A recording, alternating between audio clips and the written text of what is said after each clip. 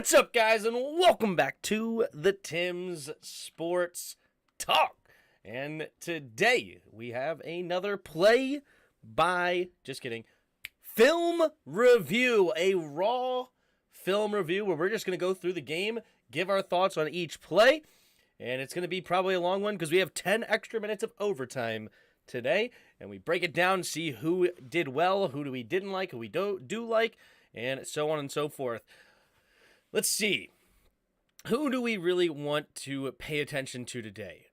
The obvious one, of course, is Taylor Heinicke. It's big discussion on whether he missed a ton and was he the big cause of losing this football game?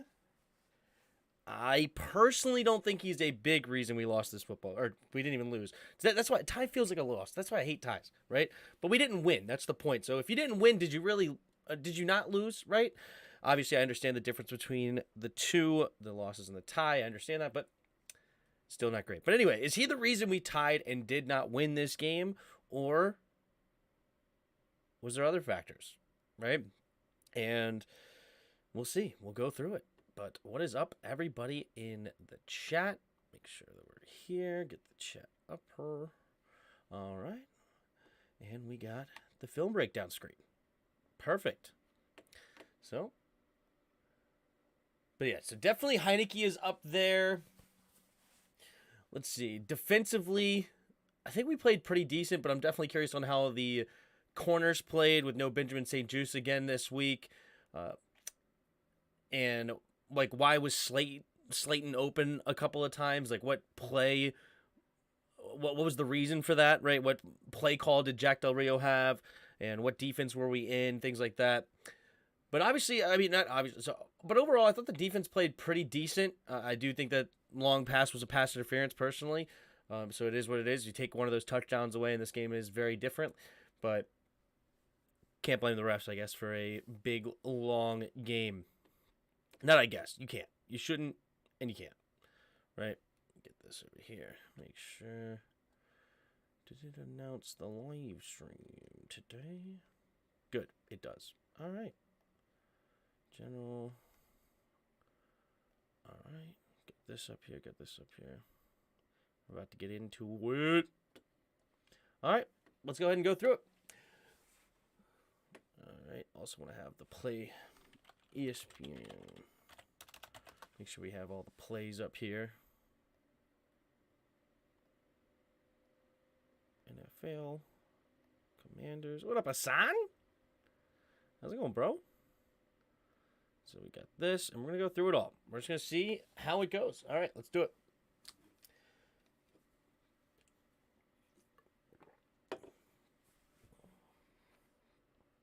All right, touchback. As usual, so the defense starts on the field. Oh, that's another thing about this defense. Why in the world can we not contain a quarterback? I don't understand this. It seems like the quarterback, especially Daniel Jones specifically, just gets off on us. So let's look at that. Okay, so we got under center. We got our 5-man front here. We're ready for the run if they go that direction. We have a pretty loaded box, but they have a loaded front to block for them. They only have one receiver outside and a couple of tight ends. They're ready to run this thing up the gut here. See how we react to that. All right, there's the snap. And not bad.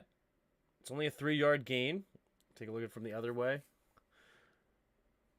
Looked like everybody filled their gaps pretty well. All right, Jamin Davis attacking, making sure that he does not kick it out this way. So is Daron Payne. Bobby McCain coming back the other way. And as soon as he gets knocked out of the way, unfortunately he did have to jump over this defender here. They're containing over here. Big double, triple team on this side. Power O. All right. And Jamin Davis and Bobby McCain in on the tackle. That's something we haven't, or we have seen it a lot. Our run defense is pretty good, but I noticed sometimes last week we were definitely not filling our gaps properly. But this is perfect, right? We got Bobby McCain in here. Jamin Davis, as I said, he did have to jump over this dude, but at least he recovers, gets in there, does not leave he didn't just overcommit to this side if that's the way he felt. He sees that, all right, we have Ridgeway I think this was Payne actually. We have Payne covering this side. I have to make sure to come this way in case he cuts back. He does, and Bobby McCain and Jamin Davis in on it. Not a very good block there by the guy on the ground. Not sure what happened to him. What up, Douglas? You reviewing OT2? Yep, we're going to go through the whole game. What up, Dave? Just woke up from a nice winter nap. What time is it in the game? We're just getting started. That was literally the first play. Thanks for the channel, man. Seriously, best place for a Skins fan. Thanks, Matthew. Appreciate the kind words. Have people calmed down and realized a tie is not worse than a loss yet? Well, I realized it that day. I just hate ties, okay? I wanted to win. Obviously, I didn't want to lose, but I wanted to win. All right, here we go. Play action. Stepping up. Oh, my gosh. This hurts so bad. And this is the exact opposite of what I just talked about. Understanding the gaps of where your help is, right? This is the exact opposite here, right? So we have the handoff, or fake handoff. We're stepping up here, right? Make sure that he does not just have the up the middle, especially when you have this guy coming to help, right? Like, you basically make that cut because you don't understand where your help's coming from, and now you're screwed. You're out of position, right? And then you let him through. If he overcommits to the other side, he runs right into a tackler. But because of that bad step there, and he doesn't understand where his help's coming from, right? He comes this way. Also, just run right through him. You don't have to break down at all. Just literally run right through him. What is that move there, right? And I don't even know why he even did it. It's not even like the juke from Daniel Jones was that sick. Just run right through the juke. Just run right at him, right?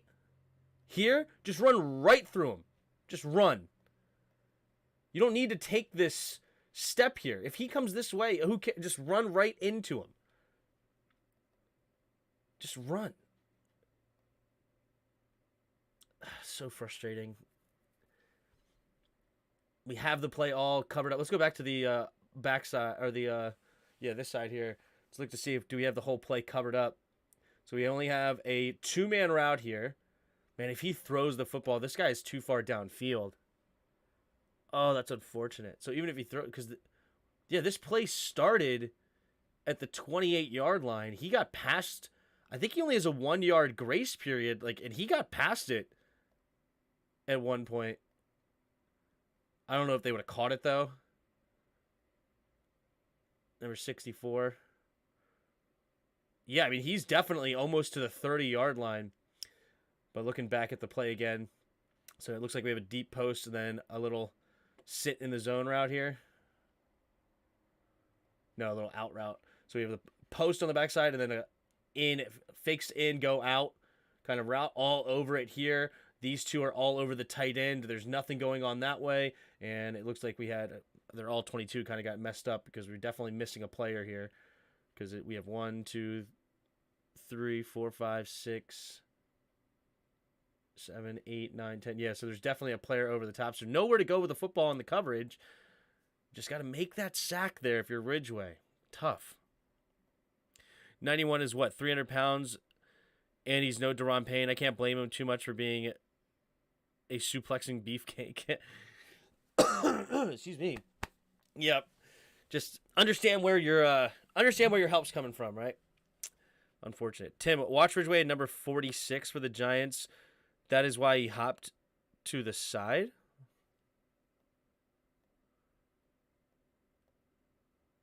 Hold on, it's not the hop to the side thing. No, wait, that's the play before. Hold on. I want to play too far. Hold on. Yeah, here we go.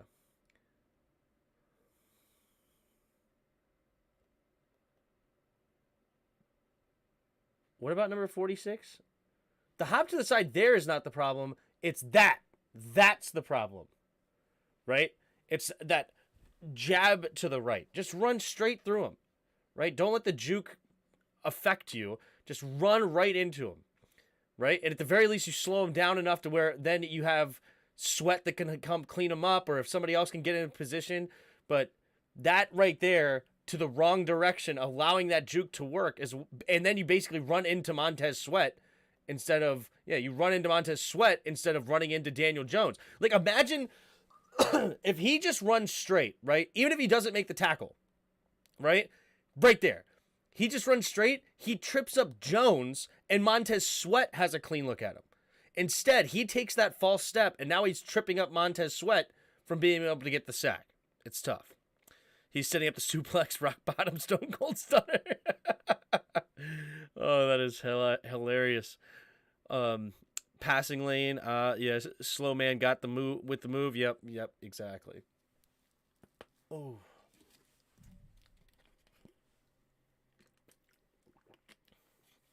All right.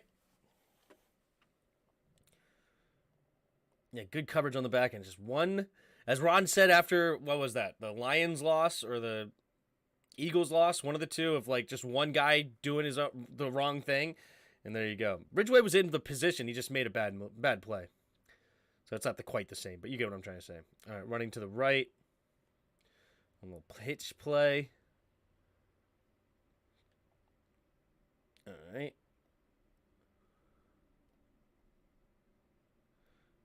It's pretty good blocking overall. Ooh, could have been a holding there probably by Neal. Kind of looked like Payne should have been able to have a... Stop blinking. It's so annoying. I don't know how to stop that blinking other than use the mount or this thing, I guess. You know what? We'll do this. All right.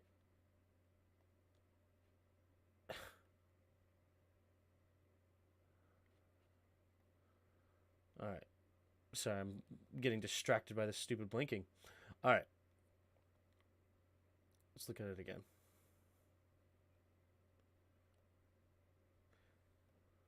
See? Okay. Perfect. This is what I wanted to show you guys, okay? Just a quick thing. I'm not going to take too long on it. This is why our offensive line sucks, and I'm sure we'll go through it. Okay, watch how they run zone read, okay? Watch this dude and this dude. They're running, well, it's not it's a pitch play, but it's still a zone blocking scheme. They're getting out there, and they're just all going to the right. Watch this dude and watch this dude. They don't have a guy on their right shade, right? And watch what they do. They go, their first step is immediately to the right. They're not worrying about what their backside guy is doing. They understand the guy behind them has this dude. They look inside here. They look inside. They looked here. See, look, he's looking right at Payne, making sure that Payne's not coming his way. And as soon as he sees Payne's not coming this way, he doesn't try to go hit Payne. He doesn't care about Payne anymore. Payne's not his man. He immediately turns upfield looking for the linebacker. Immediately, right? And he may not have gotten to the correct linebacker. That's probably more his linebacker that should be blocked. He should probably be getting up to Cameron Curl. But at least that's the thought process. I'm going to get up to the second level, get to the next block, and not worry about shoving this dude. If we watch our zone read, Trey Turner would just go shove number 94 again. Daron Payne. For what reason? He's blocked. We don't need to worry about him, right? And unfortunately, this guy's missing his block. That is unfortunate. He needs to reach Ridgeway better, right? Ridgeway's doing a good job here because otherwise this could be a cutback lane. If this guy makes his block, imagine he hits this cutback lane, but he still has to get to the outside, but everybody else is doing it. This is a good block here. Nice meet of Christian Holmes. And we get up to the next level, and then Jamin Davis can't make the play as easy. So that's what I'm talking about when I say get up to the next level. What's up? Can someone spy Daniel Jones next game, right? Who do you think should spy? We only have one real linebacker and Bostic playing linebacker. Was Kane spy? Who would I want to spy Daniel Jones? Obviously, my first answer is Jamin Davis, right? That would be my first answer. But you probably want him more in coverage because Bostic sucks. I guess it has to be Bostic. Bostic's slow as dirt, but it's not like Daniel Jones is all that fast. And John Bostic is a decent tackler in a run game type situation. He's terrible in coverage. I guess I would leave Jamin Davis in coverage and put John Bostic on Jones. As sad as that sounds.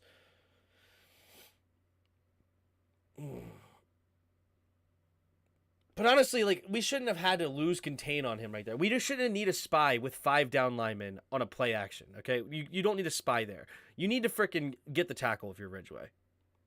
Well, we're just getting started, man. We just got started 15 minutes ago, so we're still in the first quarter. Ron and Del Taco just have no idea how to D a mobile quarterback is all, yeah. No, Trey would have shoved 94. He wouldn't have shoved 94. He would have run behind our offensive tackle and got in the way of the running back, probably. There's no reason why our receivers shouldn't be able to take advantage of the Giants secondary. Yeah, we're going to look at that more on offense for sure. I'd have him as Kane's spy. That's not a terrible idea either. I mean, if that's who you wanted to do it, but then you're leaving Bostic in coverage. Like, it's not that McCain's all that great in coverage, but he's better than Bostic. I'd probably have Bostic spy, honestly. You put Bostic in a mid-short zone every play, and it is the DN's responsibility to contain outside, tell the DTs to go nuts, yeah. I probably would have Bostic do it. We couldn't blow out the Giants if Taylor had a great arm to make throws. We need to open up the offense and play calling. Bostic's too slow for a spy. But as I said, I mean, obviously you don't want Bostic spying, Lamar Jackson or Justin Fields or Kyler Murray or something like that. But Daniel Jones is not, like, crazy fast. But it's kind of like, I would rather not have John Bostic on the field at all. Because then if you had Cole Holcomb on the field, then you can just use Jamin Davis as the spy, and Cole Holcomb could be your coverage linebacker. Not that he's great at it either, but he's better than Bostic. Because Bostic's kind of a problem wherever you put him, right? Like, it's if you put him in coverage, he sucks. If you put him in a spy, he's not great, but I think he's better than in coverage. Rather than Mayo out there, yeah. Also need an O-line to give Taylor time to go deep. Yep, we'll look more offensively for sure this game when we get there. All right, here we go. Takes the snap. Daniel Jones keeper. And this is the fumble. Big hit by Jamin Davis. Looks like the Giants just blocked this well. They seal off Payne. They get a good block on Ridgeway. They seal off Jonathan Allen well. This is just really well blocked by the Giants. You get a block on the edge. Ooh, Montez Sweat getting taken for a ride, isn't he? Jeez. And then you get up to the linebacker. Cameron Crowe's getting eaten up by Saquon Barkley because obviously that's a big key to our game is making sure that Saquon Barkley doesn't go off on us.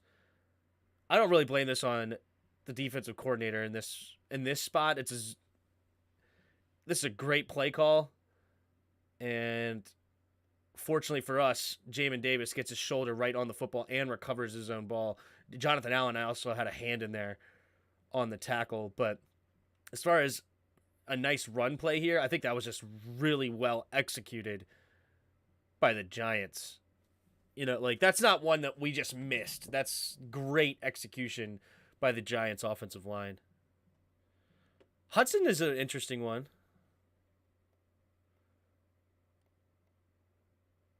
Takes snap, handoff. So here we go on the first offensive drive.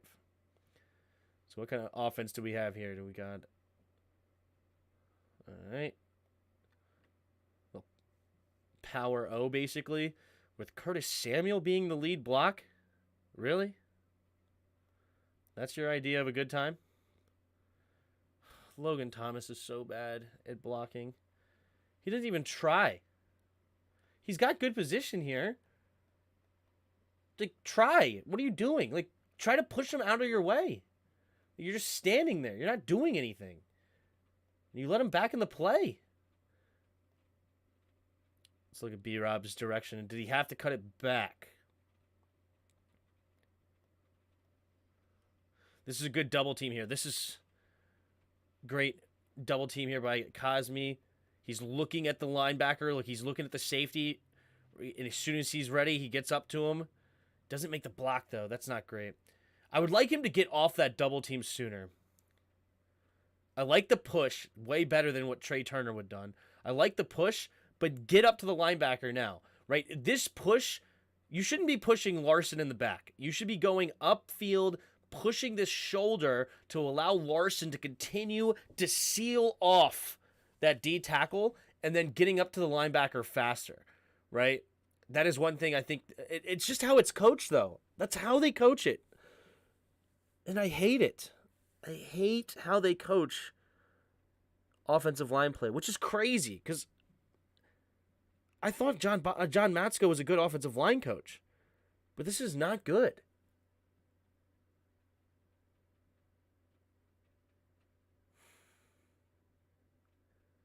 I don't know. Maybe I'm being too hard on the freaking guards and stuff because it's just how they're coached, and it's terrible.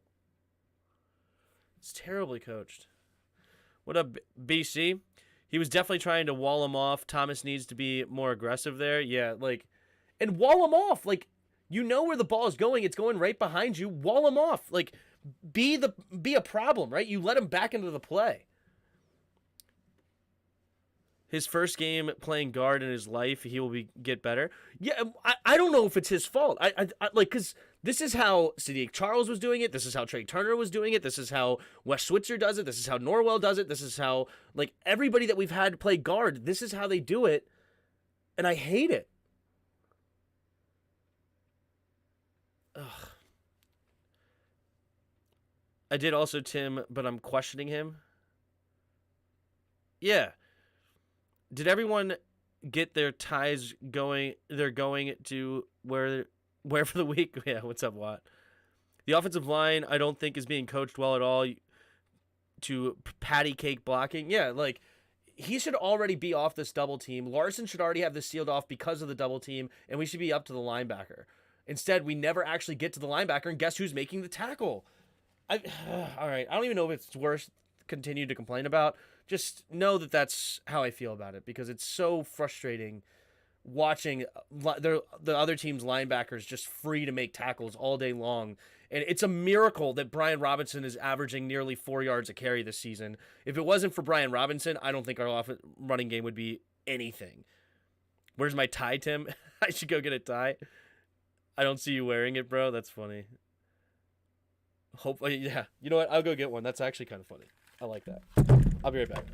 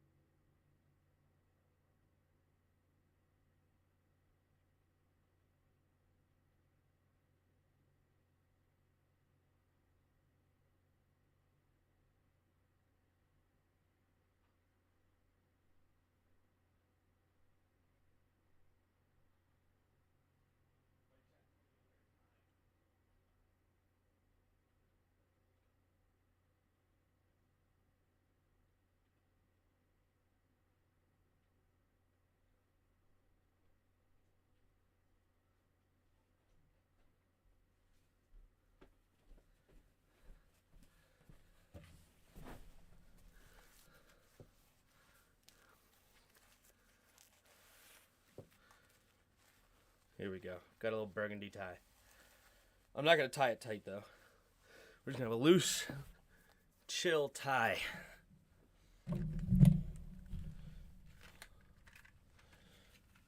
Boom. Wearing a tie for the tie. All right, here we go. All right, blitz coming. It's actually picked up reasonably well. Quick throw. Nice throw. Getting it to B-Rob quickly. Good quick decision there by Heineke. Understanding the blitz is coming. Got to get rid of it quickly and finds B-Rob underneath. Nice. Hitting him in stride. Yeah, see, he doesn't even have time to look downfield. Excuse me. He doesn't even have time. He's got to make a decision quickly because he understands pressure's coming. He's decided to go to B-Rob. He likes the matchup with the linebacker. Get it to him quickly. And I think he made a right decision. Like Curtis Samuel kind of looks open, but at the same time, it looks like the linebacker or the safety that's covering him or the corner, whoever it is, this guy. Yeah, like he's in position. Good, quick decision. I like that from Heineke. And it looks like the offensive line picked this up pretty good. Larson making a pretty decent block, actually. Good for Larson. Okay. Cosme doing a good job. Lucas is getting beat by Kayvon Thibodeau. That's not good. And then you have Norwell. Okay, Norwell at least kind of trips him up. All right, I'll take it. Leno doing a better job on this side. But good, quick decision. Everybody one-on-one. And overall, I think, all things considered, with how I dislike this offensive line, I thought they picked it up pretty good. Look at that. Look at the tackle getting beat. Yeah. Yes, I believe Heineke has made a difference as well. Wentz doesn't move out of the pocket. True. We all wear ties. This is a real thing. I'm doing no matter my fit. I will wear a tie with it. Nice. Wentz was the most sacked QB in the NFL. I know, dude. It sucks. Here we go. 11 scenarios exist in order to go to the 12th coin toss. The last close one was 1997. Jaguars versus Steelers, who got past the number 5 tiebreaker scenarios. That's hilarious. Leno has a terrible first step on that play. I missed it, but I believe you. That's a much better first step. Look at that. All right, looking to throw. Quick throw outside. And Jahan Dotson probably should have kept his feet. It looks like he kind of lost his footing there. But good, quick decision. It's only a 2-man route, so he's got to pick a side. He decides to go Jahan Dotson's way.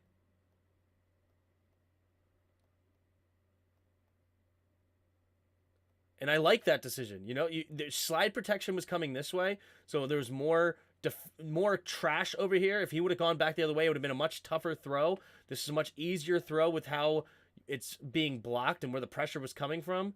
Good decision coming back to Jahan. Jahan, just as I said, got to maintain your feet there, young buck. And maybe you can still be going up the sideline or something. Who knows? But only a 2-man route. We have good protection up front.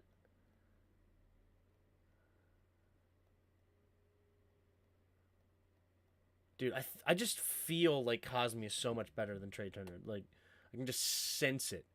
But it's good protection, getting the ball out quick. Again, another quick decision by Heineke has to be made, and he does a good one. I think it was a good read.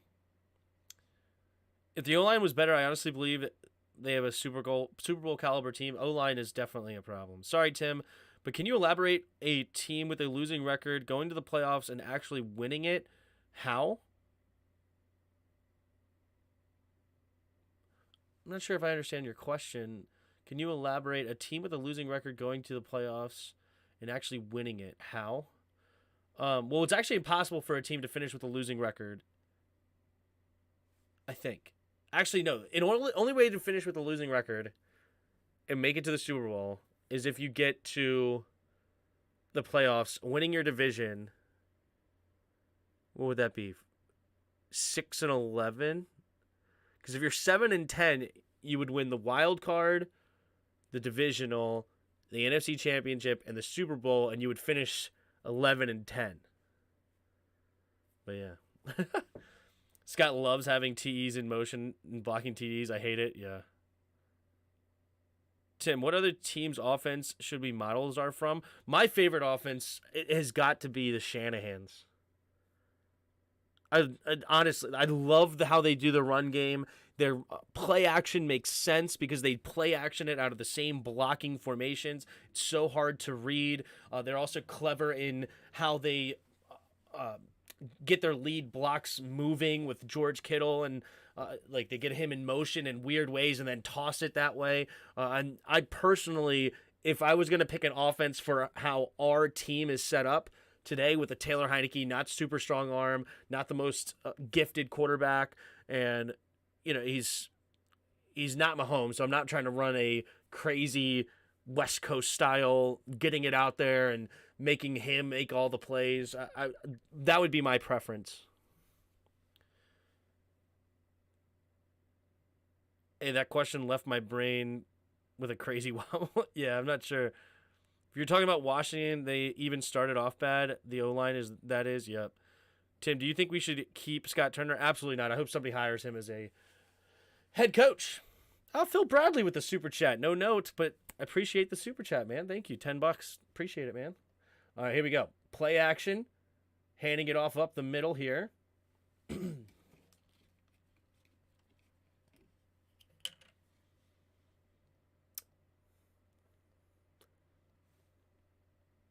What's what the tie represents? Everything is equal. Nothing. That's what the tie represents. Everything is equal. Nothing is more, nothing less. Just a tie. Yeah, there you go. Here we go. All right. Running it up the middle here. Oh, no. Cosby ended up on the ground somehow. All right, why are you freezing on me? What team will hire Scott Turner? I have no idea, but he's being mentioned in one of the coaching front runners, which is insane to me anyway. All right, let's see. Okay. It's coached this way, and I hate it. Why in the world would your first step be like how he just ran that? Why in the world would that be your first step, Larson? Is this really how you're coached, or are you just that bad? This makes no sense. What's also frustrating is why in the world... What is going on right now? I swear, something's going on with my computer, and it's very frustrating. Get rid of this. Like, why did it just rewind like that?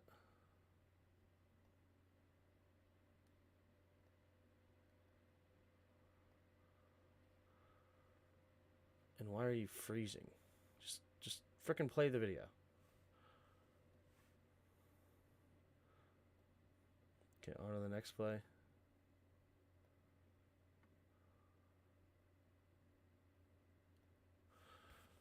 Why are you doing this? I've updated my computer. Like, I don't understand.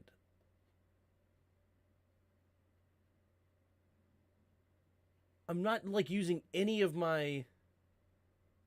So Streamlabs right now is using 41%. So my memory is getting used a lot. But so what? Your memory always gets used when you're using it. Watching it as it plays.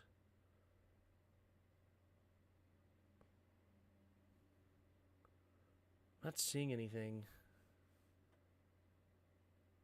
of why it would be skipping. All right, right now it's not skipping. I'm going to keep that up there. Whatever. All right. Next play. All right, yeah, let's go back to this. All right, I hate this play by Larson.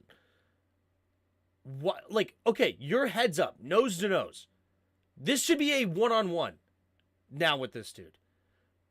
This should be a one-on-one. All right?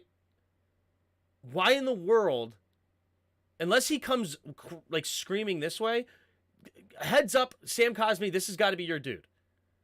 All right? Because why is that got to be your dude? Everyone else is going to the left.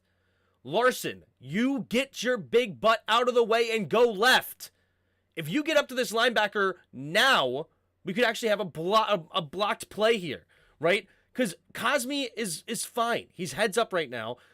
Just leave him be. If the guy screams across here, he's going to wash him this way. Gibby jump cuts up the middle. If he stays up and comes up this way, he pushes him out, and Gibby just runs away with him. This guy is screwed no matter what he does. Left, right, doesn't matter. It's irrelevant for this dude, because whichever way he goes, Sam Cosmi just gets him out of the way. Larson, you make this block 1,000 times harder by leaving your big butt in the way of where Cosmi wants to block. And then you are the reason he ends up getting tripped up and on the ground. Luke, you just shoved your own dude. You didn't help at all on the double team. You hurt the double team. You blocked Cosmi better than I've ever seen you block another defender. What are we... Ugh. The first step thing is absolutely disgusting. and you just kill Cosme's block, and there's nowhere to run now because your big butt is in the frickin' hole. Instead of just getting up to the linebacker immediately, you have nobody on your left side or up heads up on you, right? There's nobody here. Why are you even pass blocking? Why are you acting like you're pass blocking here? It's a run play. Freaking move. Or if it is a RPO and you could pass and you can't get upfield, then go. Just get out of the way of Cosme. Even though I just don't like that idea then. I just freaking move out of the way and get up to 41 much quicker instead of, like, you just kill Cosme's momentum, kill his ability to make this block, and now he's sitting in the hole, your big butt's sitting in the hole, and now there's nowhere for Gibby to go. Like, there's nothing Gibby can do here than just run into the back of you because you're sitting your big butt in the hole.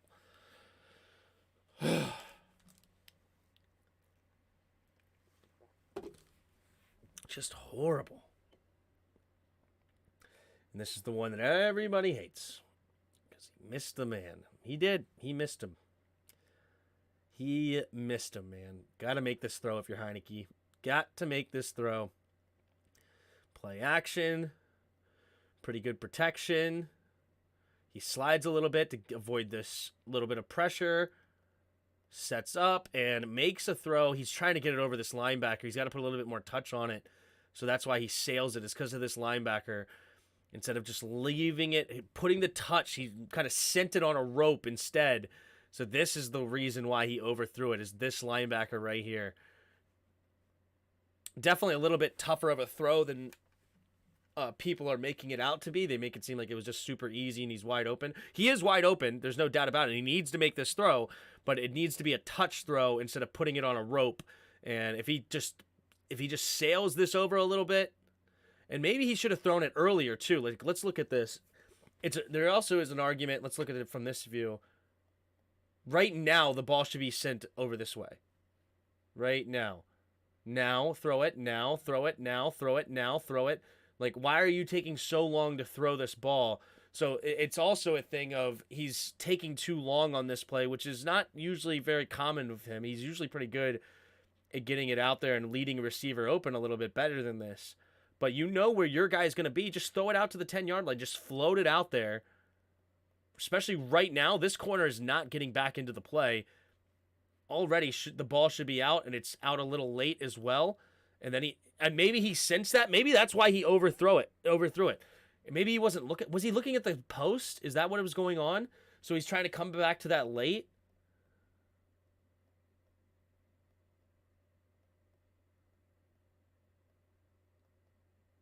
I mean, he's looking at it. Why not throw this earlier? Like, the ball should already be out, floated out there for your dude. You know where he's going to be. You know what the offense is. And so it seems like he threw it late, and he's like, shoot, it's late. I got to get it there quickly. And then he knows he has to get it over the linebacker, and that's why he sails it. I think he's just late on the throw. Look like he's waiting for the safety to clear and to go with the wide receiver. Logan is also really slow. He didn't want to loft it. You got to loft it. You got to throw with some anticipation here. And you realize that, oh, shoot, the ball's out too late, and now I'm going to try to sling it in there quickly, but I got to get it over this linebacker, and that's why it sails. It's the ball's out too late, and that's really what it comes down to on this play. It's not really that he overthrew it. I mean, he did overthrow it, but it's not like that's not the reason, or that's not the only mistake he made here. The ball's got to be out quicker. What is this channel? All sports or just Commanders? Fair enough. I'm definitely a Commanders fan, so there's definitely more. There's definitely Commanders content as well. But there is all sports as well. I do play-by-play for, or not all sports, but more NFL oriented. I do a little bit of all sports as well, or other sports I should say, but mainly it's football, and I do the play-by-play. I mean, that is a bad miss, and good things don't come Logan's way. I'm not surprised. Yeah. He was holding the safety inside, then threw it. Yeah, I mean, it's just it's out too late. It's got to be out there with some anticipation here. It's got to be out right now. There's no reason that you shouldn't be throwing this ball right here. His shoulders are way out of position. There's no way he's going to get there. This guy's foot is looking that way. It should be just lofted out right here, and Logan runs underneath it, and it's a touchdown. You know what? When we see, didn't this game? This is the game that he ends up throwing it to John Bates for a touchdown, right? I believe this is what the game that he throws John Bates for a touchdown. And I believe he throws with more anticipation there and puts some air under it. One thing I'll give Heineke credit for is throughout a game, he does seem to learn from those mistakes. And I've seen several times when I've seen a mistake. Oh, that was last game? Darn it. That was last game, huh?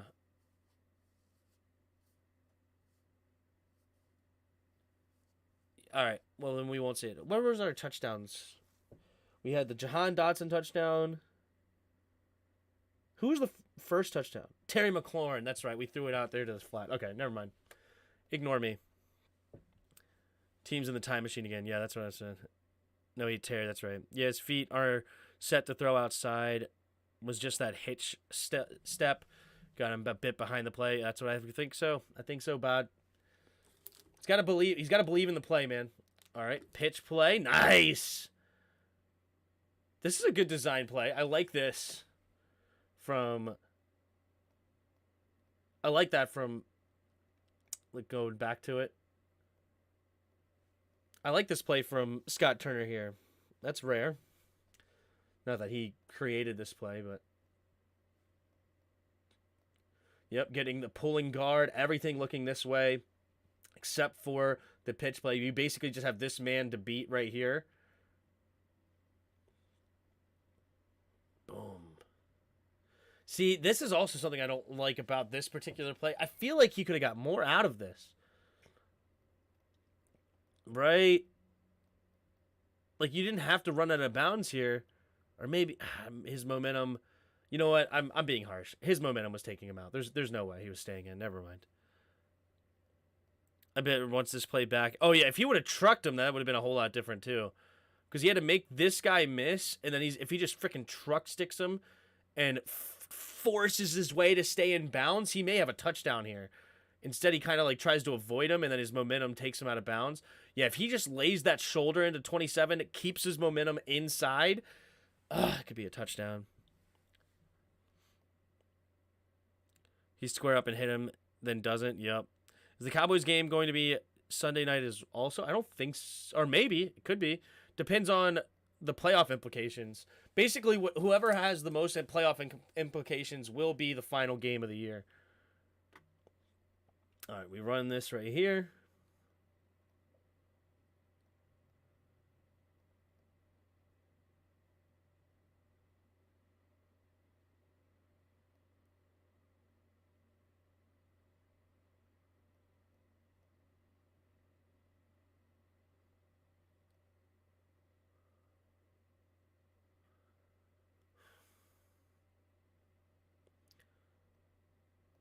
There's parts of this play I really like. Like, watch Norwell. That's what I've been wanting all year long. That right then and there. So it's clearly coached. Our coach is so frustrating. Immediately of ignoring this dude, getting up to the second level. I love it. I just hate that we have Terry on Kayvon Thibodeau.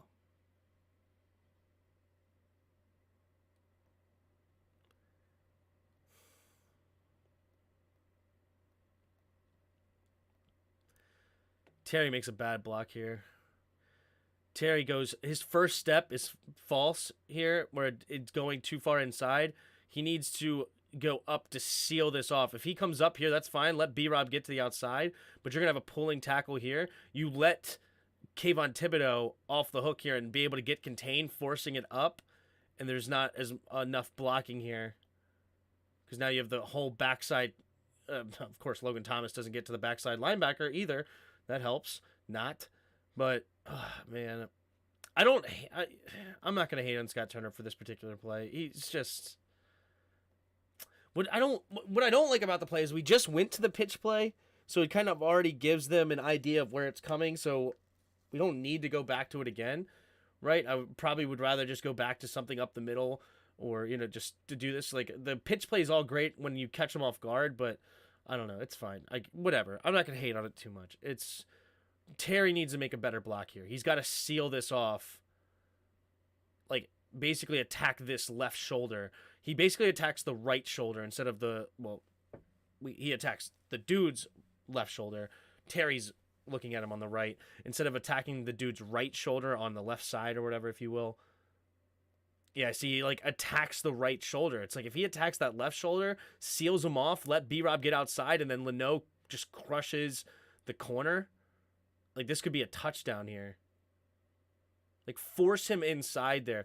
See, that's what Terry has got to understand is where is the play going, right?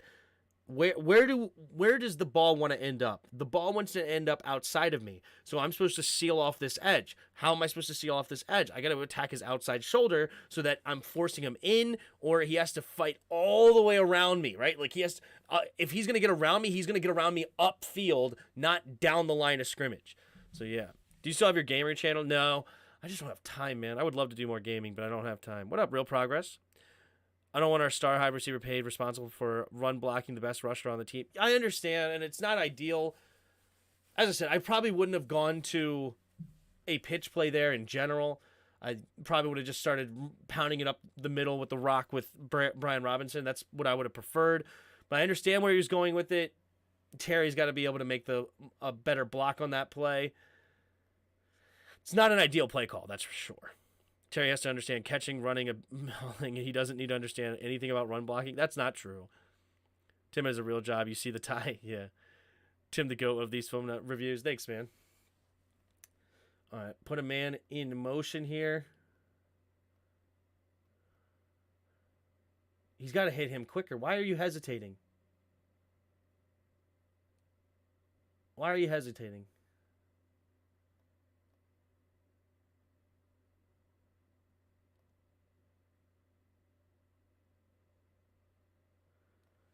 Why is he hesitating here?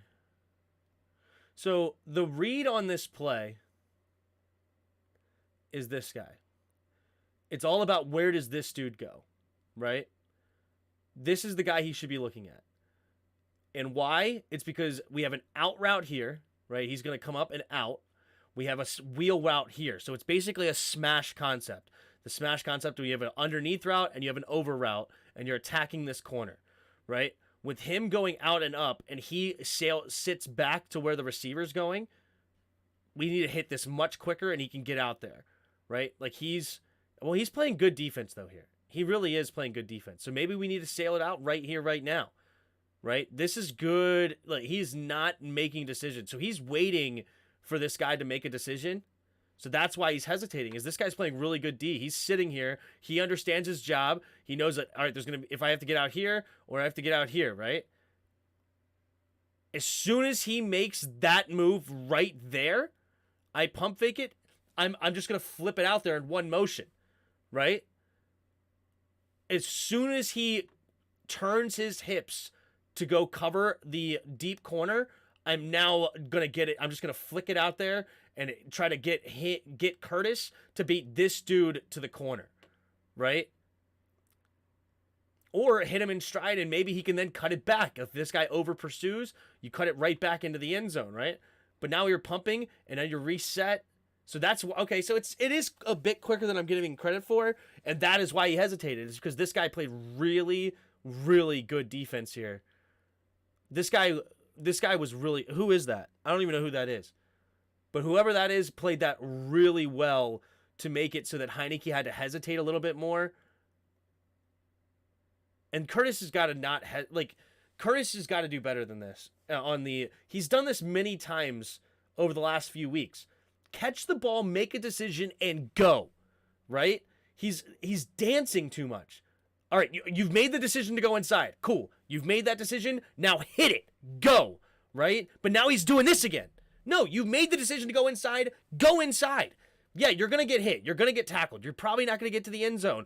But at least now you get to the one, maybe the two, maybe the one, right? But now you're dancing so much, and now you get only basically to the three. Maybe you even get into the end zone. Who knows? But too much dancing there from him. Really good play there by the corner to make Heineke think, right, with that little pump. It's good protection here as well. Everybody good protection across the board. Little pump, and then getting it out there.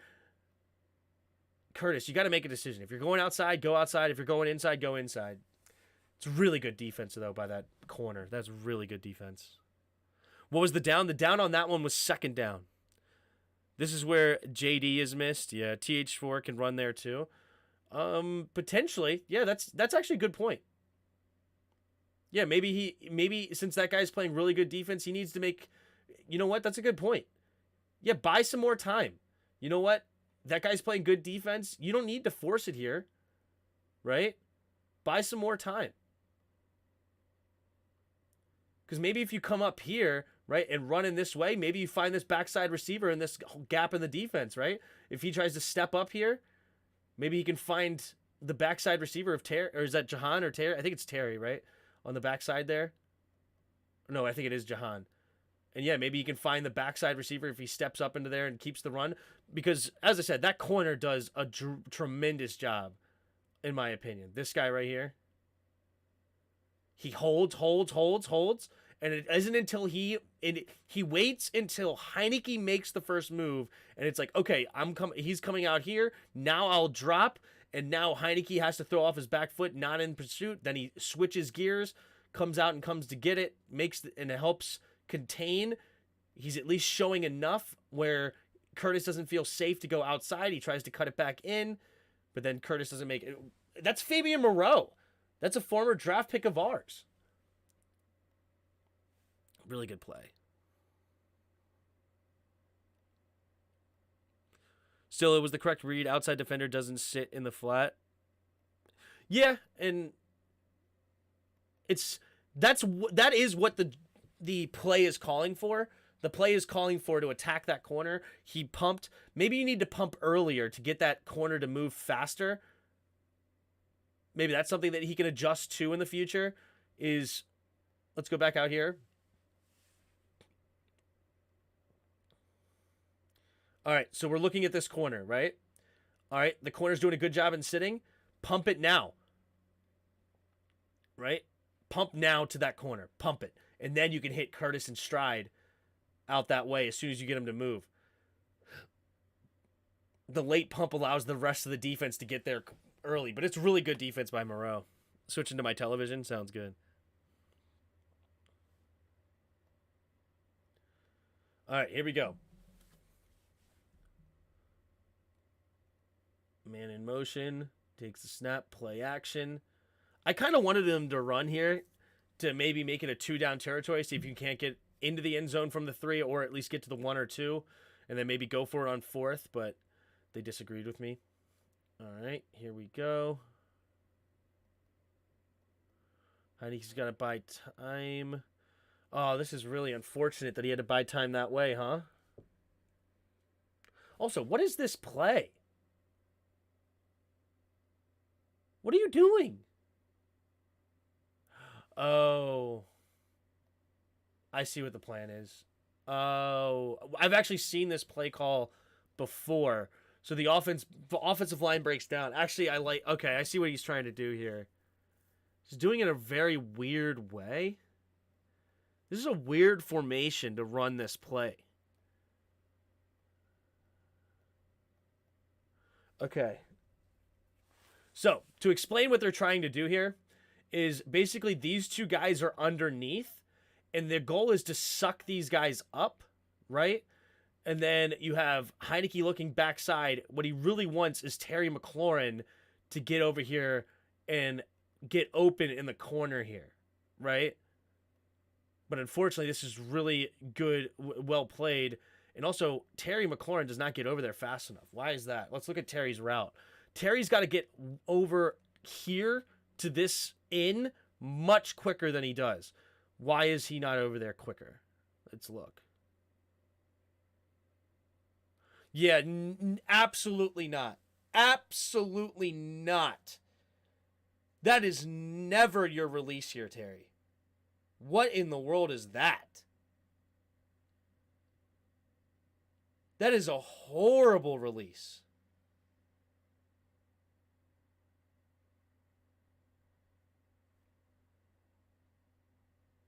That is a horrible release from Terry McLaurin. You should never be trying to go over top of this defender. Your goal is to get here as fast as possible. Like, why are you releasing over the top? You're basically making it easier to cover you and Jahan. If you attack right here, right now, getting it over here, Jahan could be open this way now. Right? But Terry's not over here nearly fast enough.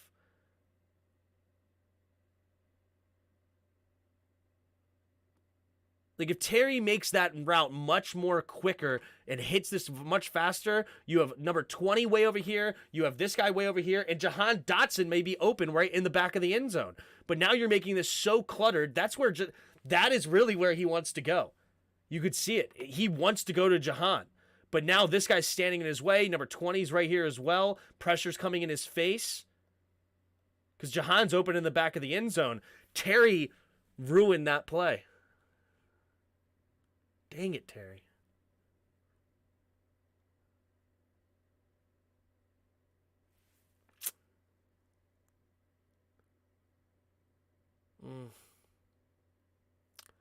Guys, we're assuming that's the route. Who knows what Scott Turner drew up?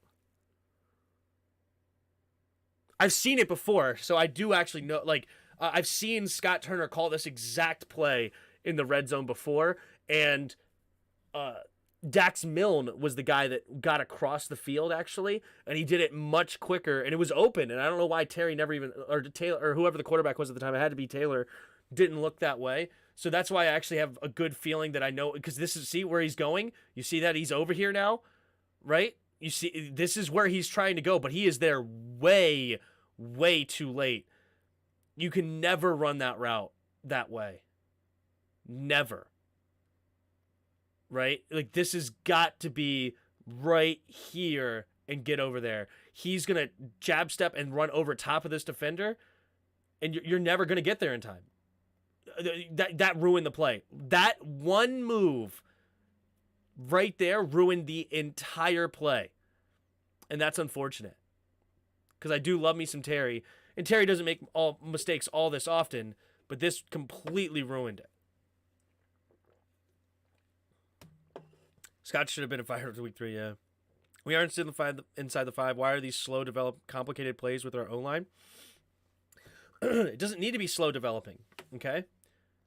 It's slow developing because Terry McLaurin ran the wrong route, or ran the route wrong, right? Imagine, right? If Terry McLaurin attacks just immediately, crosses this dude's face, go immediately this way, Jahan Dotson would be open in the end zone, and it would be much quicker. Like, he would watch Jahan Dotson and look how open he is, other than the fact that Terry McLaurin is also in the way. Watch this. Watch Jahan. Boom. Attacks right here. Look at him. You see that?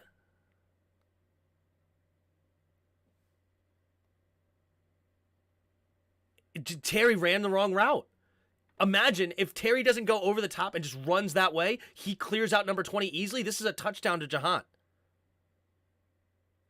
And I understand, I'm not a Scott Turner fan, and I'm sure there's going to be times that I'm going to be critical of him, but Terry McLaurin needs to run a better route. Like, just because we like Terry McLaurin doesn't mean you can't criticize. Just like Taylor Heineke. I've criticized him a couple of times. I like Taylor. I don't want him benched, but you got to be able to acknowledge when they're doing wrong. And this is one that Terry got wrong. If he just attacks immediately, this guy follows him right here, right? If he just goes right here, this guy follows, and Jahan Dotson has a wide open touchdown. Like, this play is nice. This is a good play. And Terry, our $23 million man, ran it wrong. Because look, he's looking right at Jahan. He wants to throw it right here, but Terry's in the way.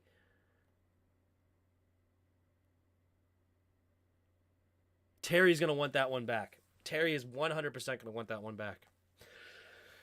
Oh, yeah. Kurt Warner broke down the double slant drag in one of his recent videos. The slant inside drag must have been inside break to create space with the 2 wide receivers. Yeah, okay. See, Kurt Warner agrees with me.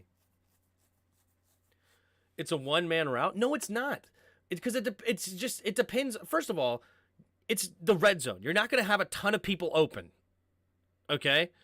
You're never going to have a ton of people open.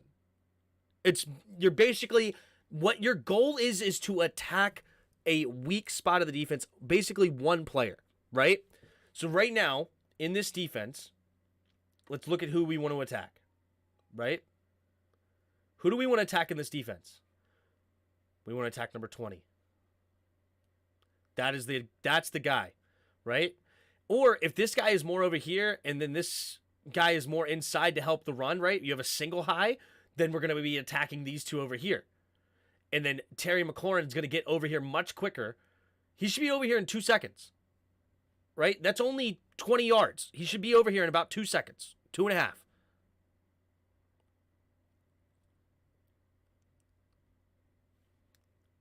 Yeah, it's the most important mistake. Terry McLaurin ruins both with one decision. Terry McLaurin ruins this side and this side with a single decision. Right? Like that one decision, and you're putting the decision on the most important player. Pause it before Terry makes the bad move. Yeah, no problem. So watch right here. This is the bad move. Right here. He should already be attacking this right here, right now. Just going. Who cares what this guy's doing? Who cares? He should be going right here, right now. Right? And if he does this guy follows, Jahan's open. Bang. Right? If he stays, this guy's going to have to come up to the top because it's got to be single high. So he's going to come this way. And now Terry's going to be wide open over here because you have two underneath routes keeping these defenders close. Right? If they were playing cover 1 or cover 3, right, with the corner covering this side, safety covering the middle, and another corner coming over here, and you have man-to-man underneath, then Terry's going to be wide open right over here. So then you'd be attacking this guy. Right? If he comes into the middle and it's cover 3, you'd be attacking him. With cover 2, you're attacking him. Okay? And basically, he comes this way. This guy looks to see that, okay, he's looking for Terry McLaurin, leaves this gap wide open. The play action brings the linebacker, clear space for Terry. Try then create space for Jahan. It's a good play. Yeah, it's a fine play in the red zone. It really is a fine play. As I said, I would have preferred to run it, but I don't hate the play. And Terry McLaurin, unfortunately, ruins the entire play. That right there, because he runs over two dudes. He's supposed to be over here by now, or at least here. No worries. It was a good defensive call, too. Yeah, I mean, well, it's not about it. The defensive call, it attacks either one. That's why I actually kind of like this play. Is if it was cover 3 kind of concept, where this guy comes to the middle, this guy's covering over here. With the underneath routes, he's forced to stay low, and then Terry's going to be open backside, running away from defenders, right? Or if it's a cover 2 look, where you have this guy covering over here, or maybe even a cover 4, if you will, this guy covering here, this guy covering here, this guy covering over here, this guy covering over here, you're basically forcing this guy to make a wrong decision. Jahan Dotson's going to be open in the end zone. It's a good play. He covers it several times in the vid. But that is the first time. Okay, 14-20. There you go. Yeah, if you want to go watch Kurt Warner explain exactly what I explained right there, then and there, go ahead. I mean, obviously, Kurt Warner has a lot more pedigree than me. Just a little bit. Me and him, we're like here and here, I'm close to a Super Bowl champion MVP. I bagged groceries. Me and him are basically the same. Not at all. Underdog. American Underdog. Good movie. All right.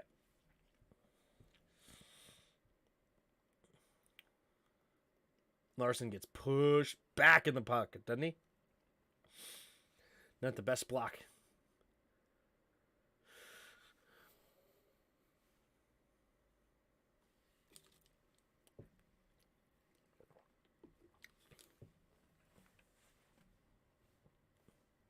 You should react to the vid.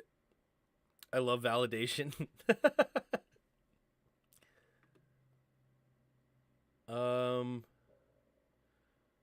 Your link didn't work.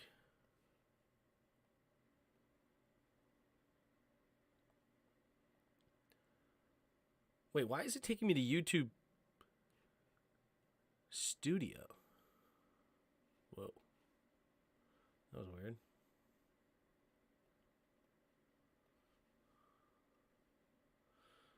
I don't know why the link didn't work. Oh, is it because of the ... There's more to it. No, I got the ... when I hit open in new tab. It takes me to YouTube Creator Studio. Is the cut and paste? Yeah, this is what's popping up. Something went wrong when I hit your link. It's taking me to Studio. Maybe if I get rid of Studio?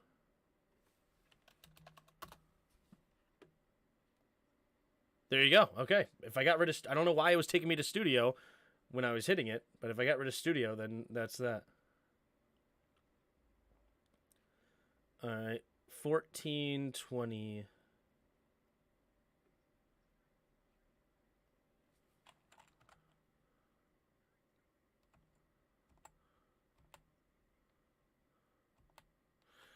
I really am just wanting to throw my computer out the frickin' window, dude. I don't know why everything's so frickin' blurry and struggling to load. I don't under. I've updated my computer. I don't have a whole lot of apps running. My computer is not using a whole ton of GPU, CPU, memory. Like my computer's more than capable of doing what I want it to do. Like it's very frustrating. I don't know. Maybe I'm dumb, but I would have ran it twice with your... No, as I said, I would have rather ran it, but I'm not going to hate the play call because the play design is well done. I'm sure there's going to be plenty to criticize for Scott Turner throughout this throughout this film review. We don't have to hate on Turner for something we don't have to hate on Turner for, you know? Scott is going to screw up these next 4 games. He has been a pass happy again, and we're going to get destroyed by blitzes because of our own line, yeah. Terry's got to be better, though, man. It is the global risk you've been playing. The Chinese are attack. Is that you might be right. I do like me some global risk, but maybe that is what is screwing up my computer. Maybe I have to get rid of it. All right, pitch play now for Saquon. Good defense there. Nice. F.A. Obata doing a great job. Ooh, where's the hold? Are you kidding me?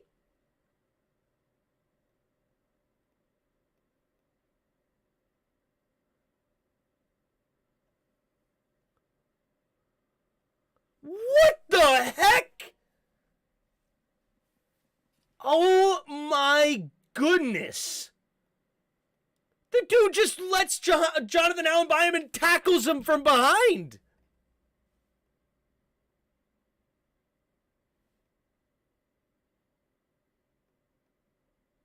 Look at this. What is that? He just grabs him and throws him to the left.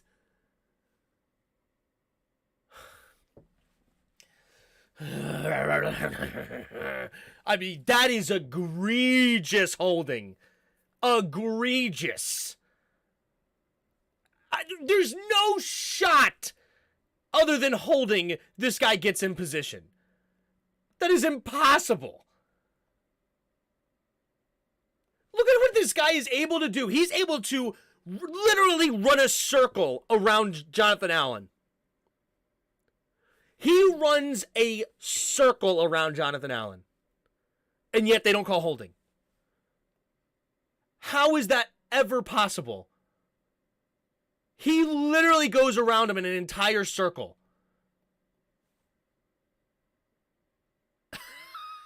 Jeez. That's one bad call for the refs. One bad call. I don't know how this idiot misses that. What are you looking at? How do you not see that? It's literally your job. But otherwise, John Bostic doing a good job containing.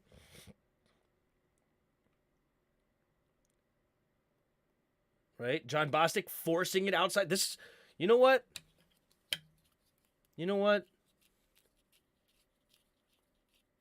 I used to hate John Bostic. I used to hate him. Still don't like him, but I don't hate him anymore. You know what? He does some things right. And this is something that he just does better than Jamin Davis in most cases. He freaking gets out there and forces Saquon Barkley back inside to the cleanup, right? He's just going as fast as he can, forces him inside, then he tries to come back, and then he stays with him, and then allows F.A. Obata to beat his block and get the tackle and help clean up. That was a really well done by John Bostic. Our offense sucks and Scott Turner's fault. I understand. Going from hate to dislike, character development here, people. That's right. That's right. John Bostic used to be the bane of my existence. But he's... There's been several... Already in 2 plays, does he go from... John Bostic in coverage, understanding where the play development wants to go, you know? Play pattern recognition. Look, he looks at the run, he understands. Now he looks at the tight end. Okay, I see it. I'm going to go with the tight end. I'm not going to let him get open. Look, this is his man, and yet, you know, he's like, you know what? I understand he's getting lost in the sauce. I'm going to come help him out. Not allow Daniel Jones to have an easy outlet.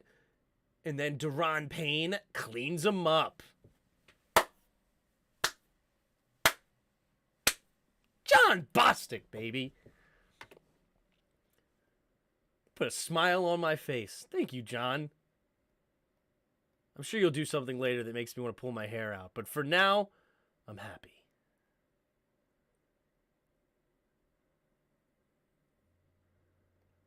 All right. This is just... Oh, it's man-to-man.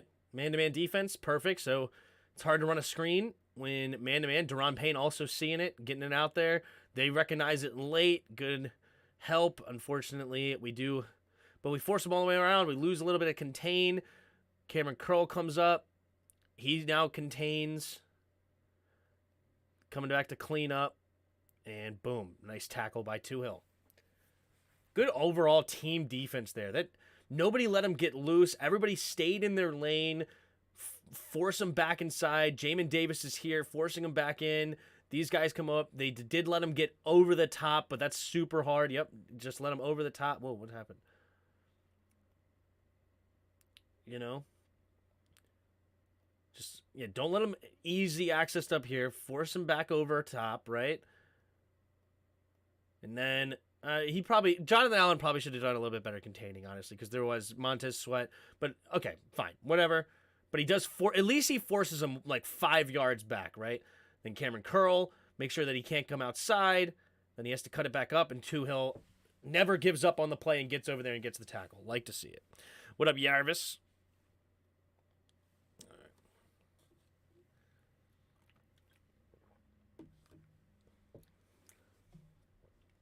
All right. Returned by Erickson. Out of bounds at about the 39-yard line.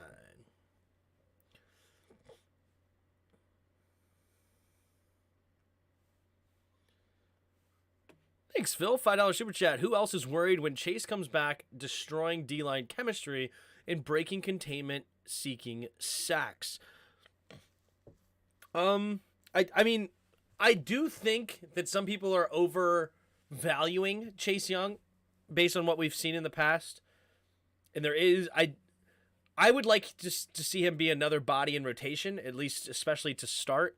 I don't think he needs to go directly into the starting lineup over James Smith-Williams. I think Smith-Williams has been playing well, and I would start him on the bench, Chase Young, as he continues to get back to health. Let him come in rotation, especially on third downs, where maybe we can use his ability to get after the quarterback a little bit better. He's not great in the run game right now, so, or at least he wasn't in the past. He would definitely let people get loose and kind of get out of position. But he would do the same thing to the quarterbacks. But I definitely see where you're coming from, Phil. And I appreciate the super chat, appreciate the question, and I appreciate the concerns. Because there definitely is concerns with Chase.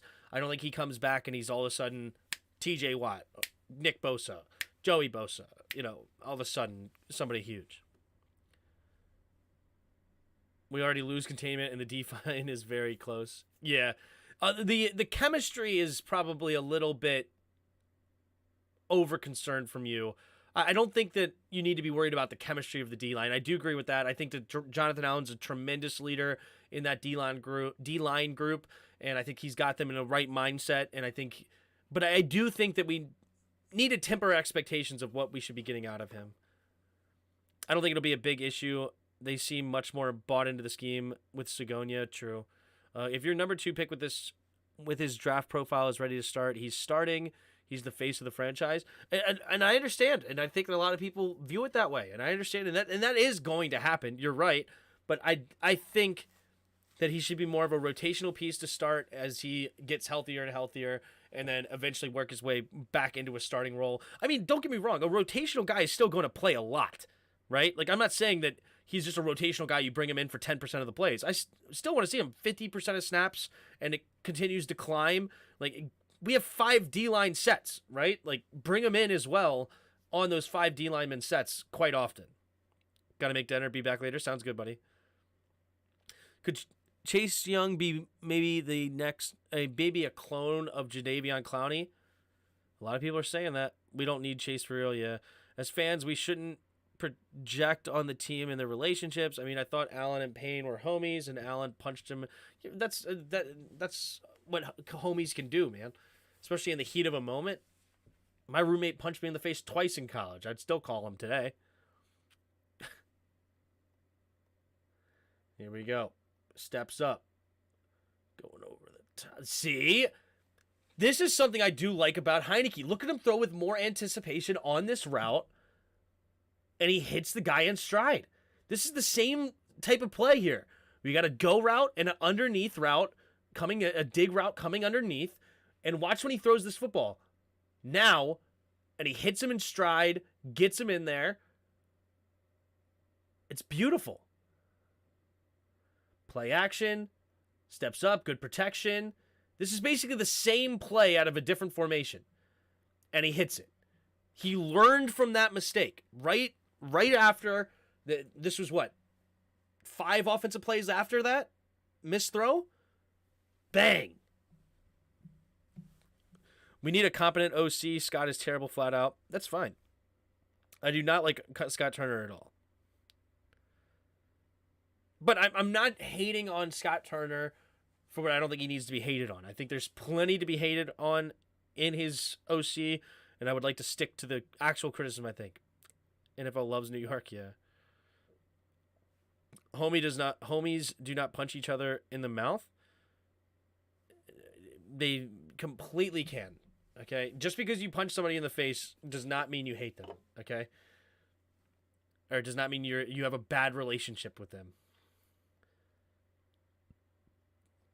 In the heat of a moment. Obviously, if you're punching each other quite often, okay, maybe you need to relax. But one time in the 8 years that they've known him, in a heat of a moment when you're getting beat 56-14 and there's a lot going on and there's a lot of blame and there's a lot of heat coming at you, and then somebody points in your face and the other one swings and it's like, what the hell? There's a lot of things that are happening. I mean, it's not Logan running the route. I don't think that matters. Just a good route, man, or a good throw. Yep, he did adjust. Yep, exactly. Takes a snap. Just because it's Logan, it doesn't mean... Now that it's Logan, I'm going to throw it way too high. But now that it's Curtis, I'm going to throw a strike. All right, here we go. Back to B-Rob.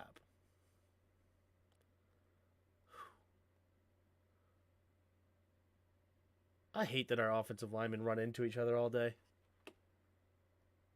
But watch Cosme. This is something we have, like, I feel like Trey Turner never would do. As hard nose of a run block as this guy right here. Boom! That's a big dude that he's freaking shoving out of the way. Unfortunately, his freaking center is right in the way, as usual. So he kind of ruins his block. Freaking Larson. Let me watch Larson on this play. I'm kind of curious. Hold on. What does Larson do? So Larson's job is to get back to this guy. Right? Because you have a pulling guard. He's going to come and hit the in man on the line of scrimmage. You have Bates coming this way So 1, 2, and 3 are supposed to seal off. Unless they want to force him out. I have to watch it again. There's a couple of ways you could run it, but I would say bang, bang. These two double team to 41. Then you have Norwell coming to clean up this guy, and then this tight end in motion is going to come this way and then pull right behind Norwell and get up to get to this linebacker. That's the initial goal of this play. Curious where Norwell ends up. Larson. Larson does his job. He gets over here, but he's not nearly as strong as Cosme, and he gets shoved backwards into this, making his block a little bit tougher. And John Bates gets up to his guy, but doesn't make a great block. Ooh, John Bates got punked on that one, huh? Hold on. Let's watch. Hold on.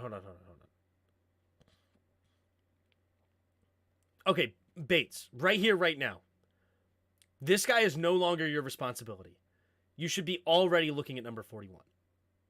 As soon as he goes like that, that is now only Lucas's responsibility. Get up to the linebacker. But this is how they coach it. He forces his way here, and now he stays here way too long, and then instead of getting up to the linebacker. Like, let that be Lucas's responsibility. As soon as he tries to cross his face, this is no longer your guy anymore. Boom, he crosses his face. Cool. Get up to the linebacker. Go lay a hit there. Lucas keeps his block here. Cole Turner pushes this guy out of the way. It's not a great block. But if, unfortunately, these two don't handle it up, and then John Bates' guy ends up helping make the tackle. Granted, I don't hate how they blocked this. As far as, like, it was a decent play. What did the play end up going for? This is the second drive. This was a run for 5 yards. If we got 5 yards a carry, I'm not mad. But it's just little things that instead of being a 5-yard run, this could be a 10-yard run, a 15-yard run, if we clean up these things on the second level of the blocking scheme. Stop projecting. I'm not talking about you. What I'm saying is we don't know what the team's relationships are, so the idea that the D end will mess up the chemistry doesn't make sense. DL is not OLL. No homies on professional football teams do not punch each other in the mouth during games. Yeah, I mean, evidently they do. That's fine. As I said, I literally said the chemistry thing is too much. I literally said this. I mean, you can go back and look. I literally talked about how the chemistry is a little bit is going to be overstated in this guy's concern. I said that. All right.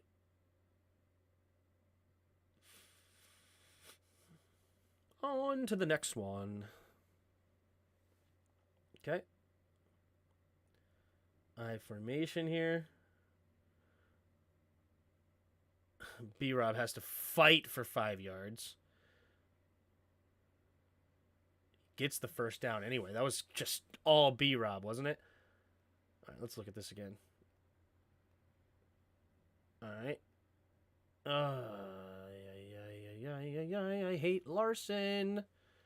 Larson makes it so hard on everybody else. He trips up Cosme again.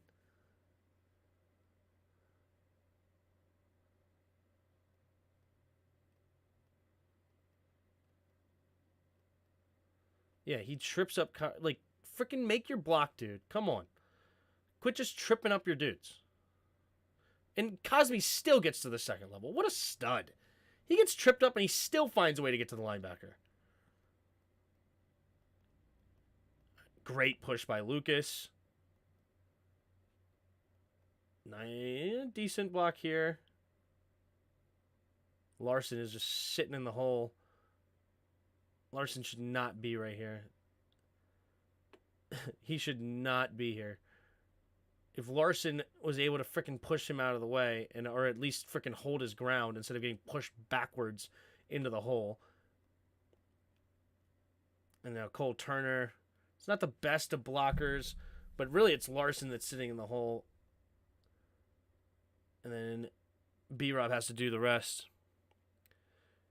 He did say that, yeah. Man, the Lakers-Cavs game is super tight at the moment. Ooh. Did you notice that the O-line really started to get pummeled after Cosme got hurt? Yeah, Cosme is a difference maker. I really wish that we went to this earlier, but as soon as we get something nice at the right guard spot, he goes down, right? It's like clockwork. Nothing ever happens to Andrew Norwell, though. Healthy as a thoroughbred.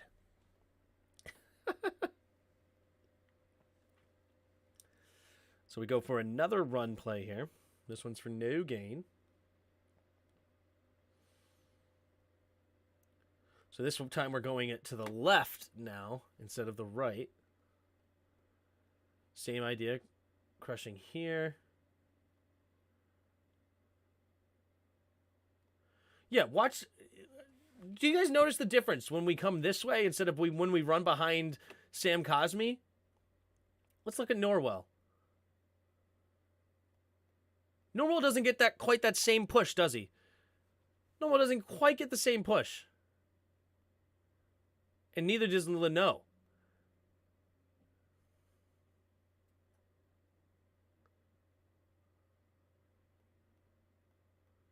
Leno's just sitting in the hole.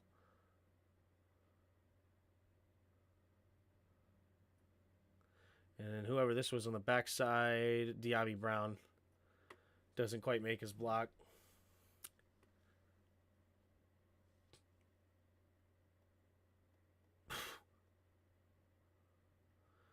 Cosme didn't quite pull that well either, did he?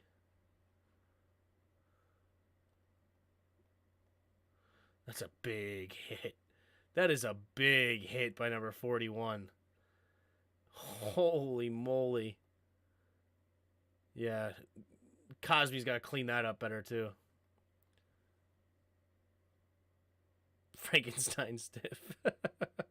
Well, good thing we won't have to worry about Larson anymore. Now we got the man, the myth, the legend. Nick at center. Yep. Here we go. Heineke over the middle. Caught. Nice quick decision by Heineke. I love it when he does this. Drops back. A little bit of pressure coming on his backside. He knows where his release valve is really quickly. Gets it out. Bang. Lets him run for the first down. 2nd and 10. We get a first down on it. Let's go.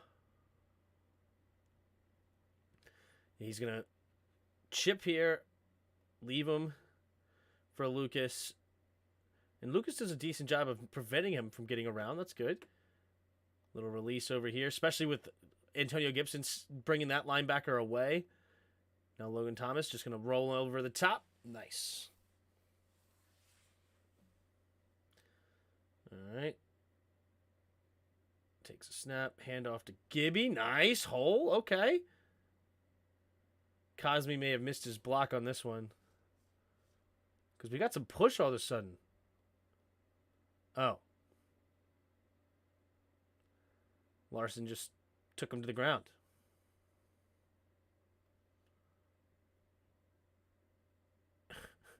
And he trips up Cosme again.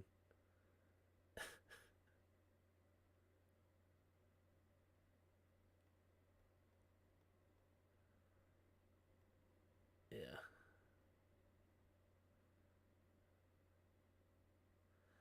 Tough.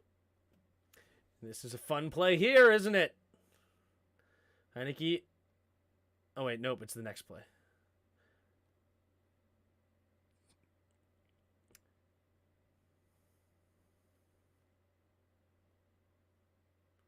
It looks like they were expecting a little bit of a pick play there. I guess they were expecting him to get a little bit more of slowed down.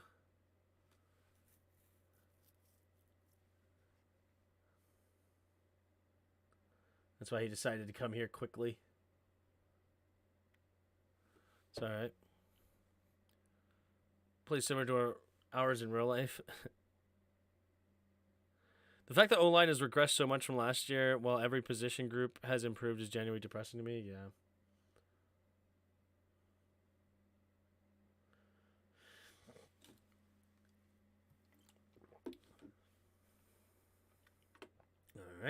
Takes a snap. Ooh, just gets beat. Avoids the rush. Sees his man open. Gets it out there to him. One hand grab by McLaurin. Slips the tackle and into the end zone. Lucas is going to get beat bad here by Ojulari. That is just horrible. Good job by Heineke stepping up to avoiding it. And Cosme making sure that he has a little bit of a throwing lane at least. Bang. Taylor needs to run more. Yeah, he doesn't run very much, does he? Wentz wouldn't have done that. Probably not, honestly. Wentz probably would not have done that. You're probably right. How? Definitely. He's got some mobility, but would he have seen it? That's a question for his rookie eyes. Would he have noticed the receiver or not? But he definitely has the ability to, and he may have just tucked it and ran it, which still may have been decent, but obviously wouldn't have been a touchdown most likely. Wentz would have walked it back, and yeah, he wouldn't have stepped up.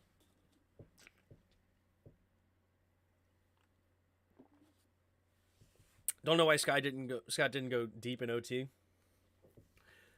Yeah.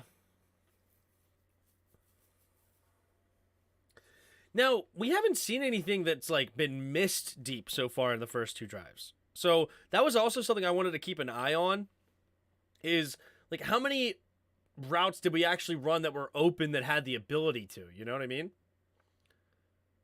Go underneath, it'll be count. Out of bounds. Gain of 8.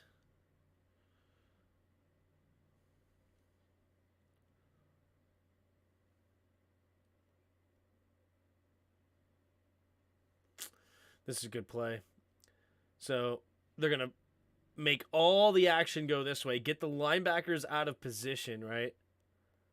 It's a cover 3 look. So you got deep, and then he's got to get deep for this third. And now nobody's in the flat because they got sucked up into the play action. Great play design here. Probably could have been a little bit better throw, but either way, catch by Slayton. Gets a nice chunk on that down. It's a good call against how our defense is set up, right? Like, if that's a cover 2 look, this doesn't look nearly as well. Like, if Kendall Fuller is able to stay in this spot, and then whoever the deep safety is has the tight end going on the corner, sometimes they have the right call against your look, where we just didn't have anybody in the flat on that play because it's a cover 3 look. We're not afraid of the Giants. We let them get away with this game. Never seen a worse O-line during a game. I'm fuming. Yeah, it's pretty bad. Pretty bad there, Phil.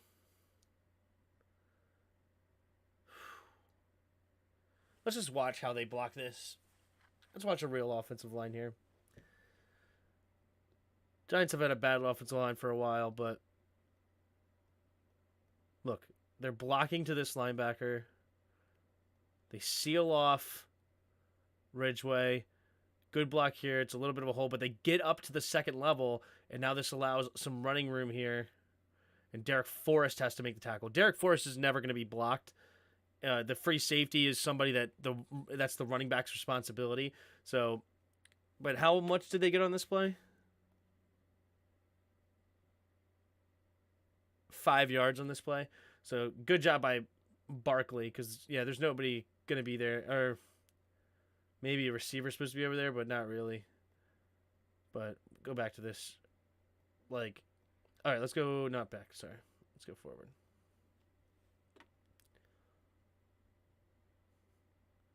All right.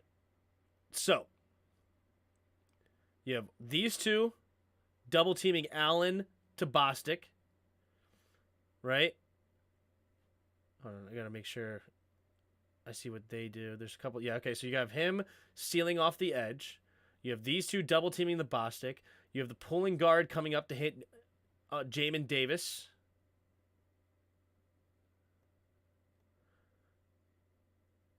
Oh, no. So the pulling guard's going to come up and hit James Smith-Williams. Then you have a pulling tight end coming up to Jamin. There you go. And he's going to get up to the corner.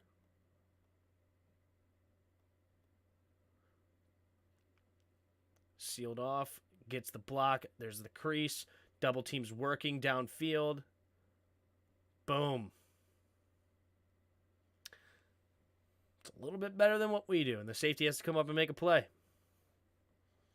Good job by Derek Forrest not letting that be an even bigger play. We do it much better that time. Much better that time. But what down and distance was that? That's 1st and 10.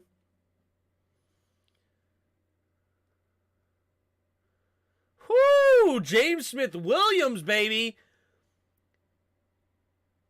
James Smith-Williams all over this one. He runs right here, attacks the guard. He doesn't sit and wait. He attacks this guard, and he basically stuffs up the hole. Ridgeway doing a good job, too, not getting pushed backwards.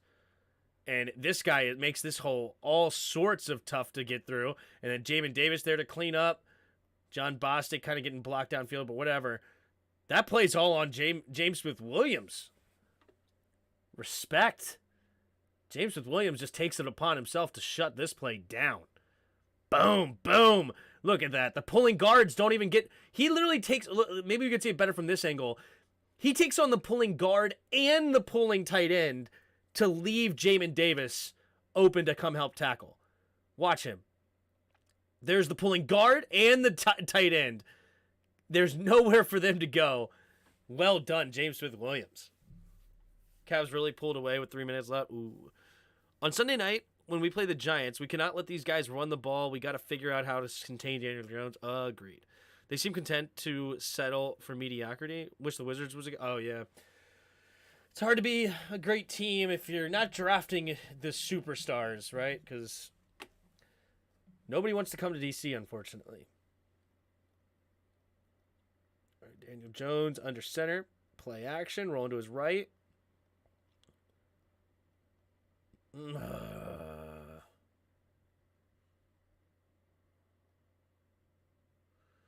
It's great coverage on the back end. Just great coverage. We let D. Jones get loose.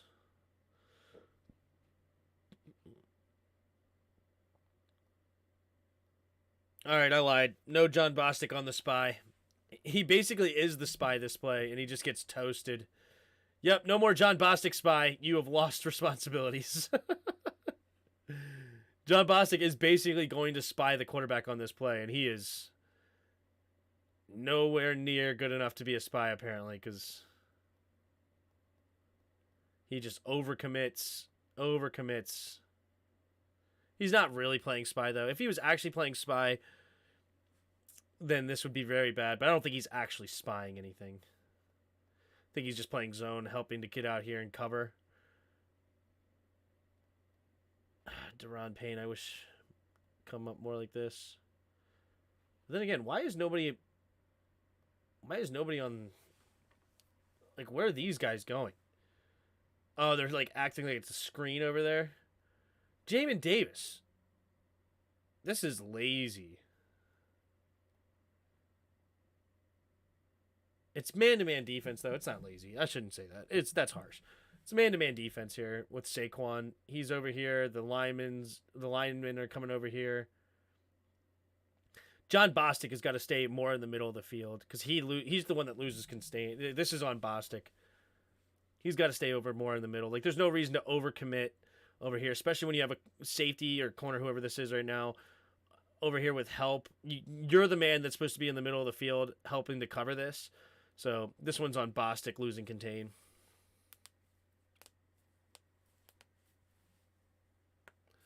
How long is Beal going to be out? I have no idea. Some of it's on Denny underperforming, but a lot of it seems like questionable coaching. I got you. I haven't watched Wizards at all. Actually, any yet, to be honest with you. Yep, John Bostic, got to keep contained in that middle of the field. You got a little too far outside, and that's on John Bostic.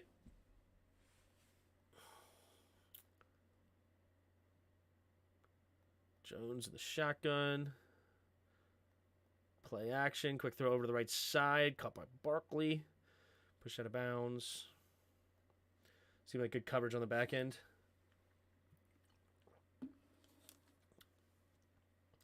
Some zone D. Come up and make the tackle.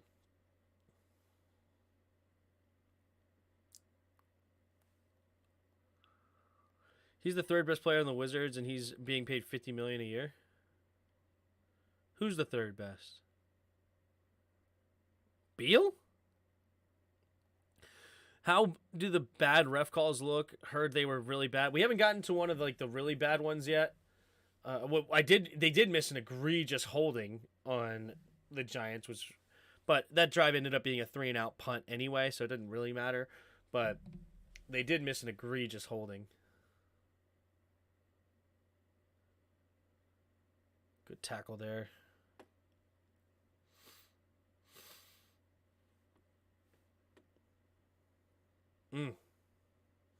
All over it. All over it.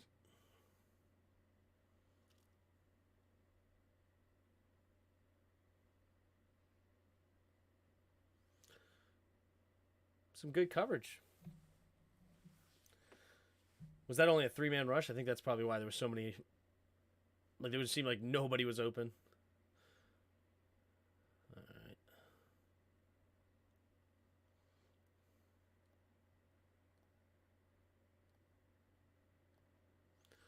All right. Here we go. In the pistol. So this is going to be a 3-and-out. Let's see why. All right. In the pistol. Man in motion. Handoff up the middle. Nice run here by Brian Robinson. A little patience. Lets the hole develop. All right, this should be good blocking here. That looks like pretty good blocking. Yep, Larson doing a better job here. And then Cosme just taking him. Cosme really set that up, didn't he? Watch Cosme. He gets push on 99.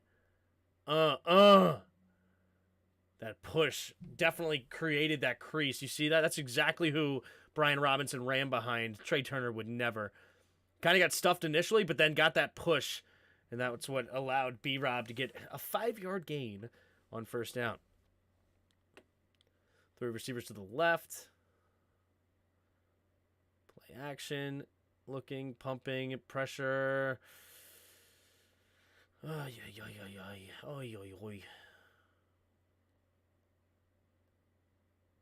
Yeah, there's nowhere to step back. The line is just getting beat up.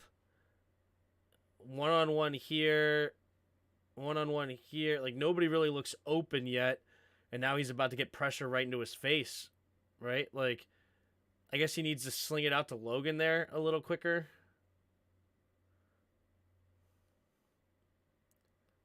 Because there's not really much place to go here. Flip it out to Logan, I guess, is like your only play. But he is getting pushed. Like, the pile just gets pushed right back into him. 1001, 1002. Yeah, I mean, the pressure is there before 2 seconds. And he can't step back. There's nowhere to step back because he has freaking a dude right behind him. Like, there's no... Like, the only thing is that if you quickly sling it out to Logan Thomas in the flat here, but he's trying to buy some time with his legs, avoids the rush. Or trying to avoid the rush, I should say. But there's 3 dudes right in his face. There's only one that he could get by, but unfortunately, 2 dudes tackling him. Yeah, the offensive line kind of got worked on that one, huh?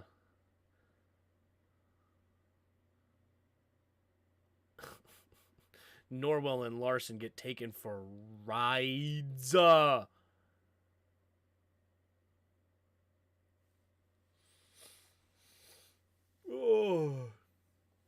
Now it's 3rd and a mile.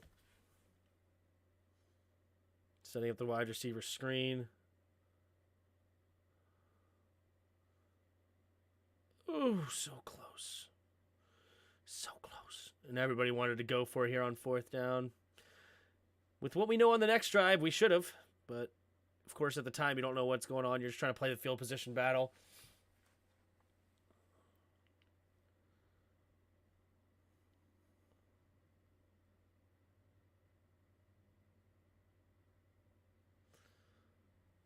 Lyman did a decent job to get down there and help block a little bit. Did a decent job. There's the kick.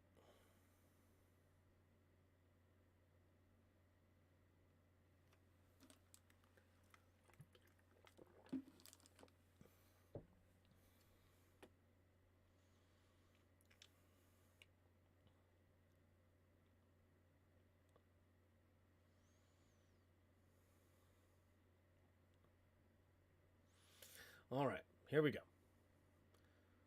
Takes the snap. Play action. Going deep. I don't know how they didn't call that pass interference. I have no idea how they didn't call that OPI. Yeah, look, he's calling for it. That's just egregious. It's so egregious. Pressure's coming and everything.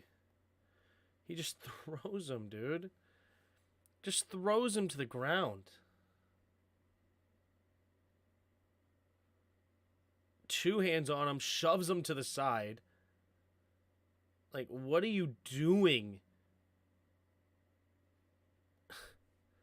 Hey, we're stuck with Turner and Norwell for another year. We could easily cut them. But Ron won't. Probably not. Ugh. All over that run play, though. Nice play, Duran. Nice play, Duran. Negative 3 yards.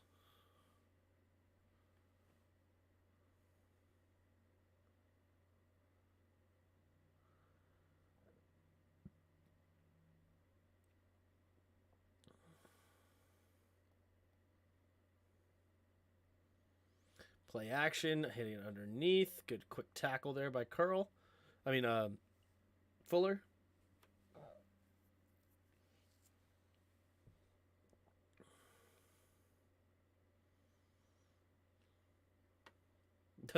Jonathan Allen got fooled by that play action. Watch him. He's like all the way over here running into his own dudes. That is funny by Jonathan Allen. He is completely fooled by the play action.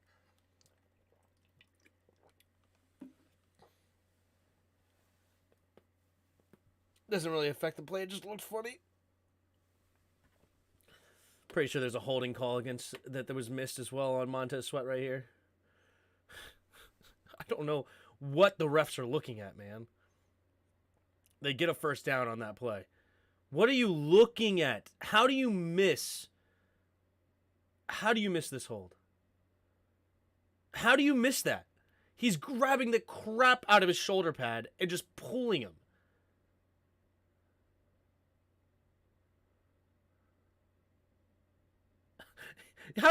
He's literally getting his arm dragged backwards. Like, how is that a miss by both of those officials standing right here? How do you have a 42 and a 122 looking right at this play?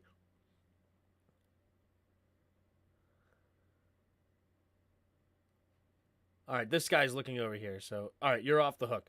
How do you miss this play? You're looking right at it. You're looking at it right here. How do you not see that hold? Ay.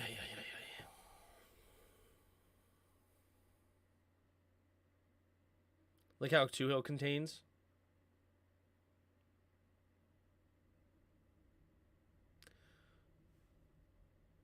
Yeah, this play, they just run it up the gut.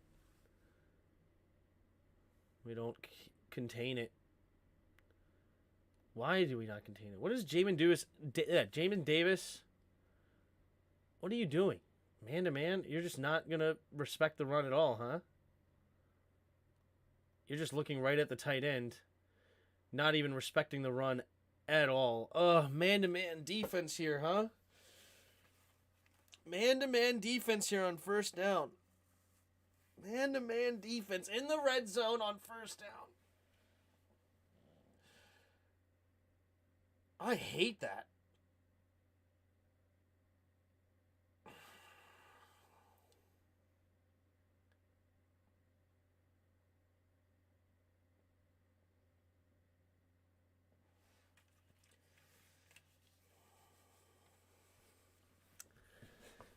Yeah, man-to-man defense makes this very difficult. A man gets taken out of the play without getting blocked. Basically, the tight end's able to block two guys here. Well, he's not lost because Jamin Davis is man-to-man. He's covering this receiver. That's his responsibility. You see he's running with him. But this receiver, basically, or the tight end, Hodges, is able to block him and Davis. Davis needs to be the one in this hole here. If it's zone defense, he would be sitting in this hole right now. Did anybody lose gap contain otherwise? Like, is this? Is it? And you look at anybody else here, maybe?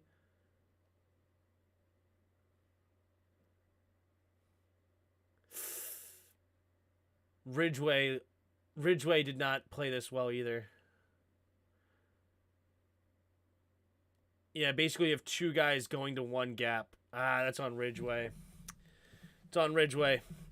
Ridgeway makes a good push to try to get tries to split the defense here, split the crease, but that is not his gap. His gap is the other side. If he actually is in his gap, he's able to make the tackle. Also, did you guys see Jonathan Allen at the end of that play? That was kind of funny. He Supermans it to no one. Where's the linebacker going? The linebacker is going to man. He's man-to-man defense. So he's going with 18. He's going 18 right here. So in case of the play action, he needs to be there. Ridgeway needs to be in his gap. You can see here, Ridgeway is right here, right? So you have Casey Toohill in this gap, in the C gap, if you will. So you have the center, you have the A gap, B gap, B gap, C gap, C gap. You have Toohill in the C gap. You have Jonathan Allen in the B gap. You have Ridgeway that's supposed to be in the A gap. You would have Curl, or no, probably Deron Payne in the A gap. Curl in the B gap, and you have who's this? Probably Sweat or James Smith-Williams, whoever this is. Probably Sweat in the other C gap. So C gap, B gap, A gap, A gap, B gap, C gap, right?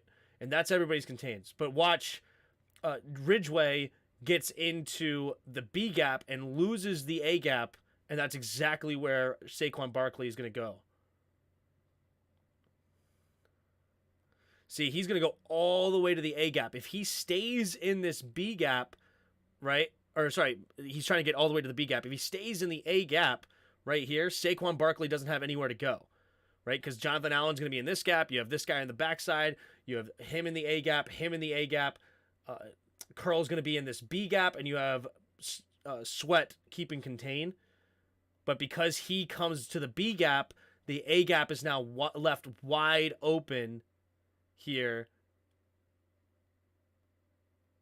And basically, this guy doesn't have to block anybody. It's a good block by number 64, too, on Payne. That's a one-on-one block on Payne. That's really good. What the F is a Toohill? Toohill's this guy. Honestly, just got the better of us that time. Well played. I kind of disagree because it's really gap discipline is what cost us. If he stays in this A gap and forces himself in this gap instead of trying to fight over to this gap, Saquon Barkley does not have the running lane that he ends up with, right? And that's unfortunate. Is that the dude filling in for Chase? Ridgeway? No. Ridgeway is he's normally a pretty good run blocker, so he messed up on this particular one, but overall, I think he's actually pretty good in the run block.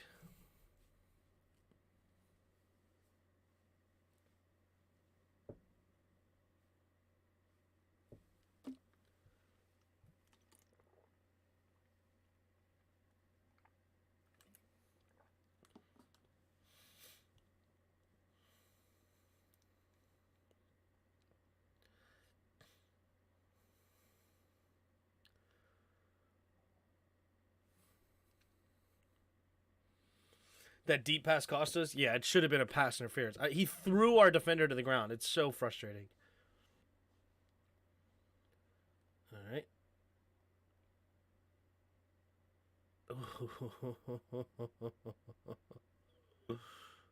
Jonathan Williams kind of got crushed on that one, huh?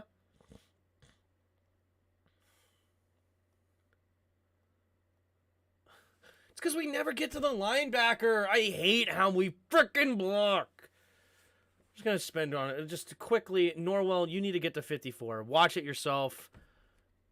Or sorry, Leno, rather. I blamed it on the wrong guy. Watch it one more time. I'm sorry. Leno needs to get up to the linebacker. Leno. This guy crosses his face. Leno, you got to get to the linebacker. It's just gross. And you just don't block the linebacker at all. Like, I hate how our offensive line blocks. I hate it. I believe it's designed that way because all 5 of our linebackers or linemen do that. All 5 of them. It's so beyond disgustingly frustrating. It's just it's basic of the basic. Basically, not basic of the basic. It's one step above basic, right? Like you have offensive line play 1-on-1. This is 102. One step up, all right? You got the first level. Let's get to the second level, 102, right? Get to the second level. Just stupid, man. Find it to turret, baby. Find it to turret. Okay, so this is one that's interesting. This could have been a deep shot. Oh, this could have been a deep one. Why is he settling? This is because it's Terry. This is because it's Terry. Or you know what? Okay, I'm a little harsh. This safety was deep. Really deep. And the only reason he's cutting on this is because he's throwing it here. He actually made the right read. Never mind. I'm being harsh. He made the right read. It looks worse because of where the safety ended up. But if we look here, this safety's really deep. Right? Like when he goes to throw it to Terry, this guy is definitely in position. Like if he's set up to crank it up here, this guy's going to get over the top and help cover. Right? He doesn't break until he starts to go this way. I almost wish he pump faked it and then went deep as soon as this. If he was looking here, if he pump faked to throw it here, and as soon as he breaks like that, freaking recock and go deep. Oh, man. It's the basic of the basic, basically. Yeah.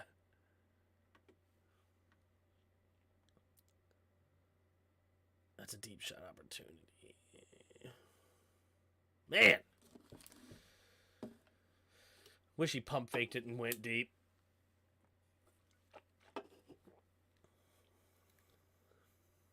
So we did call a deep shot. We just didn't get there.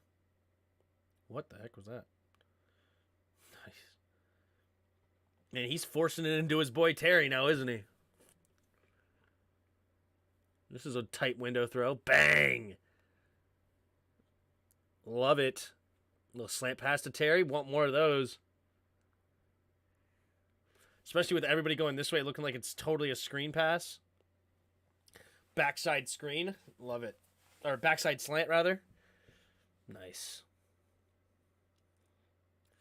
Heineke under center. Takes a snap. Handoff up the middle. Brian Robinson just getting what he can.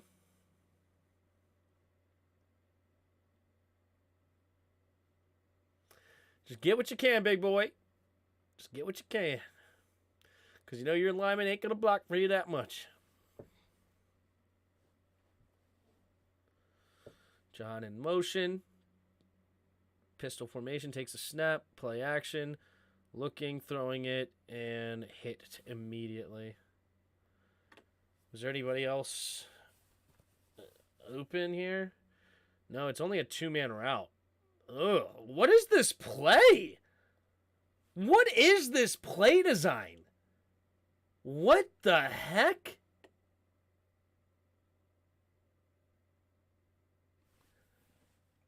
What are you expecting here?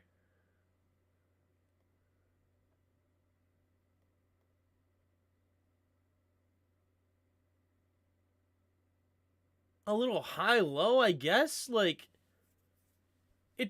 ew. This needs to be checked. Like, on alignment, this is not going anywhere. This is a horrible, horrible play. What are you, faking the screen going deep? Is that your goal here? And 44 just stuffs it? You're supposed to fake the block and go deep? Is that the, I guess, is that the play? It's a fake screen to Cam Sims, of all people. We're faking the screen to Cam Sims. Oh, yeah, that'll get him. Nobody's looking at Cam Sims' screen. Yeah, it's going to be a fake screen here. He's supposed to act like he's coming to block 44, but 44 just drops back into cover 3, and it's this play's doing nothing. Heineke needs to keep it and just run. Heineke just needs to keep and run. Or drop it off to the backside running back here. He should not have thrown this to Cam Sims. But this play is ugly. I hate this. What is this? -2 yards. It's 1st and 10. 1st and 10. We're running a fake screen and go. With a 2-man route. When nobody else is out there. And who is fooled by this alignment? Why would you have Jahan Dotson faking the block and this is the screen? If you want anything, Jahan Dotson should be trying to catch the screen and Cam Sims acts like he's going to block because that's what people would actually be fooled by. Noki's done. Nice. Time to eat and watch footballs. There you go. Heineke's always going to err on the side of caution. That's why Ron likes him so much. He won't make unnecessary turnovers that put more pressure. I don't know about that. Sometimes he makes some pretty dangerous throws. But anyway, this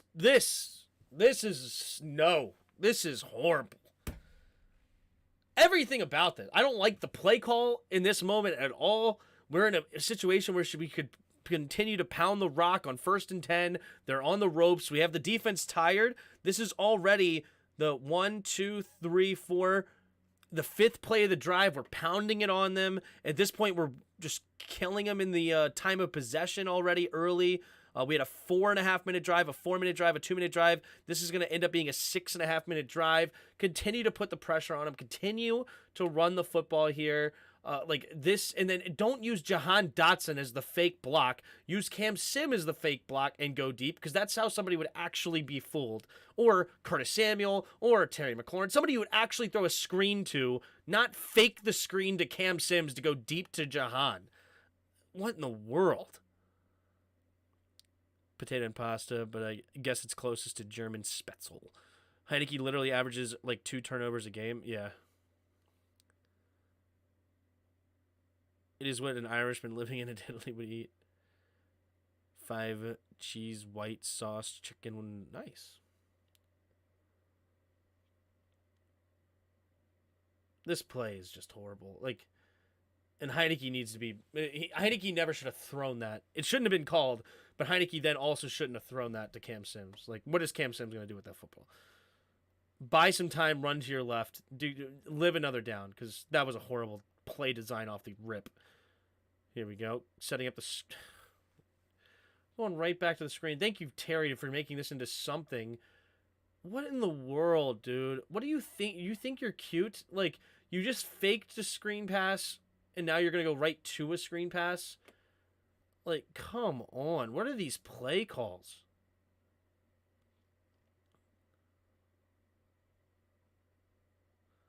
Or who was that? Curtis? Or B-Rob? Whoever that was. Thank you for making it miss. Of course, I'm an American topped with bacon. Nice. Nice. Top it with bacon, baby. There you go.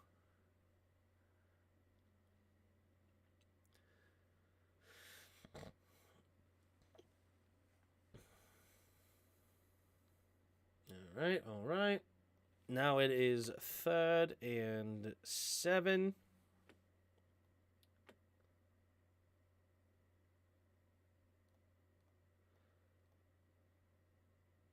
Oh. But he got the DPI, that's right.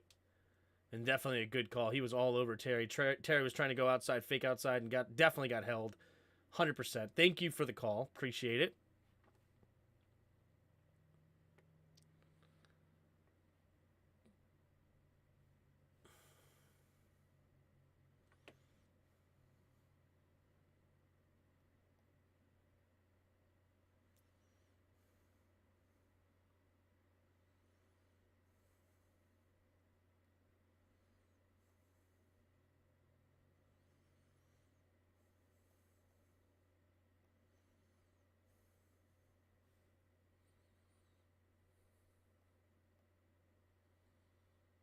They would never expect it a second or third time in a row. Yeah. Run up the middle here with Gibby. This is a much better play choice. Much better play choice, right? 1st and 10, 6-yard run with Gibby, right? Like, all right, let's run with Gibby. I like it. Here we go. Man in motion. Takes the snap. Hand off. Oh, Gibby slipped, but still finds a way to get a first down. Gibby showing that agility. Even with a little slippage, he gets up. Makes a quick decision. Finds a little crease. Offensive line playing a little better. There you go, Leno! Getting up to the second level, baby. Thank you. This is what you should have been doing. Boom! Getting it up to the next level. There it is. Love it. Great double team to the linebacker. Well done.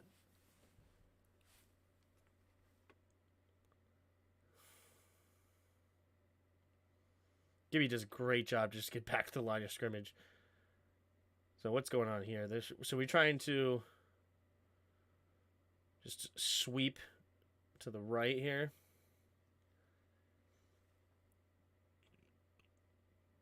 All right, let's watch us. How are we going to run zone?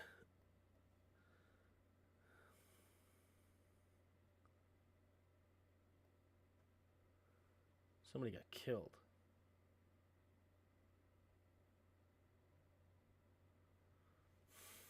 This is why you don't touch him. This is exactly why you don't touch him and just get to the second level. Larson just ruined that play. Holy crap. There's no reason to touch number 99. Go block 54. You first F up Sam Cosmi's block, and then you don't get to your guy. This is horrible. You just crush him, pushing him past Cosmi. Now he's in the play, and then you don't get to 54. You do nothing of positivity on this entire play, you big oaf number 69. You suck. How to ruin a play for my team 101. I'm going to just ruin this guy's block, and I'm not going to go block my guy. Thank you, Larson. What in the world is that? Unimaginable. I've never seen something so bad. It's probably not true. I'm sure I've seen other things bad, but I'm just, in this moment, I'm so mad. I can't believe he did that. Who do you think you're helping? Like, that's not your man. Don't touch him. Go away. It's not a double team block. It's zone run. Good grief. Worst 69 of my life. Oh my God. I can just... Oh, it's like a train wreck. I can't stop watching. That is one of the worst plays by a center I've ever seen.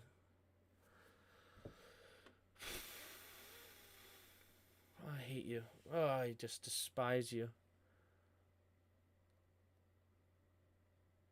And you know what our coaches are probably doing right now? You know what our coaches are probably doing?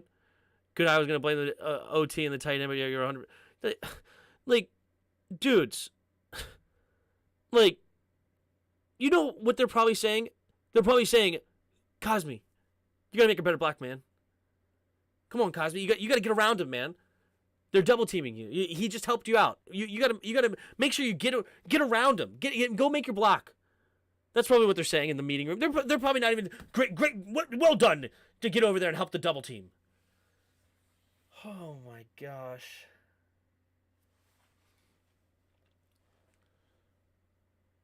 Good job. Smart move by Gibby not to even catch that football.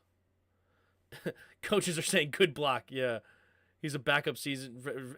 Yeah, this is frustrating. And then, are we just not blocking the in-man on the line of scrimmage?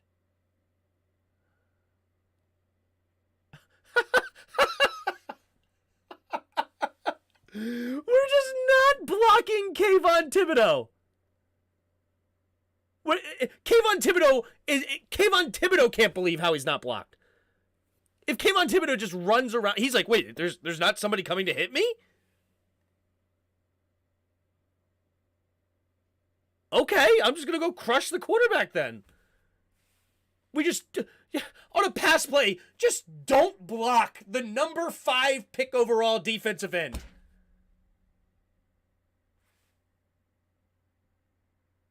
This is why we tied. So many times. We did this so many times. This was a part of the game plan to not block the D end. This is the first time of what we're going to see of many. You all know the one in overtime, but there's more than just that. I remember off the top of my head, but here's the first one. We just don't block Kayvon Thibodeau. Thanks. Like, there's zero reason for this. I mean, you have 1, 2, 3, 4, 5 guys in front of you. Block them down the line here. What are you doing? Here, like, how is this not your man, Leno? How in the world is that your man and not Kayvon Thibodeau? How is that possible that we just do not block Kayvon? We have 3 dudes blocking 1, and we don't have anybody on Kayvon Thibodeau. Literally, we have 3 dudes blocking him.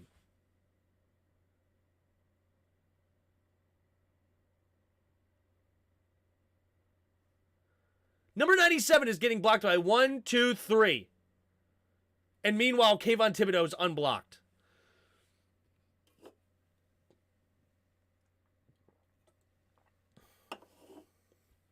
The blitzing linebacker? Yeah, the blitzing linebacker should be Larson. Let's look at this again. All right, ready? So, Leno, 1, Norwell, 2, Larson, 3, Cosme, 3, you both get him, Leno, 4. Right? There's your 1, 2, 3, 4. Here's your double team. These 2 on the nose. Then Larson, keeping an eye, or help blocking him with, what's his nuts? This guy, Sam Cosme. These 2 help block here. And then if this guy blitzes, cool, you come help. Bang. Right? If this guy blitzes, you just get it right now to Gibby, because there's nobody covering Gibby. You have 2 guys out here that are now covering out here. So it's a hot route to Gibby if this guy blitzes. You don't need to block number 44 because Gibby is going to block him with the route. So you have 1, 2, these 2, 1, 2, and if there's a linebacker blitzing, and you have Olujalari one-on-one with Lucas. Very, very, very simple. The line didn't communicate to the shift to the left. Yeah, it's like, this is basic offensive line. This is not like, remember there was a play against Dallas that I said, you know what, that was a really good play. You had like 7 dudes on the line. It was hard to communicate who was all coming. You didn't know. And this is not something that they should have been fooled on. Okay? Right? This is not something that you should have been fooled on as an offensive line. This should be very simple. 1, 2, 3. Like, even if it's a slide protection to the right, it should be slide to the left, right? Basically, slide to the left would mean you have Lucas one-on-one with Ojulari, and then you have 1, 2, 3, 4 slide to the left. Well, in this case, sorry, it would be slide to the left of the offensive line, right of our screen, right? So slide to the left, and then so Leno would come out and block Kayvon Thibodeau out here, Norwell out here, and then he would move over here, and he would help come guard number 97. And if the linebacker blitzed in this way, he would have to see this, take this over, and then he would peel off here, right? So slide protection to the left, and that leaves one-on-one on the backside, right? If that's what you want to do, fine. Even if you blocked it to the right, okay? Let's say you slid to the right for some reason. We're sliding to the right. Cool, no problem. Leno, one-on-one with Thibodeau. You have this guy slides this way to the right to guard Ojulari. He slides to the right to help guard this gap. He slides to the right to help guard number 97. He would have to slide, but then come back to help with this dude, right? This is still not your responsibility. Yours is Kayvon Thibodeau. So it should never be a slide to the right because of the alignment of the defensive line. This completely should be slide to the left. Right of our screen, left of the offensive line. But even if they did call the wrong direction, it still can be blocked because he should be blocking number 5. Right? Right.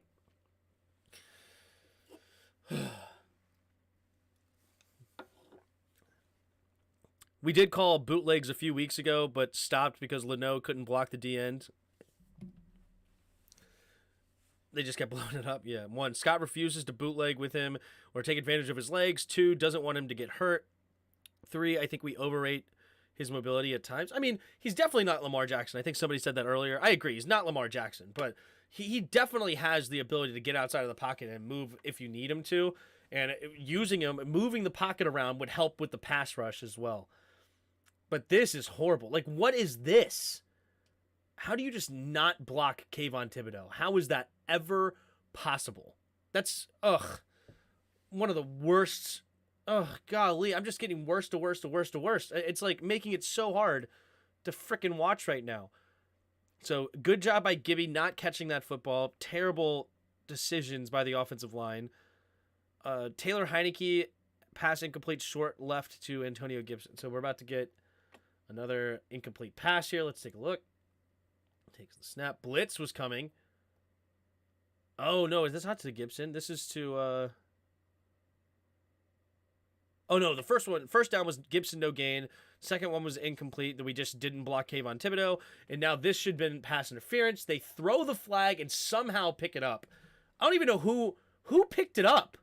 That's the crazy thing. Like, who argued with him and said, nah, that's not pass interference? Like, it's not Ponytail down here. Like, who is this guy? He has no look at the play. He doesn't know what happened as far as, like, is this a catchable ball or not? The only one that was able to see it threw the flag, made the decision. Stick with your decision. I can't believe they threw this flag and picked it up. It's beyond me. Like, even if you want to argue it shouldn't have been pass interference, if you throw the flag, it's definitely enough there to stay with pass interference. It's insane. And that's, of course, 3rd down and 10, and pressure was coming on the blitz. He just had to get rid of it quickly because there's nowhere to go with the football. It's not like it's a bunch of deep routes on 3rd and 10. There's no safety valve at all or no hot route on the blitz.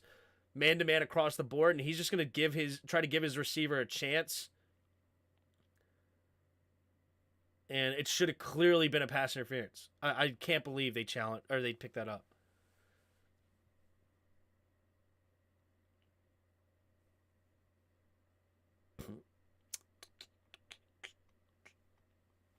Have to settle for a field goal. And we take the lead back.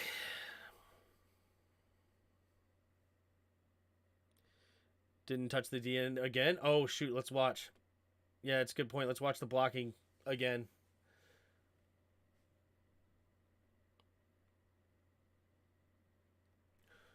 What are we doing?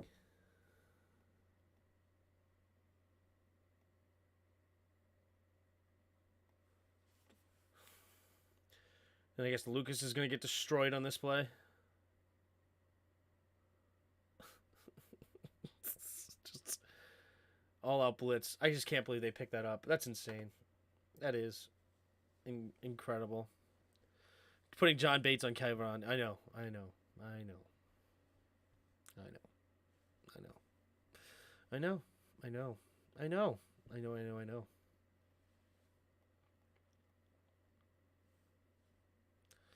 The Larson injury will hurt bad. Yeah. It'll hurt the other team's chances of hurting us. Yeah, it was Lucas. Both L words, same person. The other L, I gotcha. The refs were real bad on us. Yeah, ugh. Stalled out that drive, didn't it? That's helpful. All right, handoff to the left.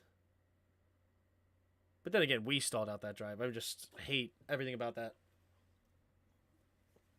Kayvon Thibodeau play. And Larson ruined it before that. Oh, yeah. You know what? Actually, let's go back. You want to see your boy Larson one more time? Worst 69 of my life? Yeah, yeah, yeah. We're going to watch that one more time because it's a train wreck. Yeah. Watch your boy Larson. Just ruined the play. Ruined it. He has no business touching 99. Don't even touch him. Just get to 54, and instead, he shoves 99 into the play, forcing Gibby to have to completely round his run. Oh, I'm going away from it. I don't want to talk about it anymore. I just had to show you. It's horrible.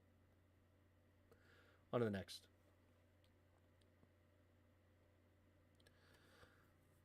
The rest were real bad on us, yeah. Bates handled him better than Lucas did, right? We could win the Super Bowl by 50 and Tim would still be here criticizing every mistake the line makes. Oh, man. The line is so important. Offensive line is so important. See, this is why. Look at this. Let's watch this. Let's just watch this play. Let's see what they do here.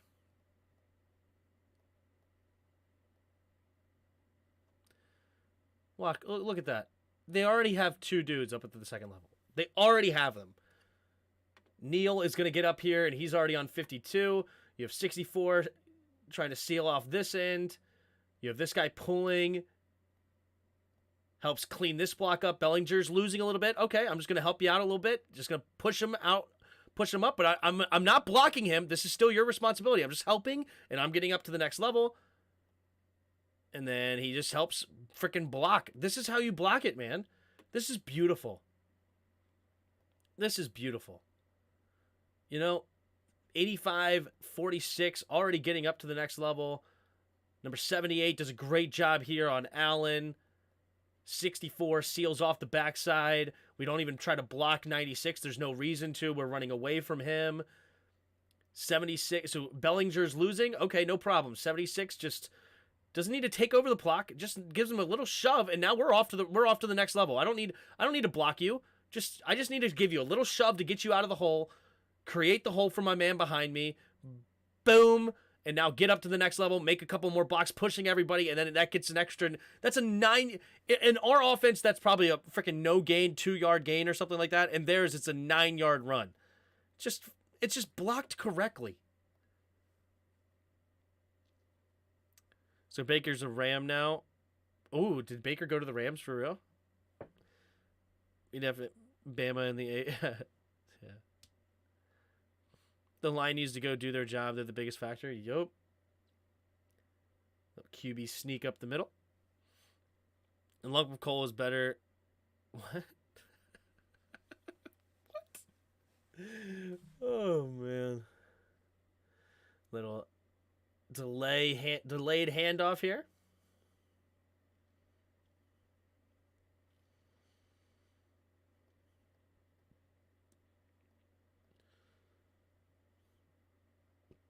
Jonathan Allen. Good job tripping that up because that could have been a big play. Yeah, Rams picked him up today. Gotcha. Rams Broncos. I think a lot of people will be watching the NBA on Christmas. Probably. Because that is the NBA's day, if you will. Throw it over to the flat. What are we in? We in zone? A little cover 2, maybe? Cover 4. I hate when we run. No, is it cover 4? No. What is it? Cover 6?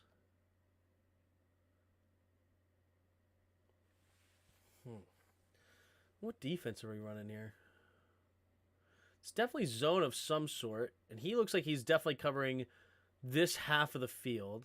I thought, and these, whoever this is, looks like he's dropping back instead of covering the flat. So I guess it's cover 6. He's got over here.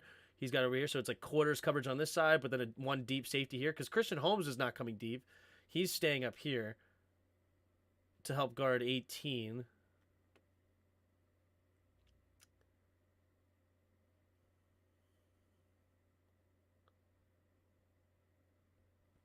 Good hit. Good throw there by Daniel Jones to Get it out of the flat.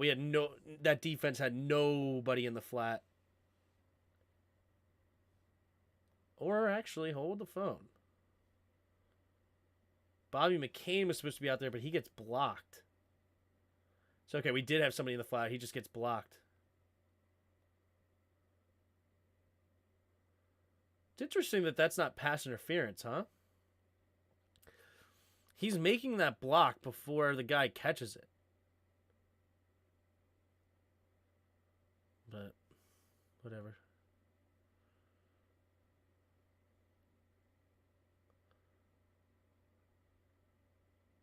Definitely making that block early.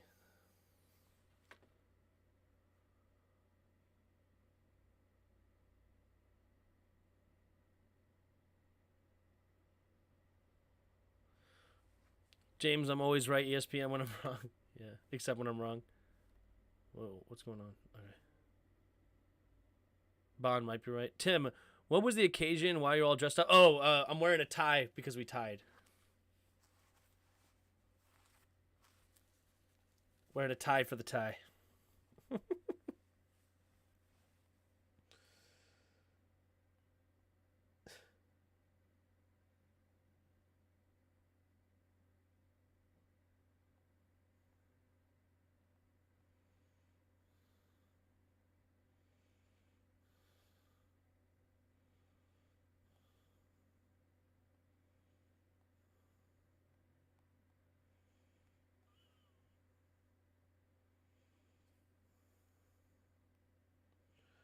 Sorry.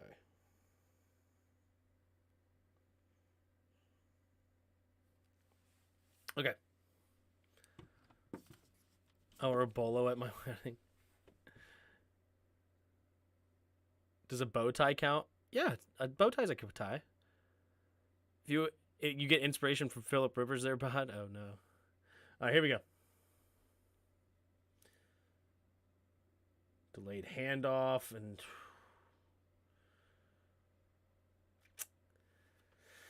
look like gap discipline again, huh? Let's take a look at it.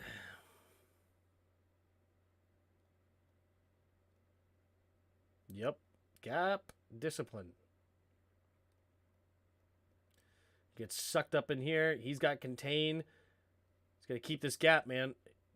He's got this gap. He's got the A gap. He's got the B gap. F.A. Obata gets out of the gap, and they're off to the races. I swear we saw that exact, very similar play a couple years ago with Chase Young on the field. And it was a huge play then, too.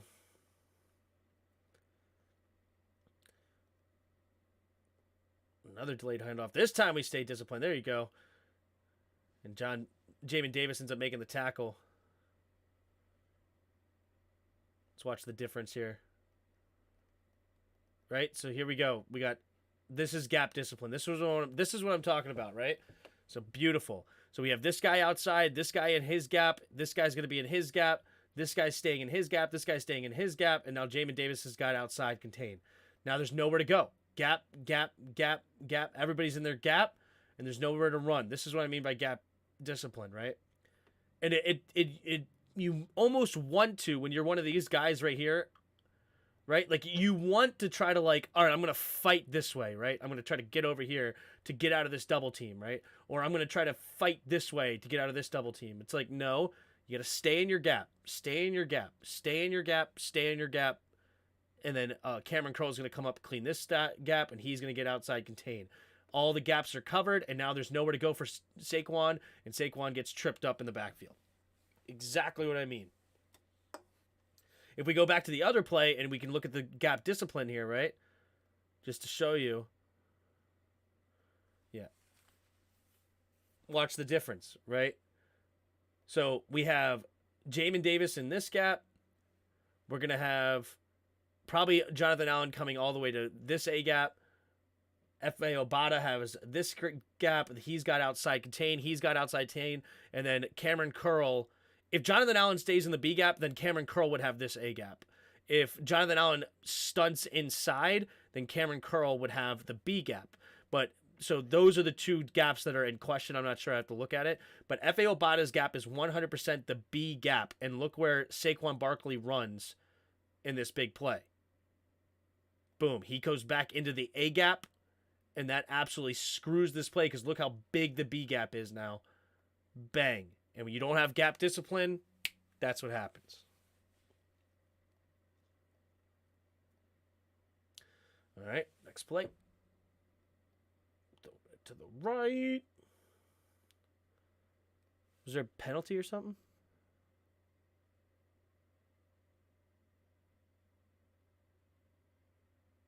No, it was the negative play, of course. We just watched it. Forgot.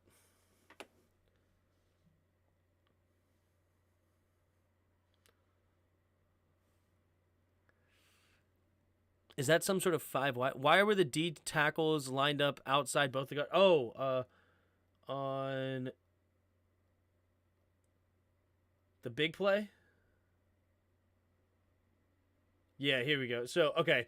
Yeah, I see what you're saying. So you had basically the D tackles all the way out because you're using who's covering the A gaps is basically your linebacker and your makeshift linebacker for your dime defense, right? And this would have been, it was 1st and 10. It's kind of a weird look that we're giving them for sure. But yeah, why in the world does Montez Sweat need to be way out here? Kind of beyond me, I guess. But they're throwing a different look in here, and it's definitely going to make it big holes to run through. But still, if you keep your gaps, you should still be fine in this play because now even if you at least slow him down, Derek Forrest will be able to come and clean up. But basically, you're covering the A gaps with the linebackers at this point, right? But Cameron Curl's man-to-man with his corner, or assuming with his tight end, rather. So, but gap. Jamin Davis has this gap. He's supposed to have this gap. He's got outside contained. Cameron Curl would come up back into this gap, right? But you're right. It's not great defensive strategy on 1st and 10. It's kind of a weird look that we're giving them, and it definitely was a good. And honestly, Daniel Jones may have audibled to that. If we look at it, did he audible before the play? Because if he did, maybe I don't know. Because honestly, it would have been a good decision if he did. Quick throw to the flat to the backup running back.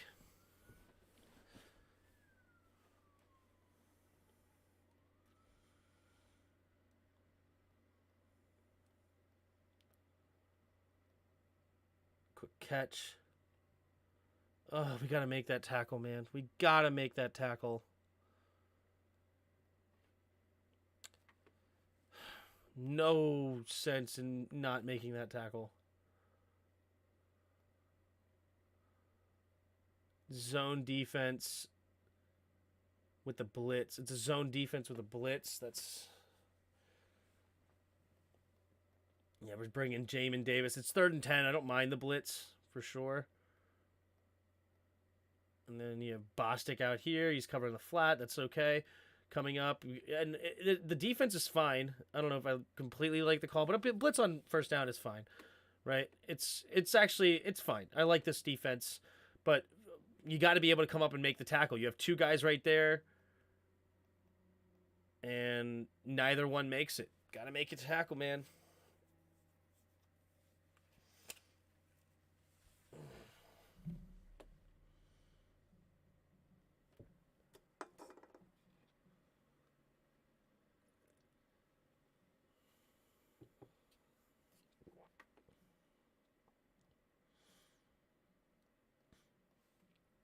I don't like the way we blitz with Jamin. That long swing neuters his speed. I mean, I understand what you're saying. And obviously you don't want to do this all the time. But it still could have worked fine if you... Because, like, imagine, like, if these guys get pressed up the middle... And then he's going to try to, like, flush out, right? It looks like, oh, I have all of this room to run. Now Jamin Davis is going to use his speed and come out here and get the quarterback right here, right now, right? And so there is, like, some bennies to it if it pans out in your direction, depending on the play call of theirs. But obviously on that one, it didn't really pan out. No wonder why they were eating us with the short passes. Yeah. You got to make that tackle, dude. Oh, good tackle there by Jonathan Allen. That could have gotten ugly.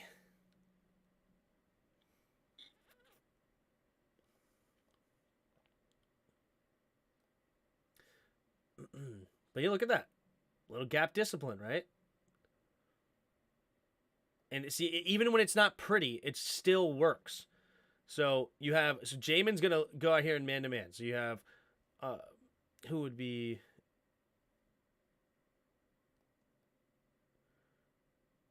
so basically, yeah, you have a gap, right? A gap, and then I guess nobody's actually in the B gap, which is good, which is concerning, right? Like basically, Deron Payne's kind of screwed if he doesn't. Like this has got to be. I actually don't even know if I would really call this gap discipline because like there's no linebackers to help fill the gap. So Jonathan Allen just makes a play, man. You just got to make a play. Sometimes you just got to make a play, baby. So is it great or sad that our D tackles are leading the team in sacks? You would like some more on the defensive end, but I like the fact that we're getting pressure up the middle. I think that's good. No wonder why we're eating it. Like, because also just like Aaron Donald, I think leads his team on sacks, doesn't he? So I think it's a testament to how good they are. Those underneath, caught by James. More man-to-man defense now. Nope, zone defense.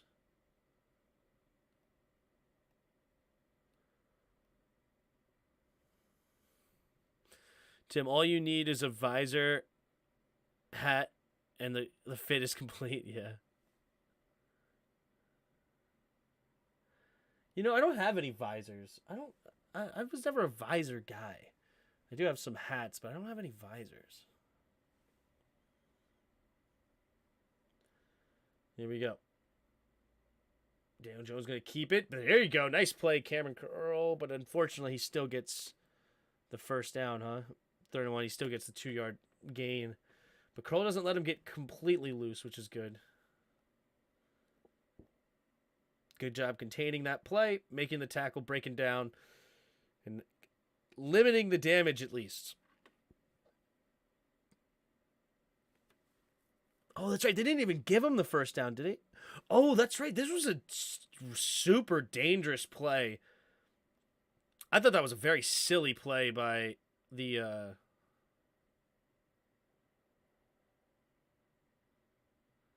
thought this was a very silly play by the Giants to run that. Because if they didn't get the first down, they were screwed. They weren't getting a field goal. Tim...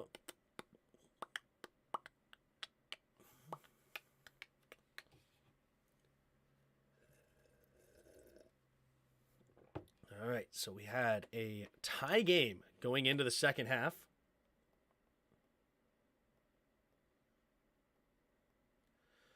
And here we go. We got the ball first. What up, Tio? Hey, Tim, I hope we franchise tag Cole Holcomb because he, after the season, he's a restricted free agent. We'll see. I don't know. Do I really want to franchise tag Cole Holcomb? Not particularly, honestly. Cole Holcomb is a guy that if they want to let him walk, I'm not like crying about it. I do like Cole Holcomb though. I'd like him to stay, but I'm not paying him like a buttload of money though.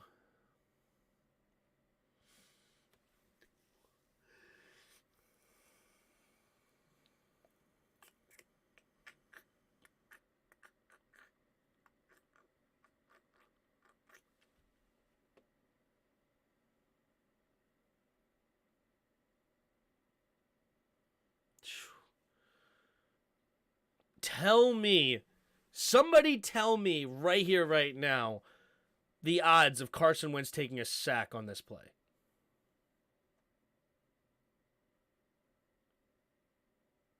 You know, people are going to look at this play and be like, look, it's another overthrow by Taylor Heineke. Remember, we've only seen one overthrow so far in this game. There was one overthrow in the entire half. Right? One overthrow all half. And we're in the second half, and the people are like, oh, look, he overthrew it. He just got rid of it to make sure we didn't take a sack here. He's literally getting crushed as he took the hit. So far, we've only seen one true overthrow. That's it. This whole game so far. He took a blast as he threw that. He's just throwing it away in a general direction to not take a sack. I love it. Honestly, I love it.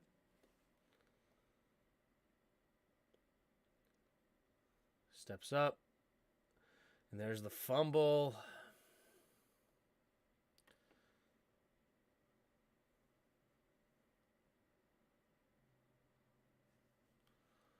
Bro, we have John Bates one-on-one with Ojulari, bro. Like, who does this? And then or actually, it's not even one-on-one. Gibby doesn't help him at all. What are you doing, Gibby? Like, you're clearly supposed to help with this.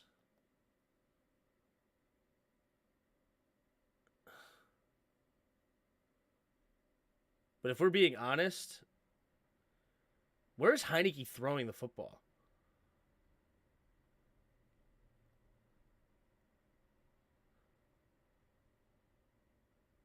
Honestly, Heineke shouldn't even be trying to throw. Where is he throwing? Just going to throw it in the dirt, maybe? Was it a fumble? They showed horrible angles. I didn't know. I couldn't tell with the angles that they showed during the game. See if we can see. Probably not.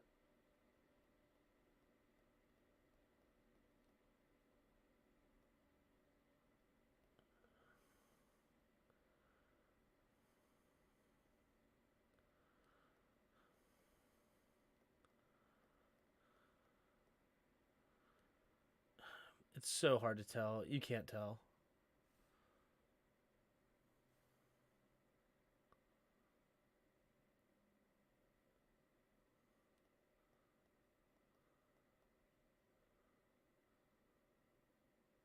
I think he's just trying to throw it away, honestly. Because I really don't think he was going to complete any pass. I think that was just literally a throwaway. And unfortunately, it ends up being a fumble. Because there's nobody open on the backside. But, I mean, it's close that his arm's coming forward. But you can't tell from this. It's only 3-man route, so he had 7 blocking and still gave up a strip sack. I know, because you have one-on-one with freaking John Bates and Ojulari. Like, what? Why? You're double teaming. This is like, look who you're double teaming. You're double teaming a D tackle here. And Leno's not even blocking anybody. Like, he literally has to go find somebody to block. Why not go find Ojulari here? Like, why not help him? Like, why are we going all the way over here? You have 3 dudes looking at this guy and John Bates. This is what I'm talking about. It's just so bad by freaking Scott Turner, bro.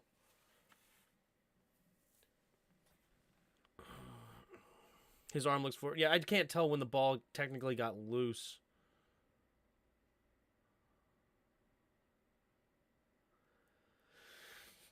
Because his arm definitely came forward and pushed the ball forward, but was it already loose? It's hard to say.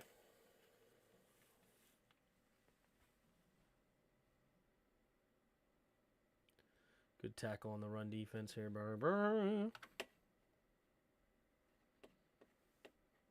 Only a 1-yard gain. Play action.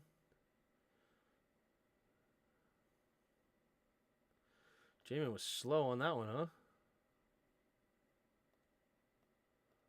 Go! Go! Go! Go! Go! Get out here! Go! Go! Go! 5-yard gain. Now 3rd and 4.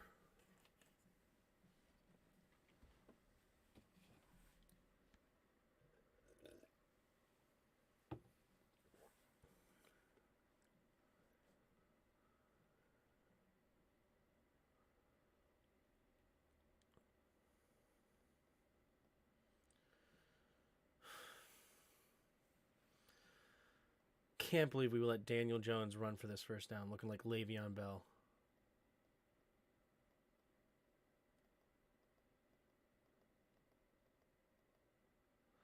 Why are you both containing? Only one of you should have contain. That's clearly the backside dude. Get in here, dude. Just make it so easy on these blocks.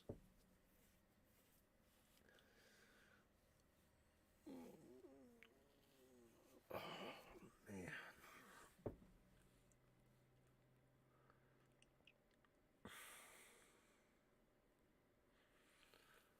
Also, Cameron Curl should not be freaking running underneath this. Cam loses his gap too. He should be running in this gap. Because you have one contain, one should be in here. So these guys messed up. Cameron Curl should be over here. Force him all the way back inside. Don't leave this gap here. If you force him all the way back in, then you help. Like, Cameron Curl, you got to get in the gap that you're supposed to be covering. These two, get in your gaps. And we're letting freaking Daniel Jones run like he's Le'Veon Bell with such patience and finally hitting the hole late. Saquon. Nothing going there. All your boys at work, Redskins fans as well. At my job, me and my, yeah, actually, I work for a small business, but yeah, we're all Skins fans in the business.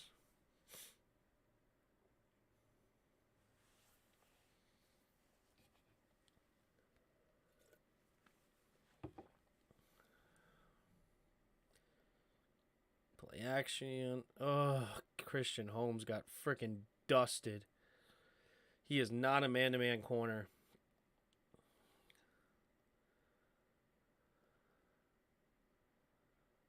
Just a slant and out. I mean, that's a nice route.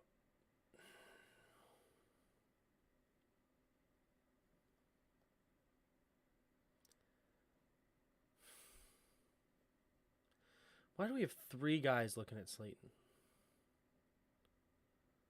Like, why isn't Bobby McCain looking to help with that slant? Why are you turned around? Also, like, why is that? Why in the world does you have your back to the quarterback here? Just drop back right into this, and then Christian Holmes can stay on the outside leverage. And if he throws a slant here, this is just picked by Bobby McCain.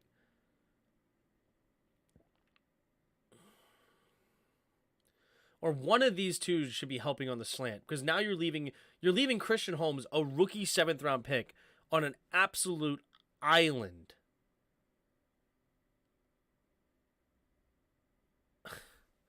Why is this the defensive setup here? Christian Holmes, why are you biting on this? Or why are we leaving you out there on an island when everybody else is in zone and we have three guys looking at Slayton?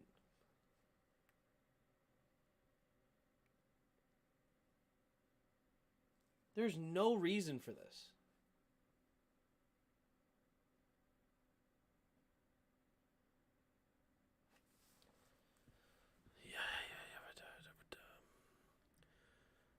Like, why are we leaving a 7th round rookie on an island in the red zone? Like, that is such a crazy play call by our defense.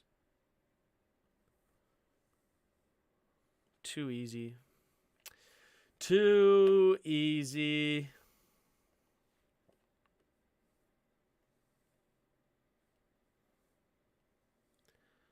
This was a freaking heck of a kick, dude.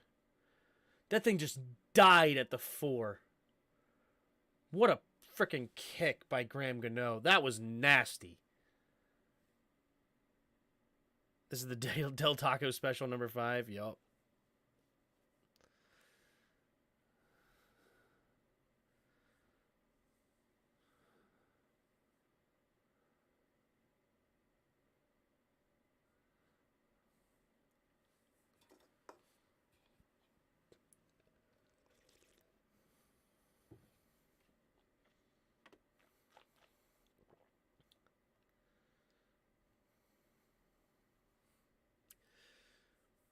Isn't the saying no man is in an island unless they are a 7th round pick.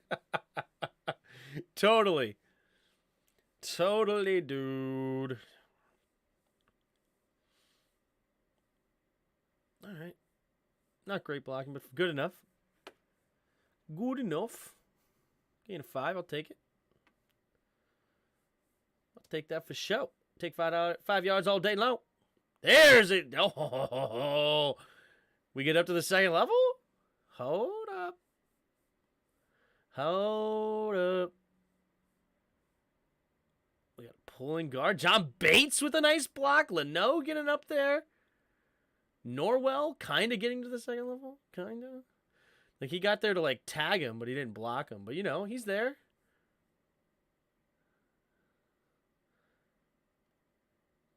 All right, I'll take that, Norwell. I mean, he really wanted to push this D tackle, though. You can see he really wanted to, but all right, fine. He's gone. All right, fine. Now get up to the linebacker. Why not? This is the worst film ever, too blurry. I don't know why they have a terrible camera on. But it's also possible if you go into your settings, maybe you have a low resolution. So maybe go to your. Maybe change your resolution. But it's the camera that they used for this film is definitely for Coach's film for some reason is pretty dated cameras. I don't know why we can't get the 4K look for the film. I don't know why. It's against the rules, I guess, to have 4K film. The key is Norwell didn't get in the way. That's true. Very true. There you go, B-Rob. Following your blocks. That looks like a better run blocking than normal. Bates ended up on the ground. Maybe it's not so good. It's just look at it again. There you go. Okay, reach in. I mean, luckily this linebacker sucks. He ran. I love when the linebacker runs to our guard. That's my favorite. The guards don't even have to, or the centers don't even have to get to the linebackers. They just run to us. That's when we have our best run plays.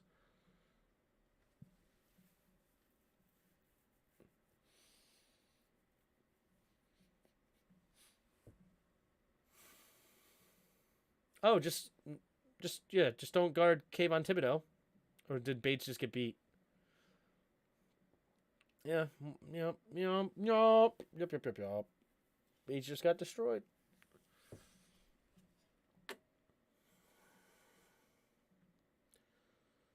There we go. Nice hard running there by B-Rob. Get the first down, move the chains, baby. Baby.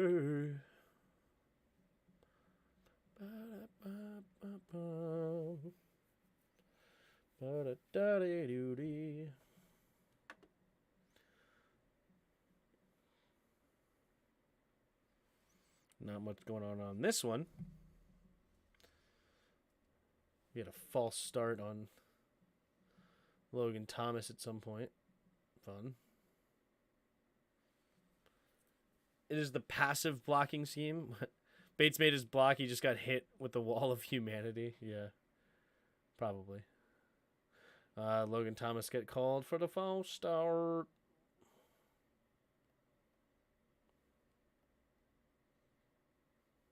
There we go, Heineke. Find your boy, Terry McLaurin. Well, nice read. Getting it to Terry. First down, move the chains on 2nd and 13. Gain of 15. Love it. Quick decision. Sees the quick. Got to get the ball out quick. And makes it to Terry McLaurin. Nice throw. We've only seen one overthrow. Remember that. We've seen one overthrow today.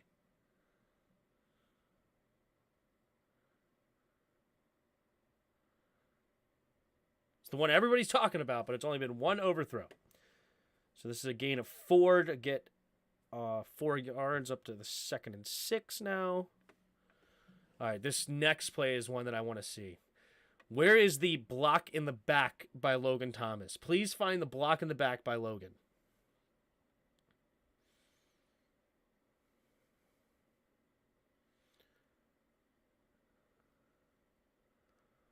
Please find the block in the back.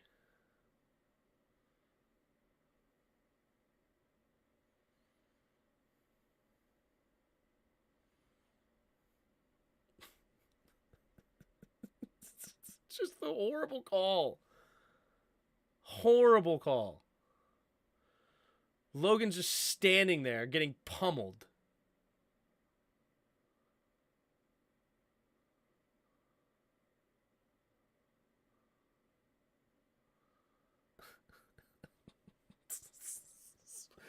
That's what they call block in the back.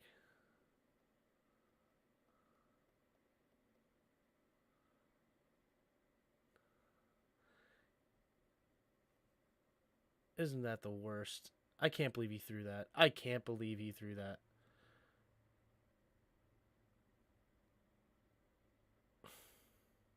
This guy didn't throw that. The one that actually has the angle on it. No, this guy threw the block in the back. You don't have the angle to see that block in the back. Because there is none. Except from Switzer for Logan. Block in the back. Dude's standing there. Gets ran into by the dude's back. He's literally just standing here. He's the one that gets shoved down because he's not ready to get hit. He gets blocked into him. Freaking Wes Switzer and company. Ugh.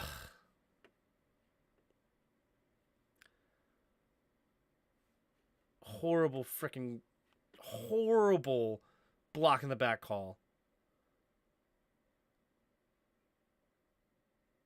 It literally says, look at this. Illegal block above the waist.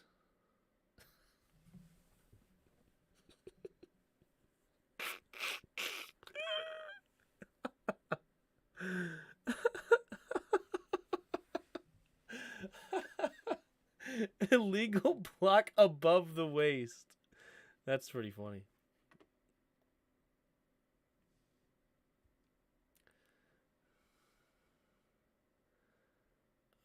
Got hit as he throws, of course.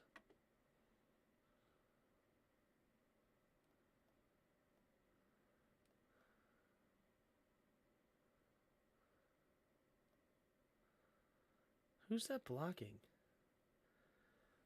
We have Logan Thomas one-on-one with Ojulari. I hate myself.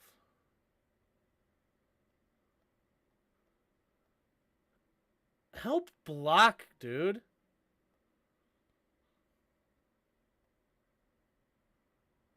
Well, you can argue that Taylor should have stepped up here, but like step up right there, step up here.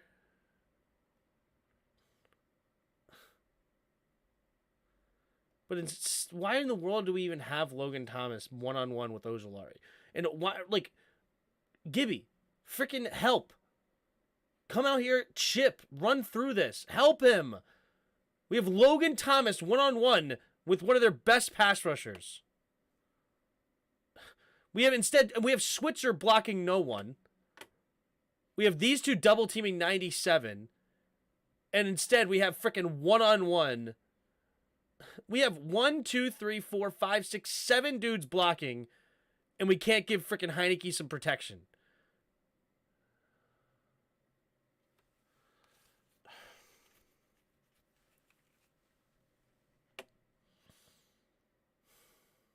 Screen pass. Yeah, I mean, it's third and forever. Screen pass is what it is.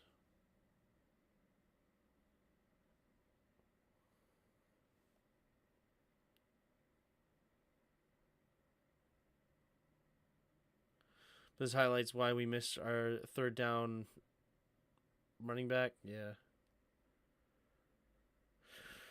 I mean, Heineke definitely could have stepped up in the pocket. Definitely could have stepped up on this particular play. Like, or on the play before.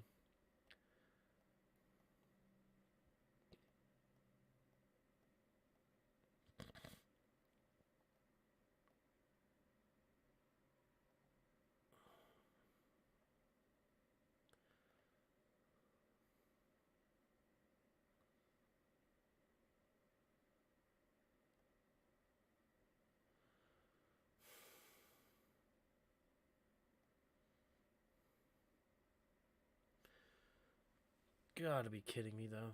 Gotta be kidding.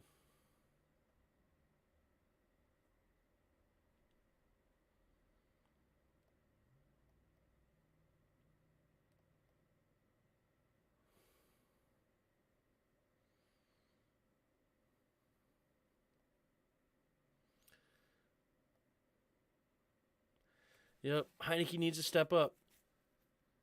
Heineke needs to step up. You got a pocket here. You could avoid all of this, even with the terrible decision to put one-on-one with Logan Thomas. Could avoid all of this if you step up into this pocket and then deliver the football, but instead tries to throw it from 7, 8, 9 yards behind the line of scrimmage. Heineke's got to step up, man.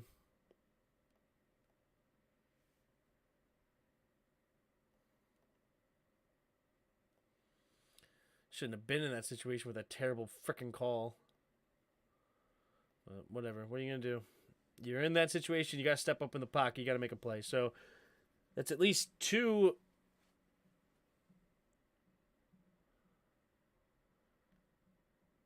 Definitely two big plays against Heineke that I would have liked to seen clean up, step up in that pocket.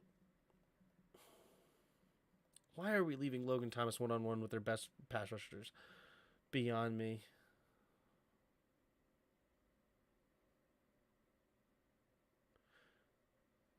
Like, this is why can't we do this? It's like, okay, you're gonna help block real quick. Okay, that's cool. All right, and then slip out. Right? You have your tackles guarding our edge rushers like normal freaking offensive coordinators. Bad things happen when you freaking leave your tight ends one-on-one with the pass rushers.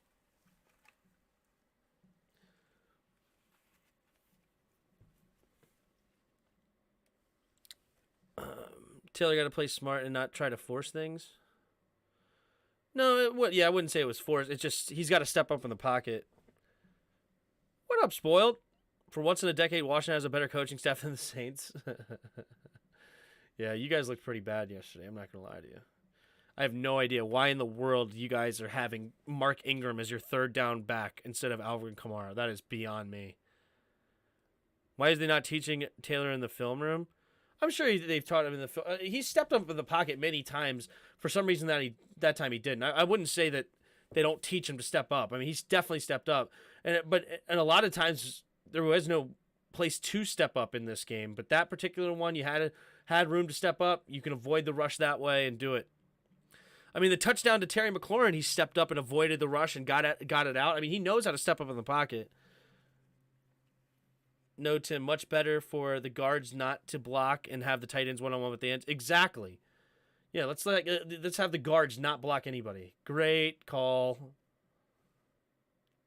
Hand off to the right side. Nice tackle, Duran. Nice tackle.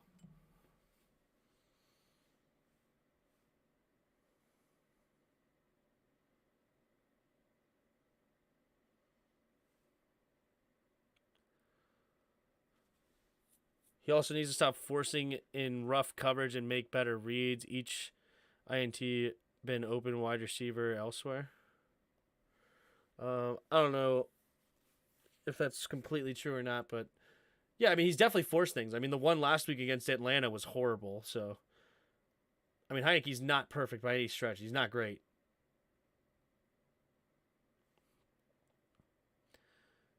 At the point, if he's going to be a statue, we may as well play Wentz. He's stepped up plenty of times in this game. It was one play that he should have stepped up there, and I'm sure that he's learned from it in other moments. But that particular one, he definitely needed to step up and messed up on that play. I definitely give you guys that. But to act like Taylor Heineke does not know how to step up in the pocket is pretty laughable, if we're being honest.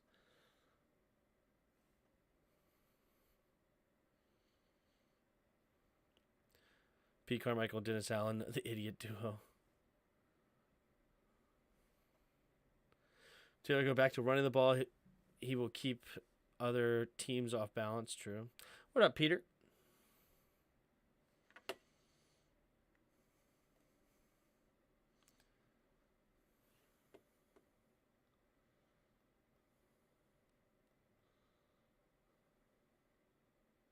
There he is. Speaking of Taylor running the ball, using them legs, baby. Is there anybody open? Nope. Good coverage downfield. All right, I'm just going to use my legs and get downfield. There. See what happens when we boot this guy out? We actually run a boot, and we get some positive yards with his legs. Why don't we have more of that, man? Move the pocket for him, dude. Don't try to just keep him inside the pocket.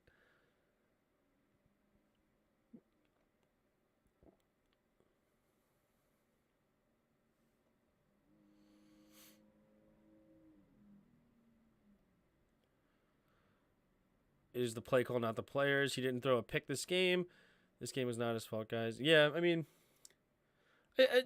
I'm fine with putting blame on people in certain scenarios when they make bad choices, right? And I mean, it was definitely a late throw and an overthrow on that Logan Thomas, completely on what's his name, Taylor Heineke. But then later in the game, he came back and made the exact same play and threw it literally like 5 plays later. He made the adjustment. They ran the exact same play design and he threw it on time and beautiful pass to Curtis Samuel. It sucks that he missed the first one, but he learned from it and made the play the next time, right? And I'm sure throughout this game, now he's not going to not step up in the pocket.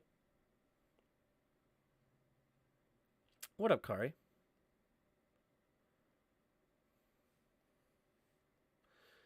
Is they afraid Taylor will get hurt and Wentz go in? I don't know. I don't think so, but they are very conservative with Taylor, though. Unfortunately, or I don't know. Is it I'm fine with the heavy run scheme, and I'm all good with that, but I don't know. It's tough. Don't think Wentz is even dressing. Is how? Yeah, for now, Carson Wentz is not healthy enough to play. He had an illness or something last week. It was weird. Unpopular opinion, I'm not opposed to going back to Wentz if the O-line gets healthy. Yeah, it's a popular opinion with a big part of the fan base. Like, a lot of people want to go back to Wentz. But I don't know. I'm not. I loved the Wentz trade in the beginning. Nice running here. Is that B-Rob again? Golly, that guy runs so tough. Love to see him, dude. Love to see it. There you go. Larson getting up to the second level. There you go, Larson. But I just want to stick with Heineke, to be honest, this year, and then set up something else later. There we go. Terry McLaurin with the nice run. Catch and run up to the 35-yard line. Little screen. Blockers in front. Get out there. Nice. Little play action. Good blocking. Good job, Jahan. Good block by Jahan out there. But see, watch the play calling right here at this point. I'm just curious, right? Let's just watch the play calling at this point. So we just had the Terry McLaurin screen pass for 12 yards, right? Let's take a look.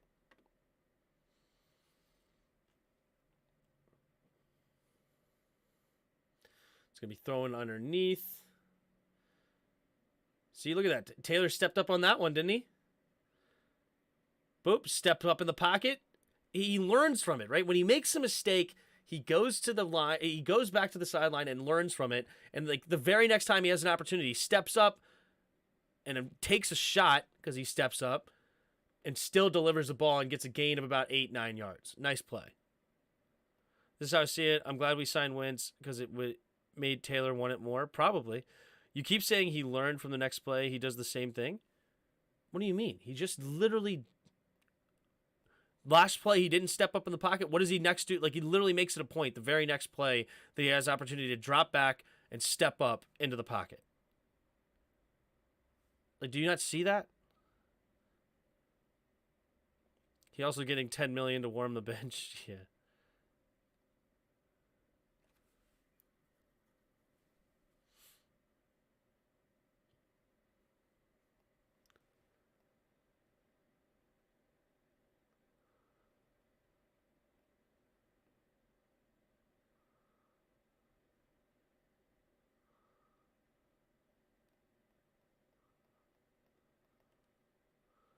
Right here. The ball's gone. He sees the ball's gone. And he hits the crap out of Heineke. He doesn't try to slow up at all, and he hits him high. We don't get any roughing the passer here.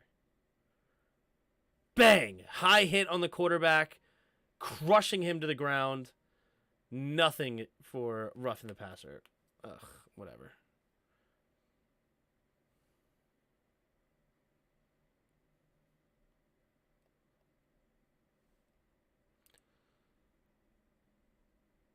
Well, Taylor playing each game like it's his last. What helps with Taylor is when he playing. Yeah, he does play well. I don't understand why have Wes Switzer and Sam Cosmi be the ones tapping Larson to snap the ball. I'd prefer them to keep their eyes looking forward since they're not used to playing guard.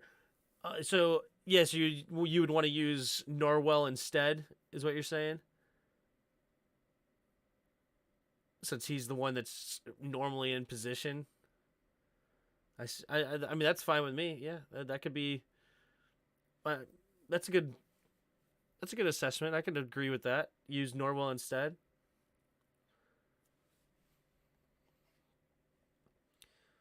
And then Taylor playing, then he goes back to doing the same thing. That's what I'm saying. It's no consistency. In the draft, I want the offensive lineman. In this draft, I want an offensive lineman. Me too. All right, well, let's see how many plays throughout does he not step up in the pocket from now on. Let's take a look. Here we go. Play action. Gonna throw off his back foot, get it to Jahan in the flat. Jahan got close to the first down marker. Does he get it? Yeah, I think he does get it. They give it to him, right?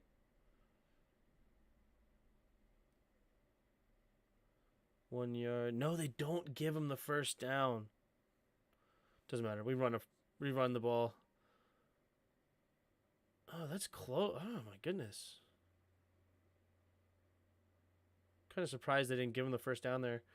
But oh well, we're gonna takes a snap, handoff up the middle, bang.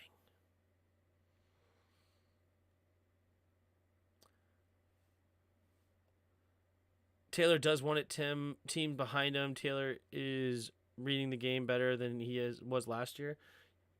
Yeah, I mean, I would definitely say he's better than last year. I mean, he's improving, which is good, but he's not great. Man in motion. Heineke. Handoff to the left side. B-Rob. And yeah, this is a good call. Cole Turner definitely held on this one. They didn't miss that, unfortunately. They've missed holds on the Giants, but this one is a good call. Definitely holding. Get backed up. The ball was in his other hand. It would have been a first. Was it not in his front hand? You might be right. Maybe that's what it was. Was it in his hand behind him? You actually might be right, Bod.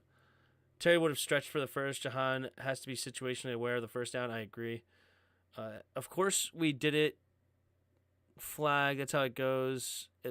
Also, look at it. We're supposed to be. We weren't supposed to be this far. Like after a 1-4 start, yeah, it's crazy where we are. Gonna throw it underneath, get some of those yards back. 8 yards. I mean 8 to 9 yards, but 3rd and 12 now, or 2nd and 13 now.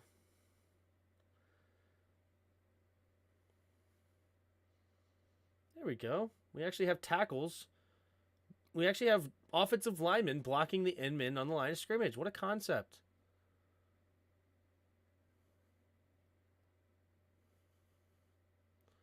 Ugh. It's a little high, but Jahan's got to make this catch. Kayvon Thibodeau's making this a much tougher throw. Literally gets hit as he throws it. Jahan's still got to make that grab.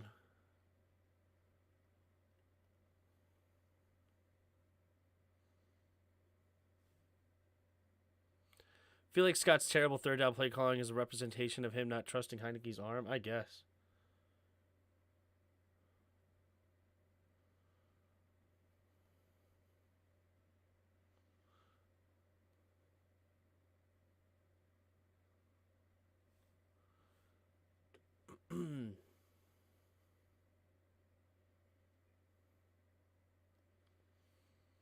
So you think you want him to step up here?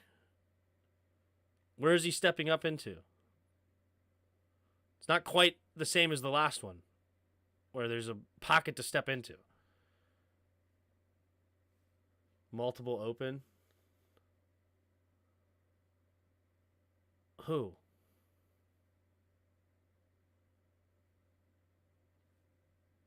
What are you talking about?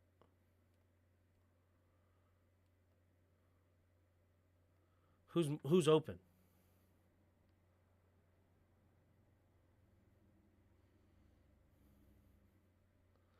I mean, the only reason this guy is clearing out, like he's standing right in front of this dude. Only reason he's clearing out is because he sees the arm going this way. If he threw it here, this is a pick as well. Like, if he went to throw it here, this guy's standing here already. If he throws here, this guy's going to undercut it. This is his only throw.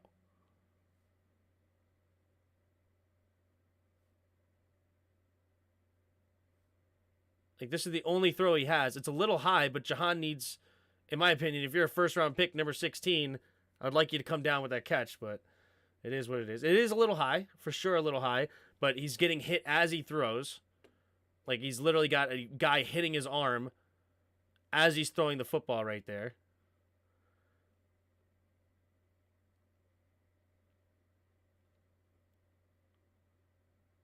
Look at the other angle. I mean, if he's looking at this guy, the 54 is just going to stand right in front of him. If he was looking here, 54 is going to undercut this, and it's going to be a pick six. The only one he had, the only person he had to throw to was Jahan.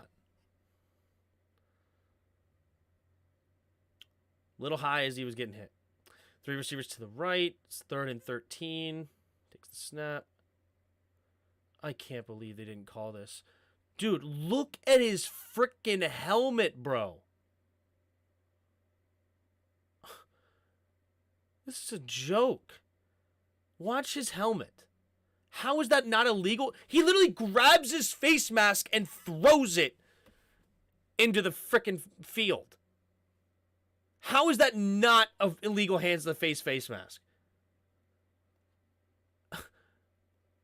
What is that?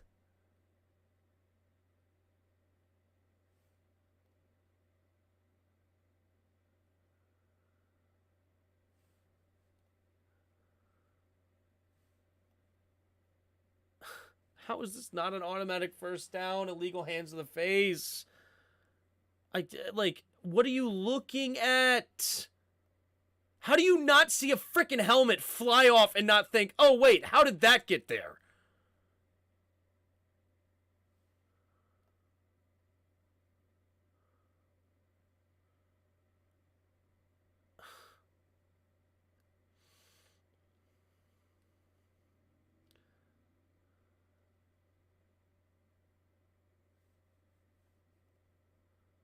This is annoying, man. My man Andrew Norwell is the only one that blocked his man. Let's go. Let's go. Kinda. He kinda blocked a guy at the very end. Very end, right? I can't believe they did not call. And you know who I'm really mad at? Do you know who I'm really, really mad at? Why in the world, Lucas, are you not running into this ref's face, screaming your head off? Your helmet just got ripped off your head on the ground. How are you not pointing at your helmet, pointing at my face, and say, where's the flag for illegal hands to the face? He ripped my helmet off. How are you just nonchalant, casual? Oh, here's my helmet. Let's go to the sideline. Like, what are you doing? Have some passion. Like, unbelievable. Like, get them to call that. Get the flag on the ground. I would literally, as soon as my helmet hit the ground, I would have stopped blocking and I would have looked at the ref. What is this? What is that? How do I not have a helmet on my head and how is it on the ground over there? Like, it's crazy. On a 3rd down and 13, could have been an easy first down call because of a terrible decision by Kayvon Thibodeau. Grab dude's face mask and throw it off, and yet they get bailed out. It's disgusting. And now that sack causes it to be now a 52-yard field goal, and he misses it barely wide right.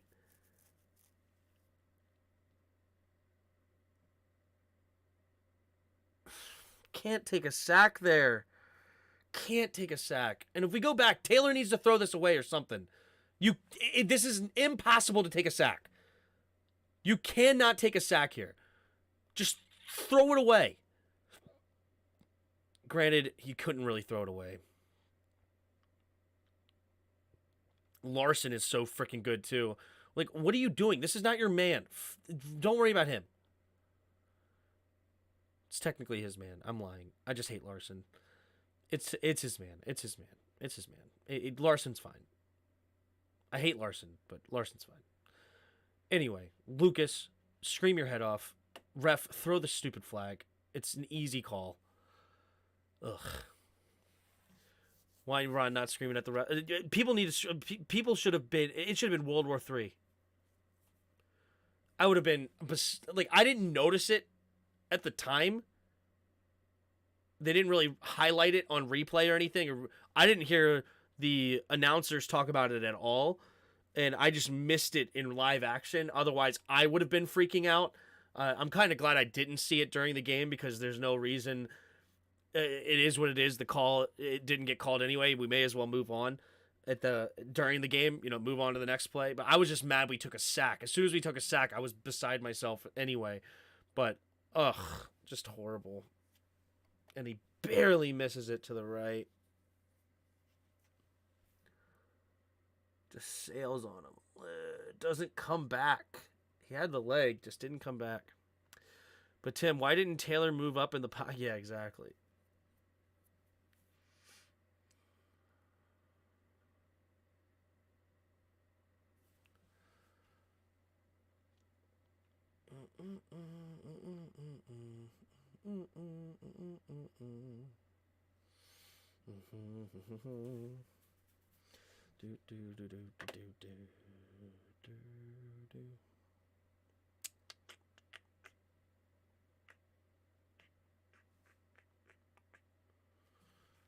Sorry, I was looking at something else.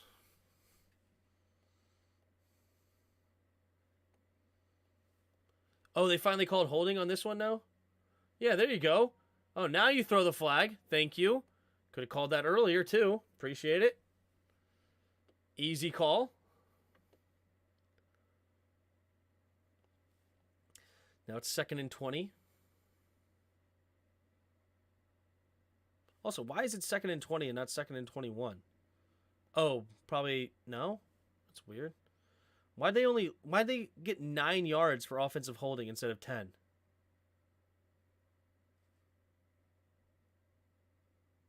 It's weird. Not that it mattered in the scheme of things, but it's just weird. Giants didn't want to lose this game knowing Philly's up next. True. Setting the screen.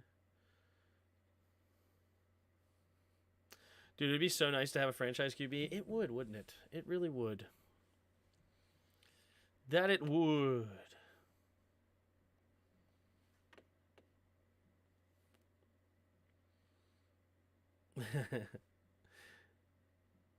He only learned numbers 1 to 9. Played not to lose and it worked. True. That's a funny way to look at it, Paul. All right, what's the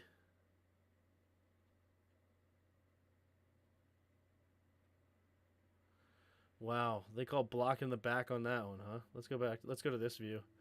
They call block in the back on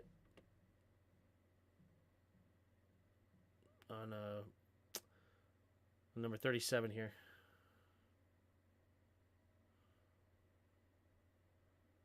What? Holding?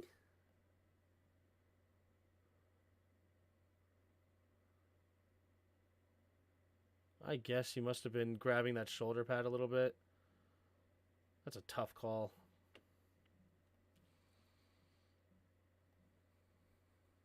Think we should trade for Rodgers? Absolutely not. Absolutely not.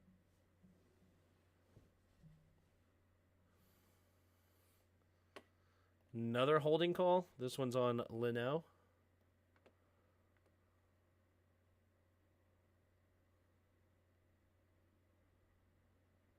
What?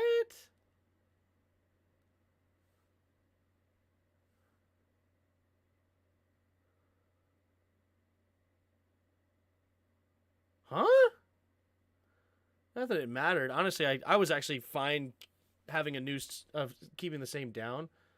Kind of. Well, I don't know. 2nd and 9 would have been better than 1st and 15, I guess, because it's like a 6-yard play.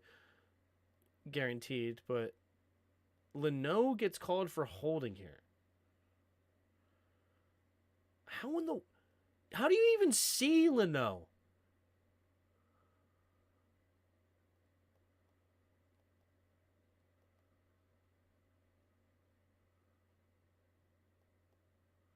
You don't even see anything. There's so much trash in your way. What in the world? Can't believe you called that holding. But, alright, whatever. Play action, Heineke. Alright, here's another overthrow. So here's the second overthrow of the game in what looks like a clean pocket. Yeah, this is definitely one he would want back.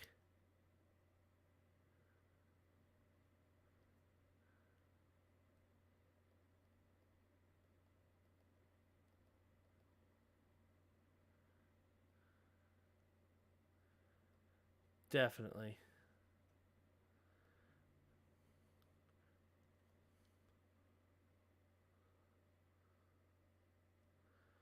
So 2 overthrows. This is definitely not a good. This is a bad one. Bad throw. And it's the same thing. So his problem is the linebacker's here and he's throwing it high. The same thing happened twice here. When the linebacker's in his way, he gets high. He's got to throw it more away from the linebacker then.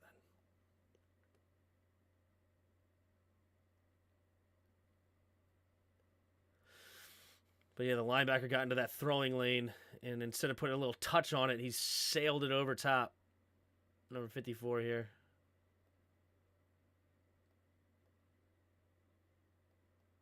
It's good coverage by Fabian Moreau, too. Like, even if it's a good throw, that's still probably not getting completed. He's trying to throw with some anticipation, which is different than what he did with the Logan overthrow. But when this linebacker was in the way.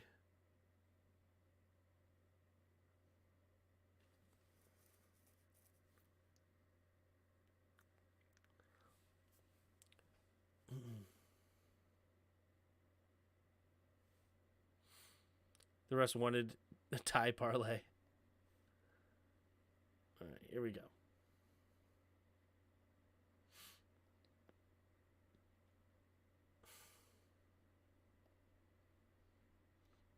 So we're going to run slants and outs. No, double slant on this side, slant on this side with an out.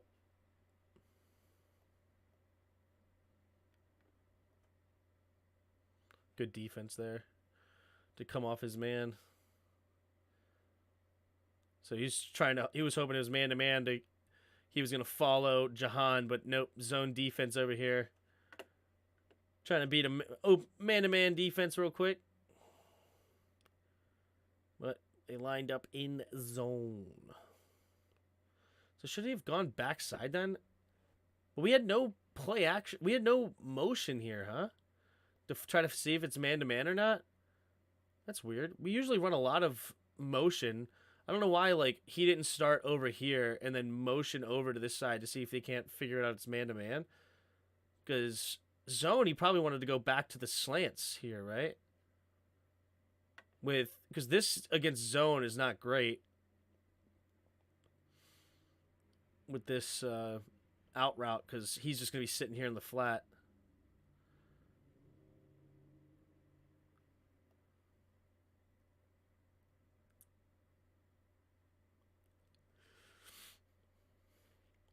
What I really would have loved Heineke to do is just keep it. But it is what it is. But I probably would have gone backside here and probably thrown it Terry's way. But whatever. What are you going to do? Tim, do you go to any Redskins training camps during the summer? I went to the practice at FedEx Field, but I didn't get to training camp this year. Why? What's up? On a team with lawsuits, that would have been great. Should have gotten Watson. No, thank you. No, thank you.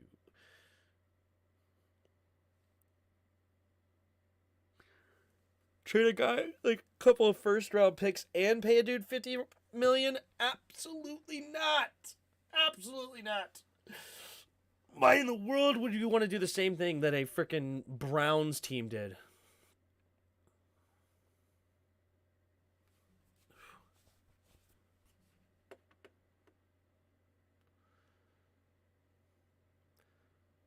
Ooh.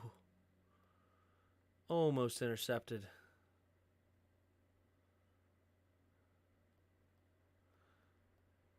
Try to squeeze it in there. A little bit overthrown. This is a dangerous pass here. Let's go back to the other way. Yeah, this is definitely Heineke's worst series. Definitely Heineke's worst series here. But I don't hate the decision. You just got to make a little better throw. The decision actually is pretty solid. It had a chance to get a first down. If he makes this throw, like just throw it right in here. Just float her in there. But he throws it on a rope on that one. Dangerous. Dangerous. So, overthrow to Terry. And not a great decision to go to Logan's side on zone. Granted, we didn't help him out to figure out if it was zone or not. And then not a good throw at all to Curtis Samuel that could have been picked off. So this drive right here, worst drive by Heineke today. Very bad. And you can blame Heineke on that entire drive. Like Heineke, this is the first one that I'm looking at. Like I'm like, oh yeah, Heineke definitely effed that drive up.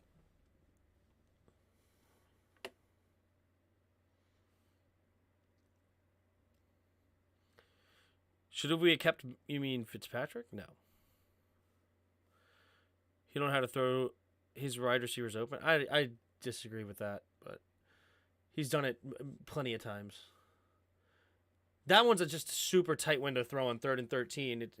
It's a super hard throw, but if you're gonna throw it, man, you gotta get it right, kind of thing, you know, because otherwise it could be picked. Luckily, it wasn't.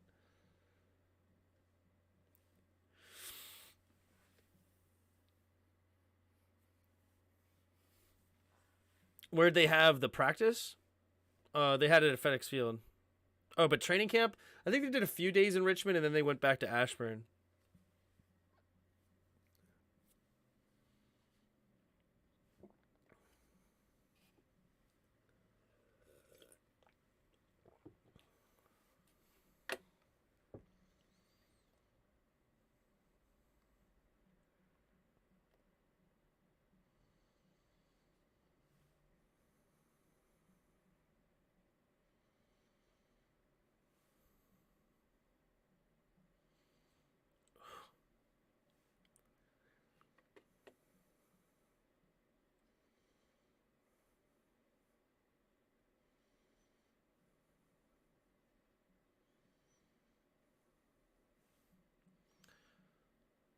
That makes sense, yeah. Nice defense. Nice. All right. Steps up. Oh, yeah. There you go, Danny. Little corner blitz on the outside. Nice. Nobody even tried to block him, huh? Just Danny completely fooling them. Tried to get chipped. Daniel Jones didn't even know he was there. Tried to step up. He did avoid it at first, but Danny Johnson all over him. Should have started Howell. That's funny.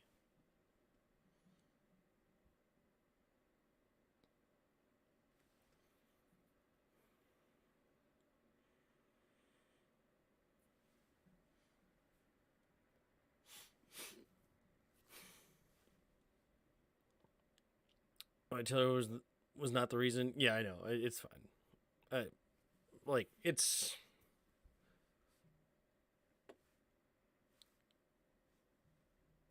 fans would have thrown a fit if we went into the season with Heineke as our starter. Oh, 100%. We could not go into the starter. And just like next year. Like, Heineke should not be a starter. He's a fine backup. But unfortunately, he's better than who we had starting this year. So it is what it is.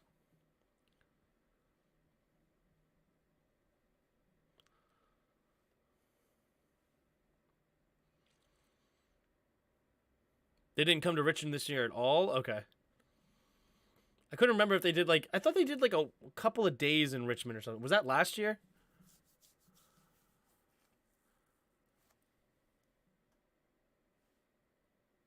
Okay, we're back on offense. Here we go. Okay.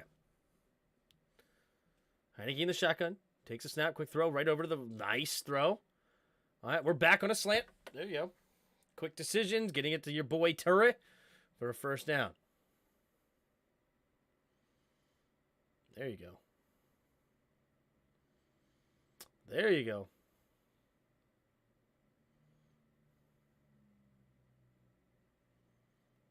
Drops back. Turret. Or is that another Terry pass? Or is it Curtis? Curtis is in the middle, right? So that's another. Okay. Quick pass to Curtis. So this is the drive we needed a touchdown. 6 yards to Curtis. All right. They were reading the slant all game, just couldn't stop it. Yep. Takes the snap. Looking, going deep. Whew. Dangerous throw. Good coverage here by 44.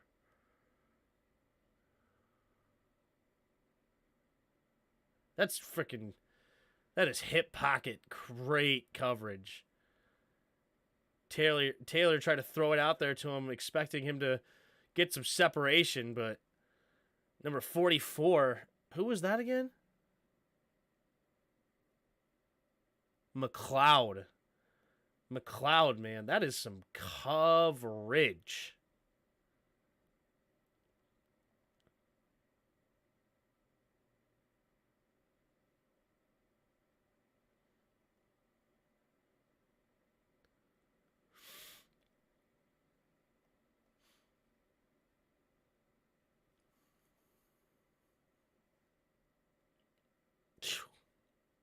That is a hip pocket thing, man.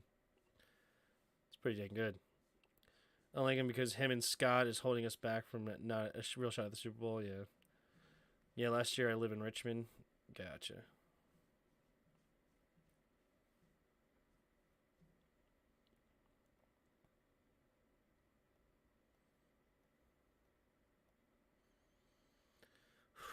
Blitz coming.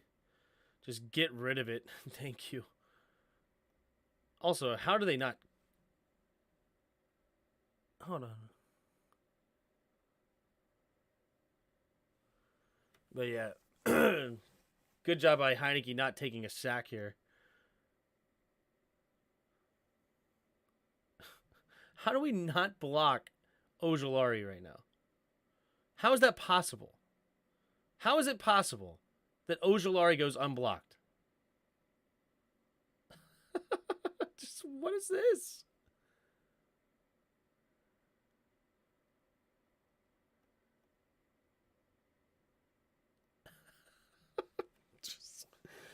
Oh my gosh.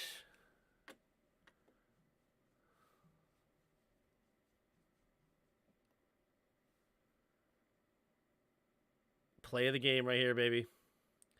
Buying time, pumping. Mahomes-like throw to Curtis Samuel. That was the game. See, that right there is why I don't blame Heineke, man. So you can have some bad throws. You can have some bad moments, right? Like, look at freaking Tom Brady last night, right? Tom Brady threw an interception in a bad way, allowing points for the Saints. Overthrew Julio Jones, overthrew Mike Evans, overthrew Chris Godwin several times. Tom Brady was struggling last night, right? But what does he do when his team is down 13 points? He comes in clutch. He steps up and starts making some freaking plays, right?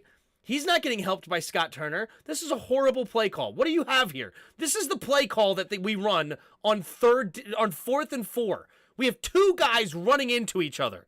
He's getting no help from his play caller. His play caller is garbage. And yet, what does he do? He's like, you know what? Screw it. My team needs it. I need to make a play for my team right here, right now. All right, this is ugly. This is disgusting. You know what? Screw it.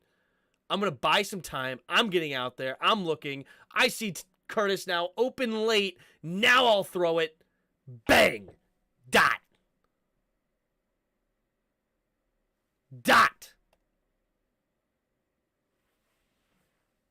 Boom. All right? You step up when your team needs it the most. That is why I like Heinicke. All right, and that's why I want to stay with him. He's done it over and over and over again. Look at the Packers, right? We need a 3rd and 3. We need to get this first down. All right, I'm off my back foot with pressure on my face, throwing with anticipation, getting it to Terry McLaurin, right? We need a freaking play against the Colts. All right, I'm going to go up and I'm going to get it to my man, Terry McLaurin, one-on-one with Stephon Gilmore. He's going to go up and make a play, right? Or I'm sure we could think of some other ones where, like, when they needs to step up and make a play, he's usually there to come up with a big one, right? He's not perfect. He's not great. All right. He's definitely needs to be replaced next year. But this kind of stuff, Carson would never have made this play. If this is Carson, this is a sack. Right? If Carson's in the game, we lose this game freaking 20-6. Right? Because he's not making that touchdown pass to Terry McLaurin. He ain't doing that. I guess, you know what? Fine, 20-13. He would have made the touchdown pass to Logan Thomas, maybe. He let's say he makes that better throw. Okay, he's not making the one to Terry, and he ain't getting this done. If he was half as good, we wouldn't be in this situation. That's the part that you're missing, bro. Dude, quarterbacks end up in situations when you're down 7. Literally, Tom Brady couldn't score more than what? What did they have? 6 points? No, 3 points, right? 3 points is what they had last night before scoring 2 touchdowns. 3 freaking points.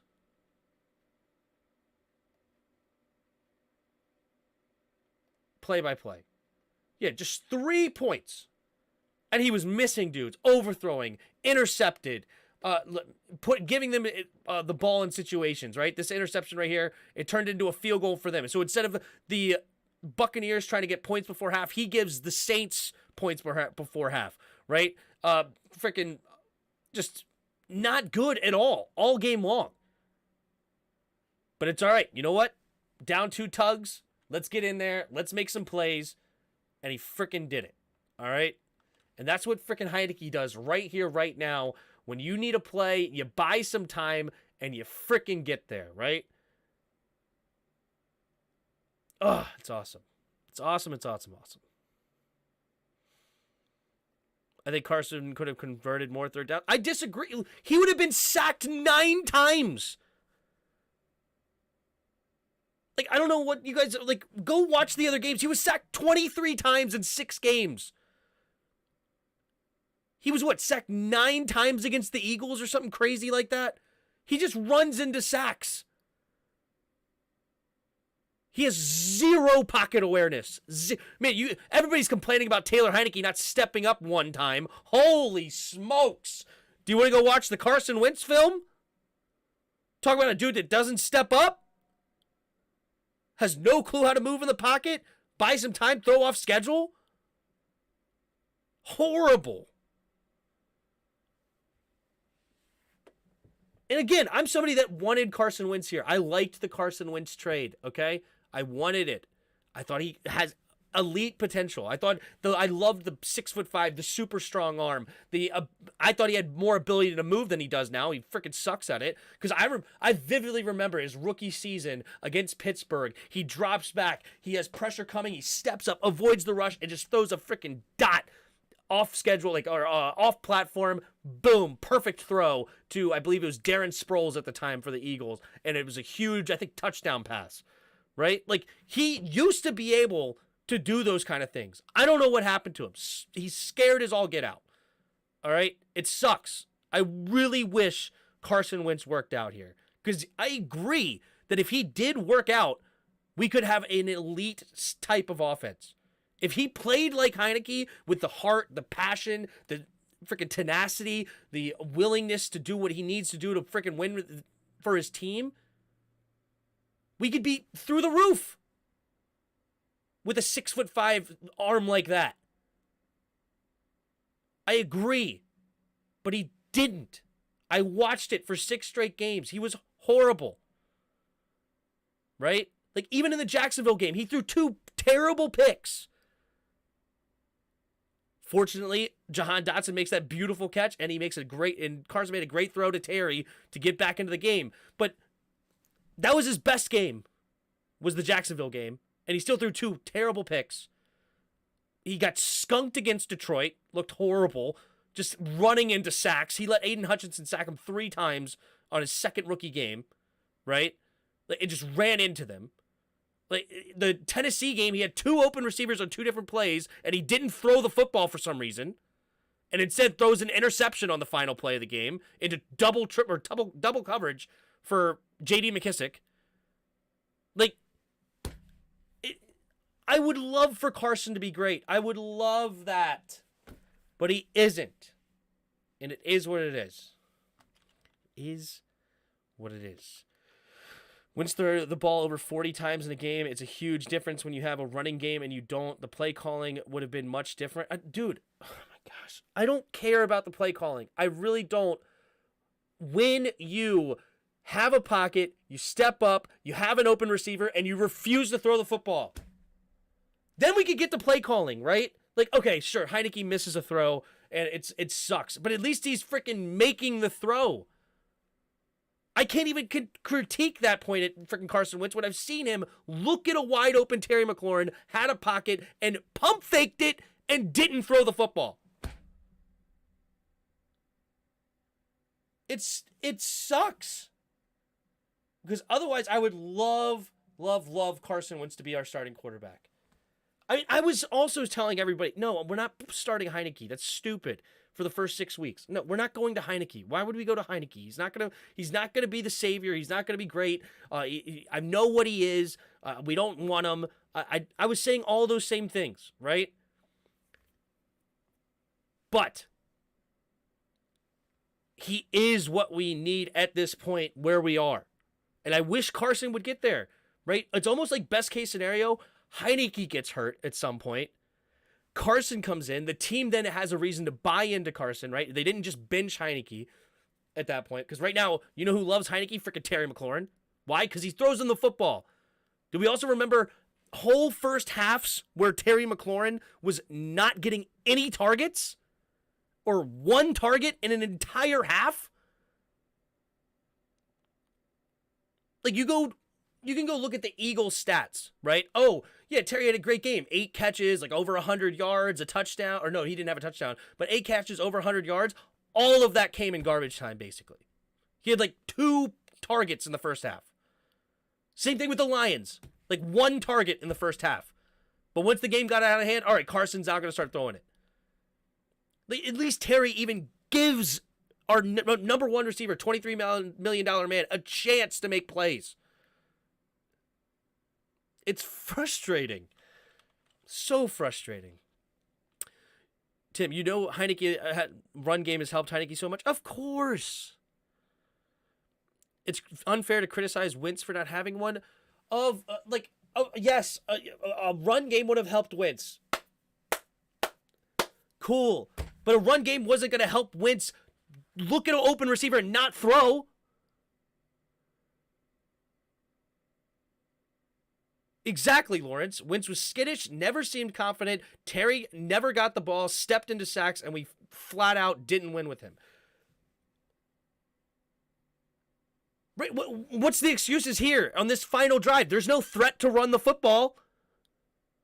There is 0 threat to run the football here on this touchdown drive. Did we even run the ball once? Pass, pass, pass, pass, pass, pass, pass, pass. 7, 8 straight passes from Heineke. No threat here. They let him loose. He's going to buy some time. He's going to get things in the pocket. He's going to make things happen. And boom, he got the Giants on their back foot. A couple of plays later, Jahan makes a beautiful spin move, touchdown. Boom, send it.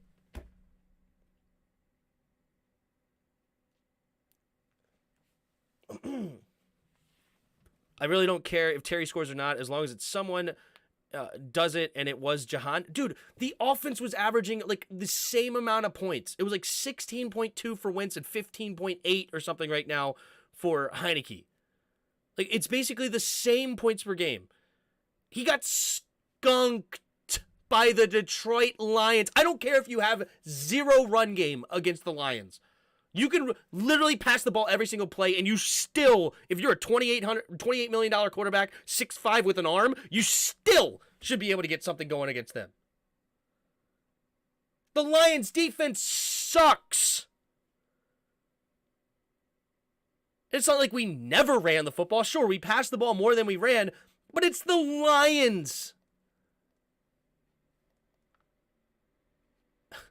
The Lions.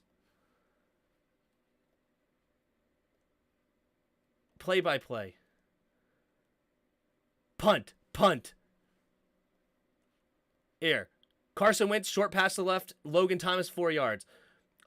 Antonio Gibson, left in, 2 yards. 3rd and 4, Carson Wentz sacked for 0 yards. Cool. All right. A 3rd and 4, not converted. And this is against the Lions.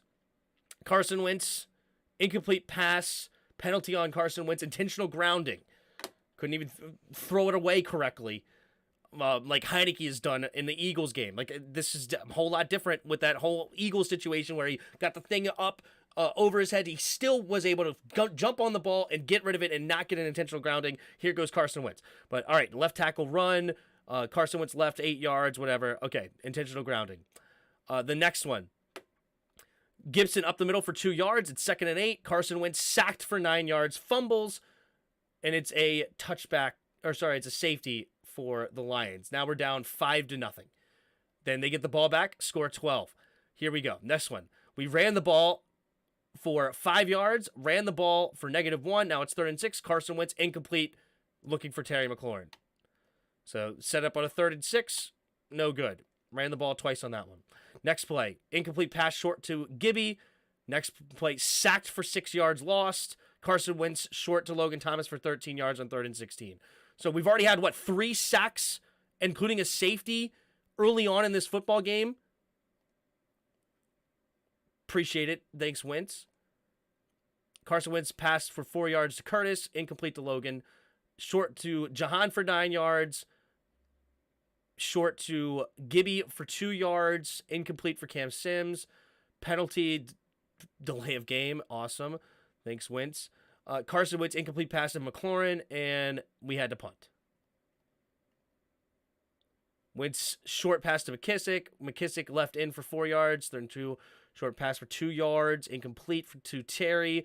Another sack on 2nd and 10. Again, Aiden Hutchinson. I mean, he's been sacked, 4 or 5 times against the Lions? He was terrible. This is against the Lions' hot garbage defense. And we couldn't do anything against them in the first half. And yes, we were definitely passing the ball more than running the football. And Brian Robinson has definitely helped this team as well. I love having Brian Robinson. That's something we did not have against Detroit. We did not have a Brian Robinson that was actually able to get more yardage after contact than one Gibby is. And yeah, sure, you could say help him out with some play calling. It's just, I don't care what your play calling is, dude. When you're running into sacks, it's a problem. Heineke avoids sacks. He throws it away. He's very, this was the most sacked game he's had all year long. And how many times was he sacked? Pretty sure this is the most sacks he's literally had all year. And he was sacked 5 times, which is definitely a lot. But overall, other games, let's see, he played against the Packers. Box score, He was sacked 1 time for 3 yards. What the heck? What the heck is going on? 1 time for 3 yards. Colts, he was sacked twice for 13 yards. So he's been totaled 3 times in 2 games. We said 23 sacks for Wentz in 6 games. Box score here. He was sacked 3 times against the Vikings. So we have 6 times in 3 games. He wasn't sacked against the Eagles at all. No, he was sacked 3 times against the Eagles. So 9 sacks in 4 games.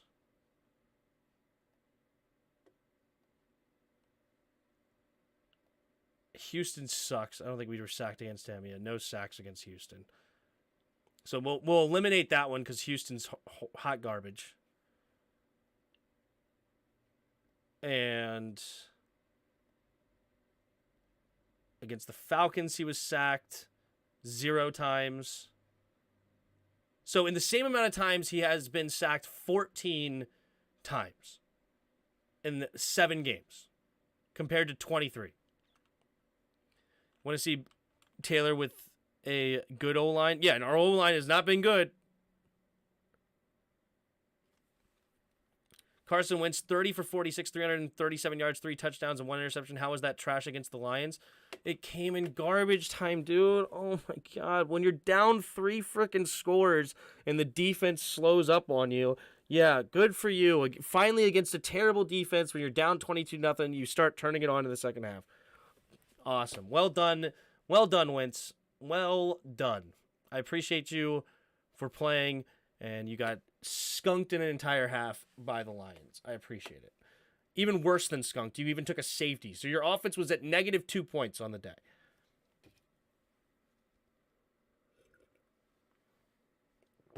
Ooh. And where did that interception come from against them?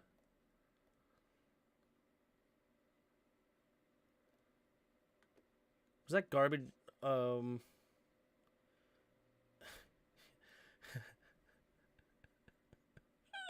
And then he throws an interception when the game actually is still matters as well. And talking about, and it was over the middle. Everybody's complaining about Heineke over the middle. And he throws it over the middle, overthrows Logan Thomas, intercepted. Luckily, it didn't end up in points somehow. Somehow we must have had pretty good field position then. Yeah, he threw it at the Detroit 47, which was good. But yeah. So, awesome day for Wentz. I'm glad he finished out strong. But it is what it is. I'm not saying Wentz is good, but he's better than Heineke, but he's not. That's the point. He has a stronger arm than Heineke. I mean, he's more talented than Heineke. He's more... and they think I'm a troll. Yeah, because you like Larson. But anyway...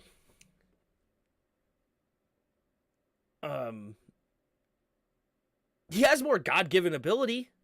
And if he freaking had the right mindset, he could be tremendous. He could be top-notch. But he's terrible mentally. Terrible.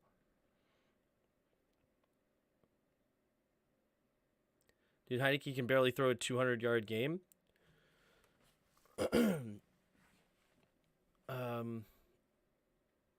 Okay, that's fine. Yeah, we didn't have any deep shots in this game, and I think there was only one time that if he, instead of throwing it to Terry, he could have taken a potential deep shot to another guy, whoever that was. But yeah.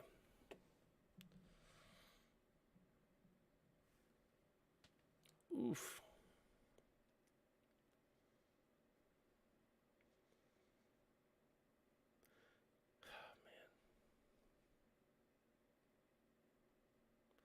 It's a heck of a route by Curtis, huh?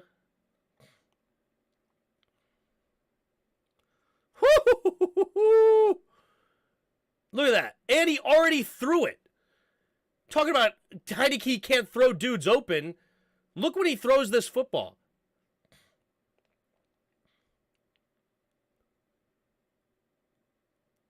Right now, he's already pumping it. Curtis is not open yet. And he's already dropping back to throw it. And then he freaking delivers a beautiful throw. Probably could have been a little bit more outside. It was a little bit too in. But still, boom. Clutch throw here by Heineke again. We need to move the football here. Where if we don't score here, the game is over.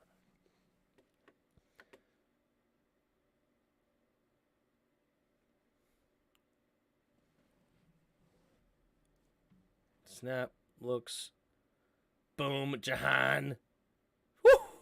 Woo! That move by Jahan Dotson, baby.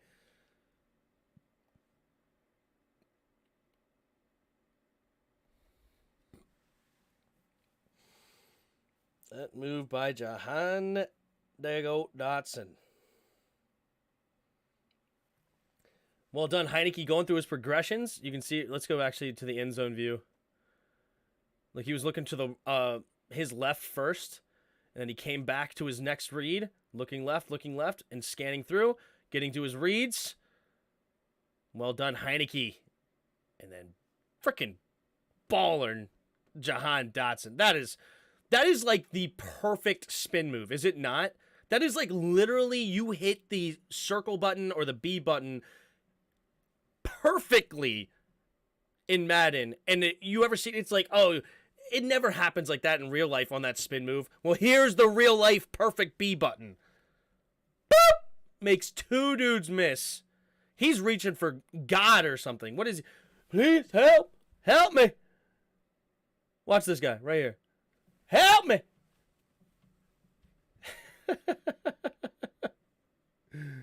Oh, and he throws the ball into the end zone. Or into the crowd. Oh, man, that looks like a Heineke throw. Look at that duck.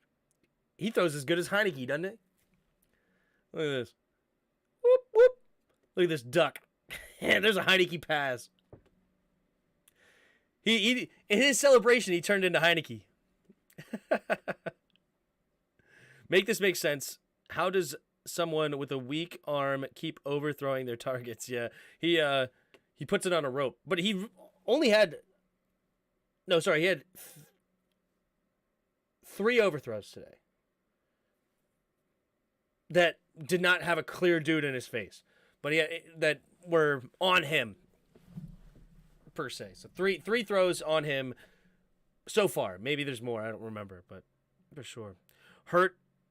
What hurt Wentz was holding on to the ball too long when the line broke. Yeah, dude. He took so many sacks that he shouldn't have taken.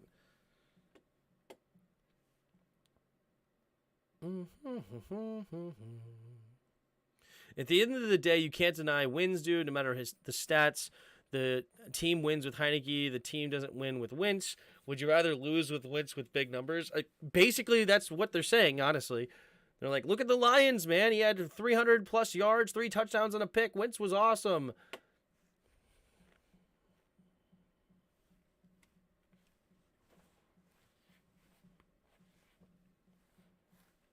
Not saying, I'm just saying. I agree with that. Wentz should have gotten the ball out quicker to throw it out. Yep.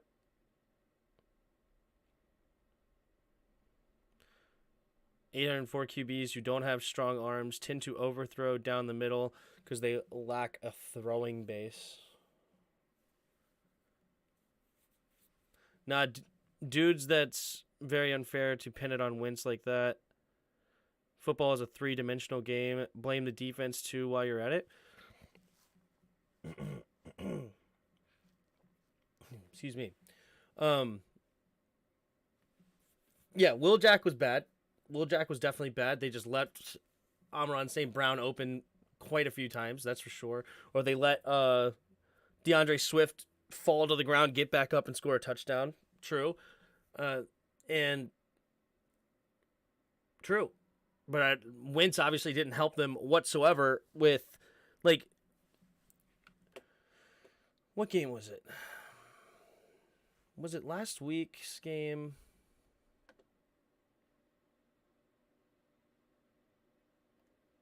Yeah, I think it was last. I think it was a Falcons game.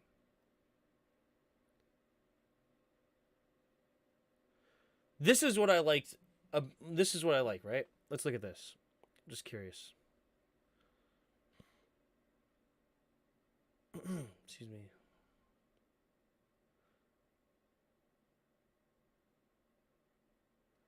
Was this a screen pass? Short pass to the right? Was this a screen? Short pass, short pass. So, this drive right here really was nice. Was very, very helpful for our team because in the past games, right, where the Falcons scored a field goal, we scored a touchdown, which is also really nice. Let's see. And right out the gate, look, we're passing to McLaurin for 26 yards. We ran for 5, ran for 2, then a deep pass for 17 yards for Heinicke. I know deep is all relative. That I'm just reading it out loud. I understand. I'm not trying to make any. Oh, look, he does throw deep. 17 yards is nothing crazy, but still on a 3rd and 3, making a play, then 4 yards here, 6 yards here, and then a Brian Robinson pass from Heinicke for a touchdown. Like, Heinicke was good at coming out of the gate against this, right? Then they punt, we punt, they score a touchdown and had a huge long drive, right? With Wentz in the game, after this kind of a touchdown drive they had and they took the lead 10-7, Wentz was going 3 and out in like a minute of game time. Like a minute, like every time early on, right? Now, we did run the ball a lot here. Clearly 4 yards, 6 yards, 7 yards, 5 yards, which is all good. Then incomplete, then 1 yard. But then I think this was a slant pass. So already this was 4 minutes taken off the clock because of a great run. So, yes, run game clearly helped big time here. Big time. But then he gets the the screen pass. I believe it was a screen pass. Was it a slant? I don't remember. I'm really struggling to remember what this play was. Then one, but then he still keeps it going though. Short pass to B-Rob, short pass to Gibby, then incomplete pass here, right tackle here, and then incomplete to McLaurin. So the run game clearly helped here. This is good.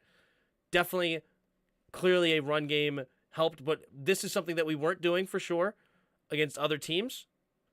And it was just quick 3 and outs after a touchdown, and it's like we couldn't get it together, which is frustrating. This interception was horrible by Heinicke. Terrible interception from Heinicke. And then a punt, and then we scored a touchdown here. A field goal. And yeah, and the defense stepped up. And the defense has definitely played better in a lot of ways too. But I feel like having these long sustained drives have definitely helped the defense in that sense. And the run game has clearly helped as well. Clearly helped. But yeah. I think we're being unfair to Wentz. I love that throw to Terry in the first game. I thought Wentz might be okay. Yeah, that was a great throw to Terry downfield. Nobody is dogging him by saying he played worse than Taylor. He was not good, yeah. Y'all are being very unfair to Wentz. He's not great, but he shouldn't be dogged like this. I'm comparing him to Heinicke. Is what I'm comparing him to. And like where we are as a team with Heinicke. And where we were as a team with Wentz. Right? Like, Wentz wasn't good enough. Right? Like if he wanted his job back, he should have beat a team like the Titans.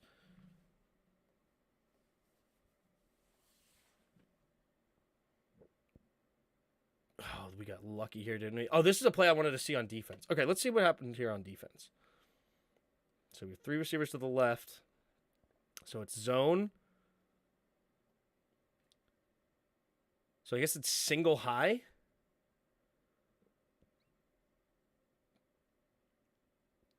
I guess it's a single high safety look, and Derek Forrest was not in position.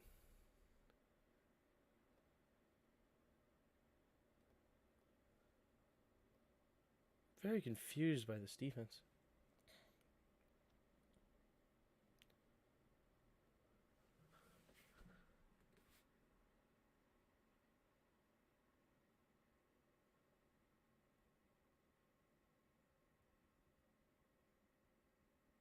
How many people run zone with single high?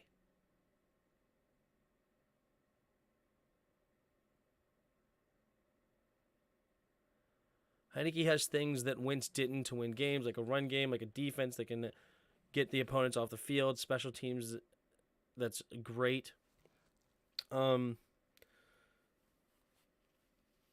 we were down by 10 against the Colts, Heineke stepped up huge, right?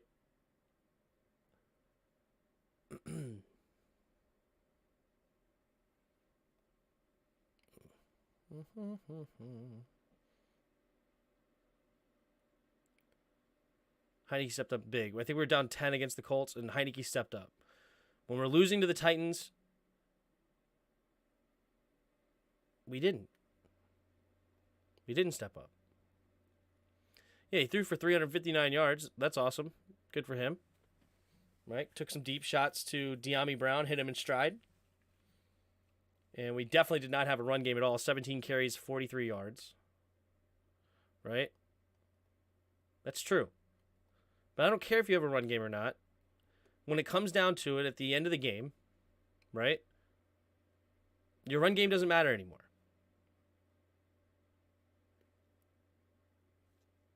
You're down by 4. We need a touchdown.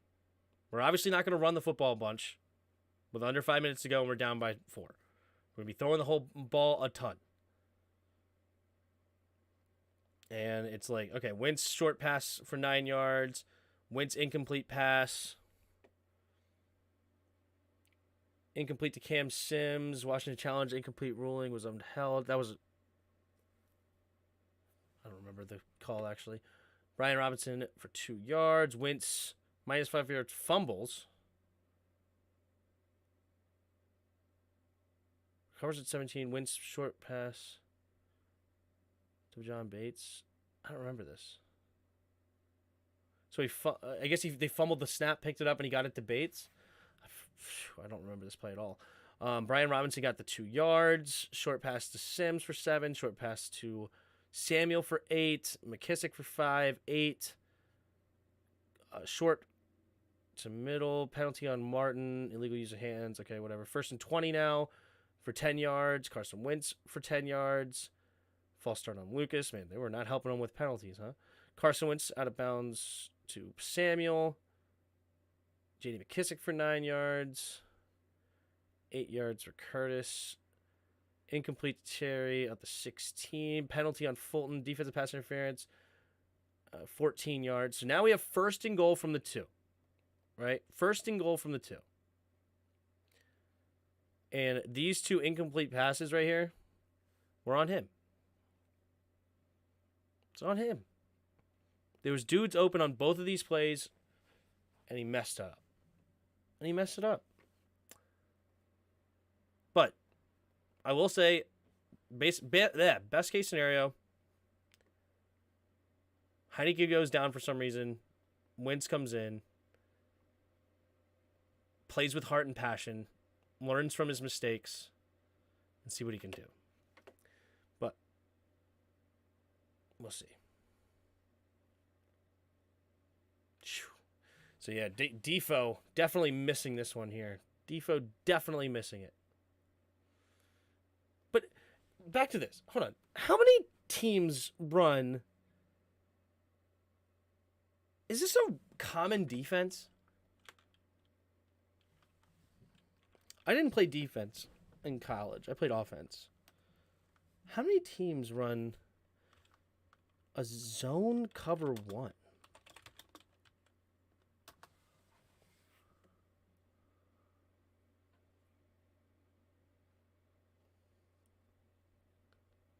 Nobody ever runs a cover 1 with a zone. It's always, when you have cover 1, you have man-to-man. Right? Like, nobody would run cover 1 with a zone.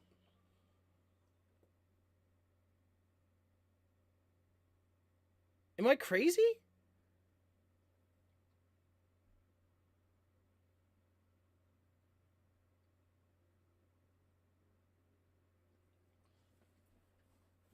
Tim, you need your rest, man. Call it a night. I'm going to finish this game. I'm fine. I'm definitely going to finish the game. But I'm just very confused by this defensive play call. Like, I hate it. How do you call a cover 1, but in a zone look? Like, Defoe has no chance here. Defoe has to cover the entire field by himself.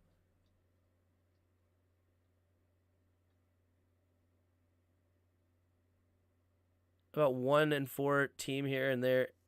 Like, I still want to choose free safety Forrest as a gadget player. But, see, like, people are going to blame Forrest for this play, right? Like, that's what they're going to do. But we're running zone.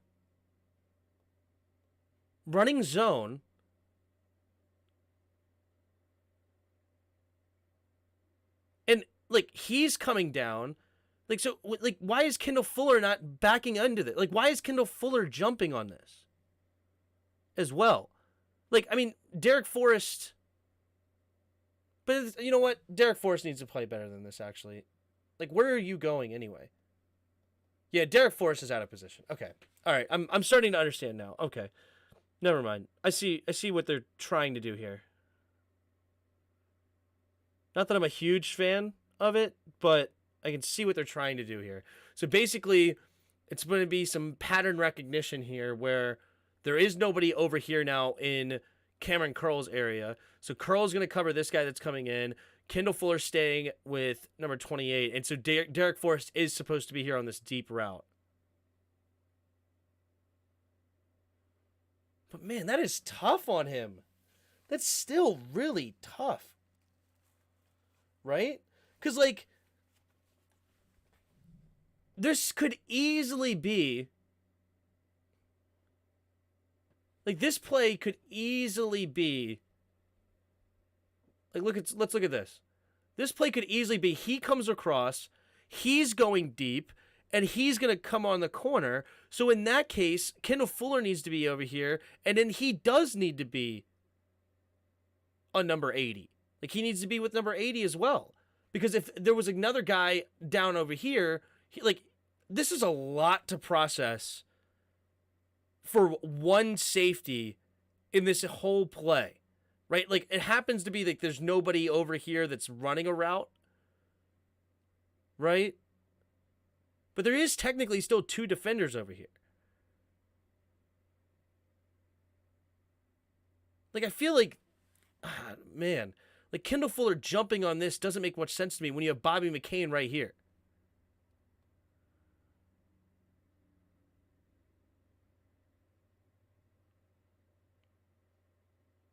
That is a lot to process. They're putting a lot on Derek Forrest play on that play. Like, in the moment, he has to realize this guy's not releasing.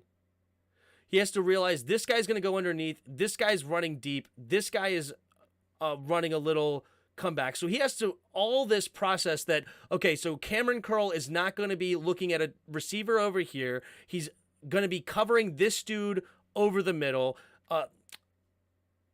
Kendall Fuller's going to stick with this guy. Bobby McCain's not going to do anything, and I have to cover this deep middle here by myself with no help trailing on this receiver.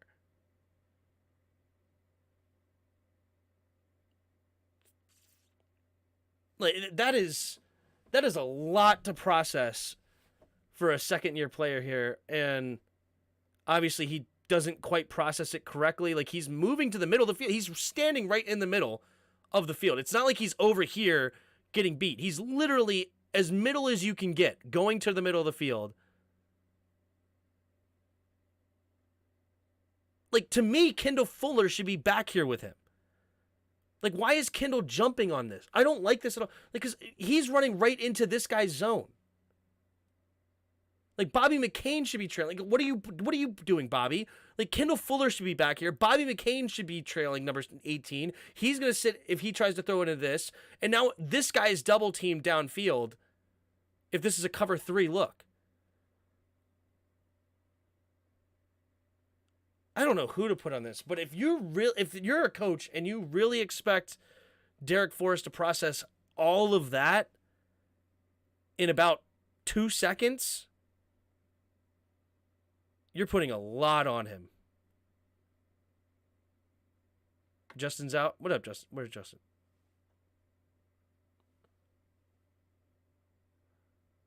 Oh, there's Justin. Well, I'm going to bed. Good night. All right, man. Good night. See you, man. It's fun. Yeah. Bobby covered no one. Yeah, I don't know. They're putting a lot on Derek Forrest on that play. A lot. And fortunately for us, it goes incomplete.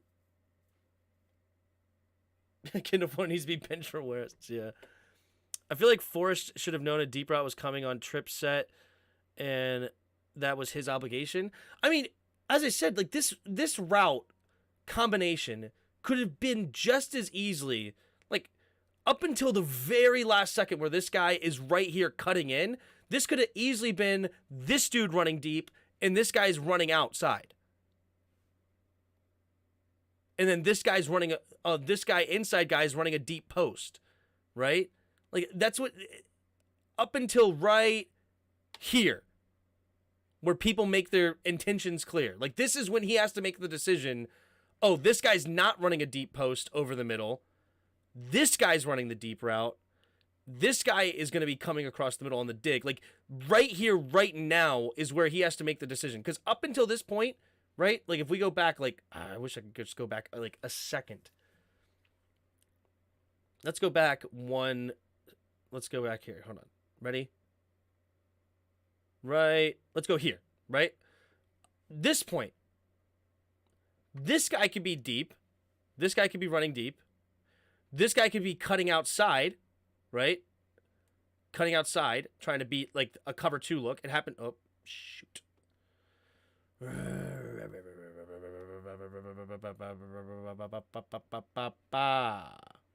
are you doing?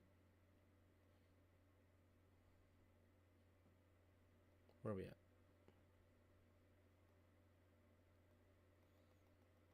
Go back. Go back. Go back. Back.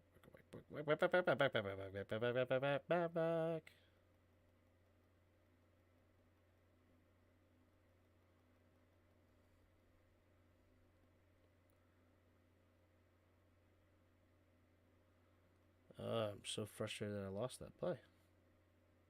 Yeah, okay, perfect. We got back. Okay, so, yeah, up until that point, like, it could have easily been a whole different route combination, is my whole point. Right, up until here. So, yeah, this guy could be running deep. This guy could be coming here to try to beat a cover 2 look, right? Like, imagine if Bobby McCain was staying low for a cover 2 look, or I guess Kendall Fuller would have been actually more staying low, and then he would have been more in the middle, right? And, like, I don't know. It could have been a lot of things. But right now, it's against the cover 3. But the Giants don't know that. Like, they're calling the play before they even know what the look is, right? They don't know if it's a cover 2 or cover 3 when they send the play in. So they could have just been trying to beat the cover 2 look and a whole different play, but they're getting it against a cover 3 where Kendall Fuller doesn't cover the deep. He stays low, which is very odd that he stays low to me. And you're putting a lot on recognition from Derek Forrest, and that's just hard on a young player like that. And I don't know. That's just not how I would have called it. All eyes were on the QB. Yep. What up, Cap? See you on the grind. That's right. Reason it's always the safety is because he's the only one who can see all the routes develop. Yeah, but he's got to make a split-second decision on right here that this guy's going deep and this guy's not running a deep route over my face. And also, on all of that, I don't know if he ever really had a chance to look to see if there's a guy running this way, because if there's a guy over here, Cameron Curl is going to be over here covering, and now this guy's wide open in the middle of the field if he doesn't cover him.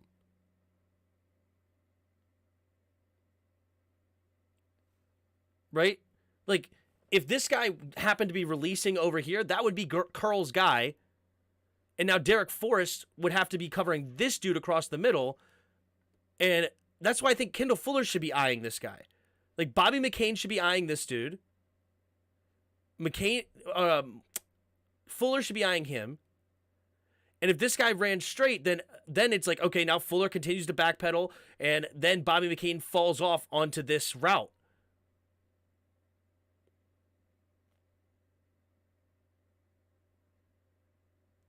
I don't know. It's tough. It's tough. He has to trust the deep middle is going to be picked up by and hindsight 2020 for sure. Like he has to on that one. But as I said, like if there's another deep route this other way, Cameron Curl is nowhere to be found.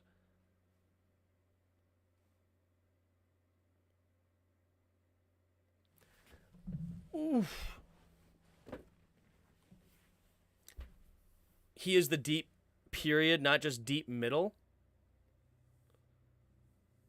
So hold on. That's not true. He's not. If he's deep period, then this defense is horrible. Right? Like if this guy was going deep, Derek Forrest would not be running way over here covering this. It's zone defense. If it's man to man, then he could be solo deep. Right? Like as the deep safety, and he'd just have to cover the deepest man. But if this guy was running deep, you were coming in outside, and he got the deep post, this would be his man. And that's who he's looking at, is this guy. Right? Like he's looking here because he's expecting a deep post. He's not expecting this guy to go deep. And if he does go deep, this guy, Kendall Fuller, should be sticking with him. I still think Kendall Fuller should be sticking with this middle guy. I really do. I don't understand why Kendall Fuller would come here and Bobby McCain would just fade into nothingness. I don't understand that. Right? Like that. I feel like Bobby McCain should be recognizing, oh, wait, I need to come in here. And if his eyes were at this receiver, then Bostic needs to come help as well. Because as I said, like, it's no guarantee that Cameron Curl's even going to be here. Because if this guy was running deep downfield as well, like if you had another vert over on this side to keep this guy on the cover 3 away from the deep middle guy. Yeah. I mean, hindsight being 2020, yeah, okay, this guy is not running a deep route.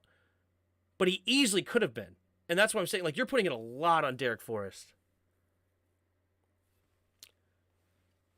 Cam has the deep middle route. I understand Cam has the deep middle. I don't understand what you're not understanding.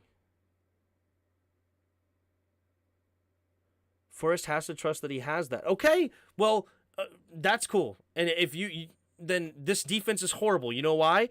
Because if this guy was running deep, and he just has to trust that Cameron Curl has this, then this guy's wide open deep down the middle of the field, and this is a deep post route, and everybody's looking at Derek Forrest. Why didn't he pay attention to the guy in the middle?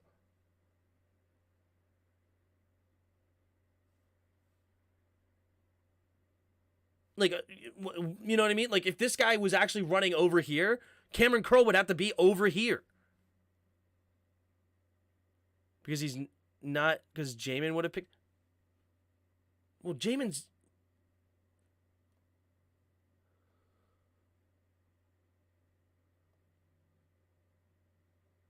So Jamin would have been running. You're saying Jamin. Is this not a blitz here? But so Jamin would have been running over here. But then who has the flat? Because they're blitzing a dude.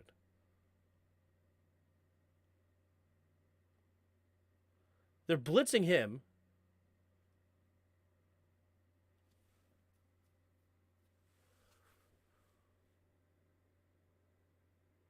So Jamin's zone, you think that Jamin's zone is here, but if this guy did release off the ball, like right now he's blocking. Right now he's blocking. This guy, right? This guy's blocking. But if this guy released and just went deep right off the snap, Jamin, you think Jamin would then have this whole area. So he would go from here and covering here to vacating that zone completely and then covering deep over here and running with a go route? In cover 3?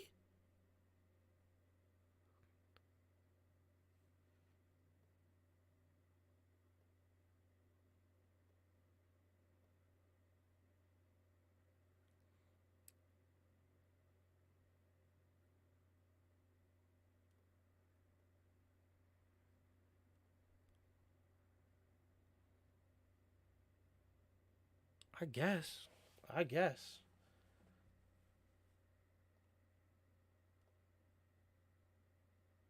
So Derek Forrest on this play should never go to the middle of the field, is what you're saying. He should just stay right here. And wherever it goes in the middle, whatever. Like if this guy comes deep across, it's never his man. It's always going to be Curl's man. Always. Right? And then, so he should never have gone to the middle of the field. He just has the deep man. So Cameron Curl is actually not in cover 3 at all. He's basically manning up on this guy wherever he goes. And this guy's passing this off to here, and then Derek Forrest should always just look for this guy. He's basically manned up with whoever goes, or he's basically manned up with him. Because if this guy runs across his face, you're saying that don't worry about him. Ignore him. Like that's Cam's guy, no matter what. So it's not cover 3 at all. He's just manned up. Exactly, he's manned up coming off the deepest routes. So he should have never gone to the middle of the field.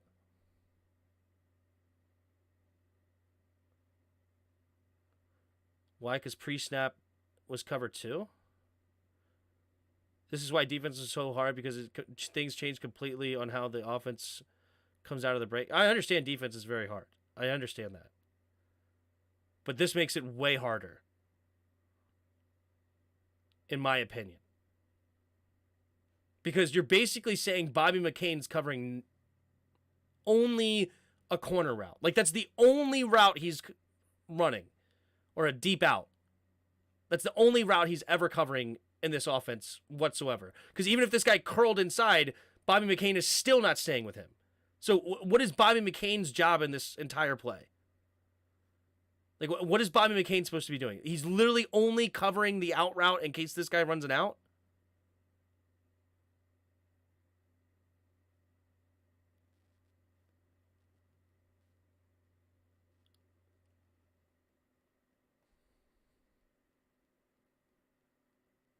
Like,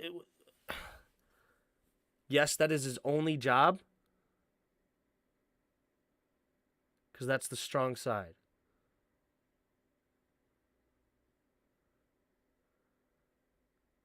Okay, this is what I'll say. I can agree with everything you said. That is what they're supposed to do.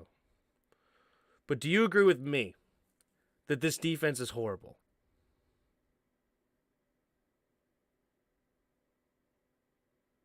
James Jones is... he's a little bit behind us, isn't he? What's up, James? Once you get to this part, thanks for watching.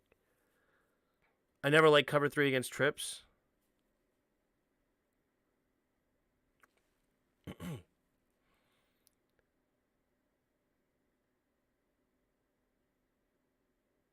Horrible.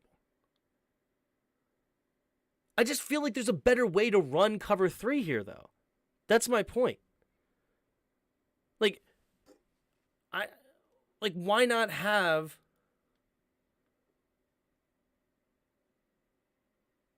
Why not have Bobby McCain actually play defense here? Are we in overtime yet? We're close. We're about to be in overtime. This is the final drive of the Giants that ends up being a 3-and-out. And then we have a 6-play drive for us, and then we're going into overtime. But this is interesting to me because I feel like I'm learning something, but I don't like it. Okay, so I appreciate you Peter, for explaining the thought process. I like it. But I feel like we could run cover 3 in a whole lot better way here. Right? Cameron Curl has over here. And if nobody releases, then I'm fine with you coming in to help. Right? Derek Forrest has the deep middle. Okay? And he can help on this deep route if this guy comes flat where Cameron Curl is here. Right? Then Curl is the deepest route because there's 1, 2, 3 defenders, 1, 2, 3 receivers, and you have a deep safety. Fuller has the deepest route. McCain then takes whichever one of these two is the shorter of the two, right? He stays in the middle to help cover, and he reads the quarterback's eyes, Bostic. If he starts reading over this way, then he does. If this guy comes over here, and also that allows Derek Forrest to read Daniel Jones's eyes. Tim, Sundays aren't going to be the same without you. I know, dude. It sucks. Bobby McCain is there to cover the slot, running a 5-yard out. And if it comes, he's supposed to drift back and layer a potential corner. That's why Bobby's first move is inward towards the slot.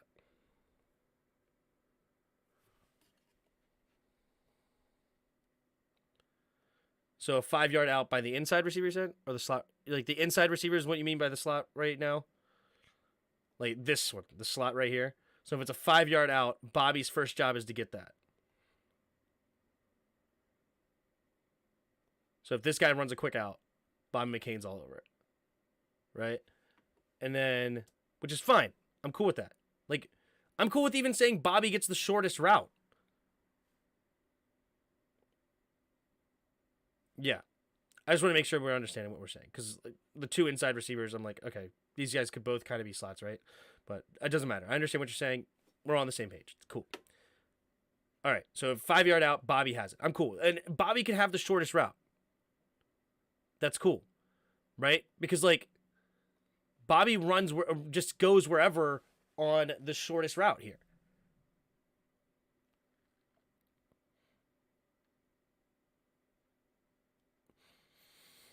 Excuse me. Right? And so basically he feels where this guy's going. And he's just only, like, I don't like that he's only looking at the quarterback's eyes right now. Right? Like, why is he only staring at the quarterback's eyes? Like, he's going into a zone with nobody there and not playing anybody. I hate it. We can't run cover 3 better than this. That's why Fuller's following the only guy who can run a corner route because he does a dig instead.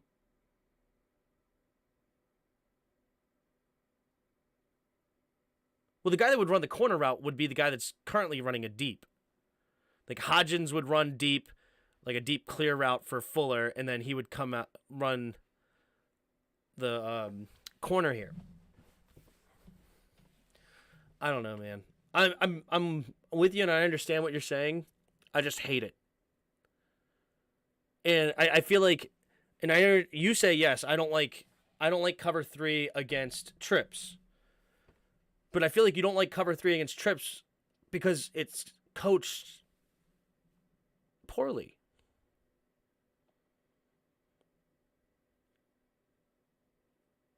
Like, I feel like you could coach it better than this. Like, you don't like what I'm saying?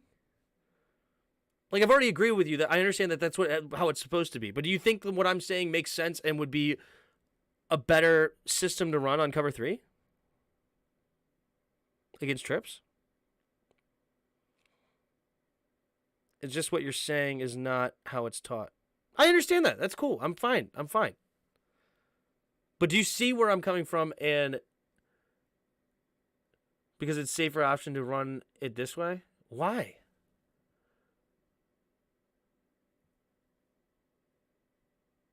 I don't know. Doesn't matter. All right. We're moving on to the next play. Derek Forrest didn't do his job. I agree. That's true.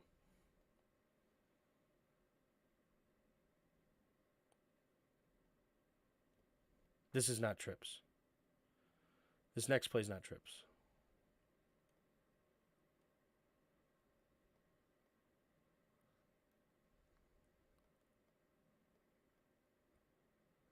Oh, this is man-to-man. Cover one. Man up. Man up, baby!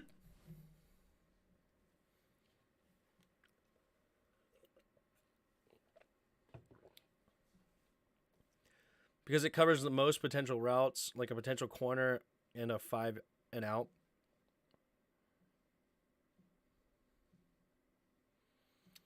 I just feel like how it's taught by what you're saying right now is that automatically one player is not doing anything. And that's what I don't like about it. It's either Cameron Kroll's not doing anything or Bobby McCain's not doing anything. It's like they do nothing. All right. Throwing it over. Nearly intercepted by Danny Johnson. Nearly intercepted by Danny.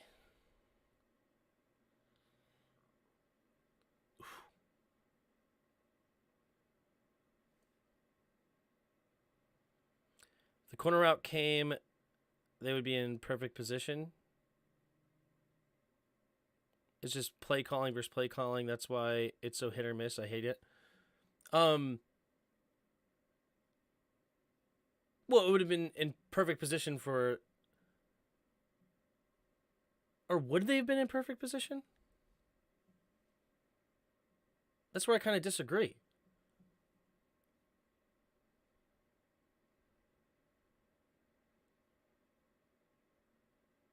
I don't think they would have been in perfect. Bobby would have been in perfect position for the corner, but nobody would have covered the deep go route. Like you would have been putting freaking Derek Forrest in an absolute the worst possible situation with how it's taught. I think it's taught like Neanderthals, but that's just me, I guess.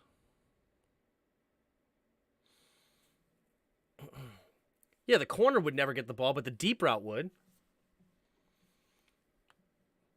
Because Kendall Fuller's not responsible for the deep route. So if you have a deep post in the middle of the field with that slot receiver, the slot receiver runs a deep post, and then you have a go route, like you're getting torched. Right? Or you're saying he's manning up on that go route. So Kendall Fuller would man up with the go route.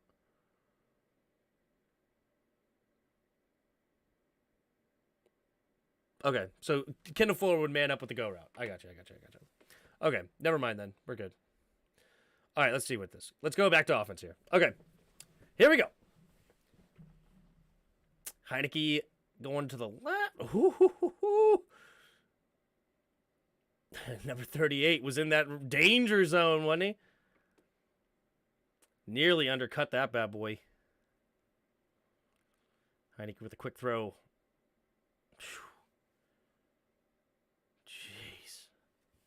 That was a dangerous pass. Dangerous. Looking, scanning, throwing underneath. It'll be caught. Running ahead, diving ahead. Nice play. The 41-yard line. Making the shotgun. Good protection on the quick route. Get rid of it quickly.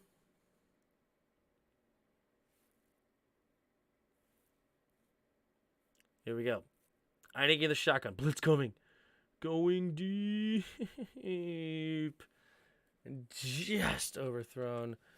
They just weren't on the same page. I don't know why Terry stopped his route. He was trying to go back shoulder. It looks like. And if Terry continues to run that outside and then just continue to full speed it down the edge, I think that Terry is going to be able to catch that back shoulder.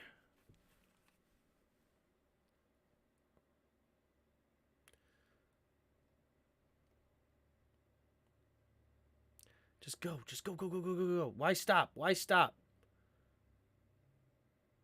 He's trying to hit you back shoulder, bro. Trying to hit you back shoulder.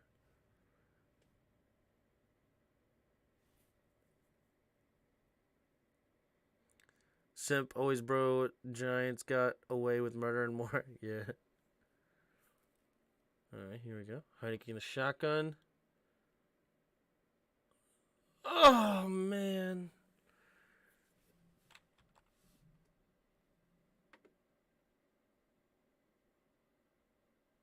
That's a great play by the safety to get there. That is a great play by the safety.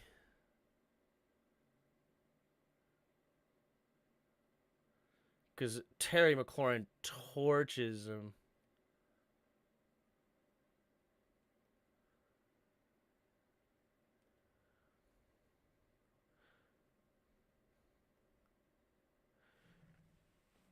Is it just me, or does it look like Terry McLaurin's route is ran too deep? He rounds that off too much.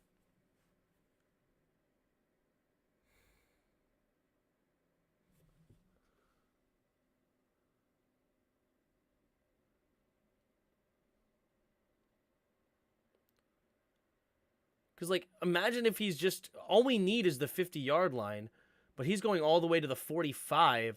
Like, if he is able to cut this down the line here and catch it here, the safety's not going to have time to get in there in man-to-man. I wish we didn't run it as deep because all we needed is the 50.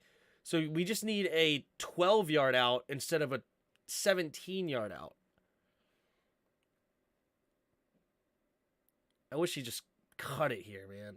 Cut it right at the 50. Because these guys underneath covering, and then the safety doesn't have time to get in there. But it's probably coached that way by frickin' Scott Turner. It does not look like he goes too deep. See, they call him Scary Terry for a reason. He finds ways to get the rock. Yeah.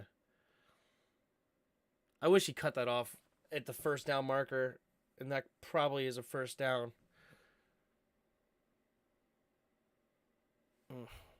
Yeah, if he didn't round that off, the safety would never have been able to get there in time. That's how I feel about it.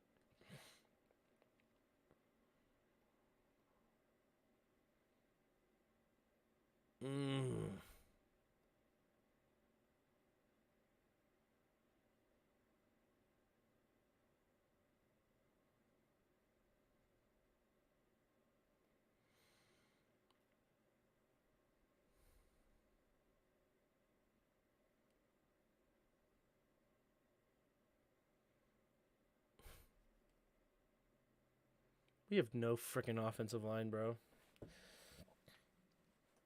We have no offensive line.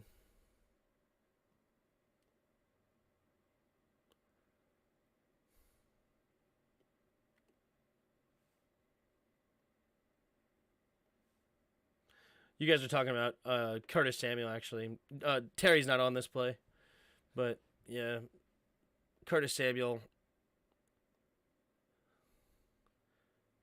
does have him beat here. I wish he was able to step up into this pocket and really deliver a ball here. Let's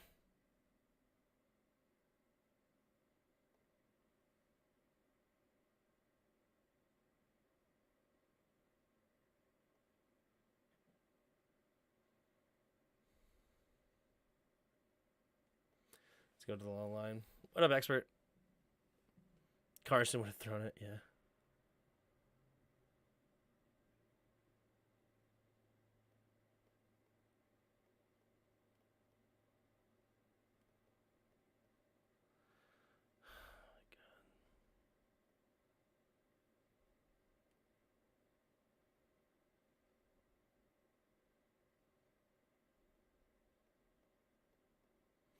Why?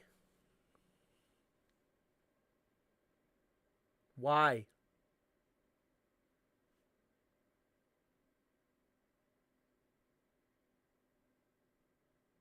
Why?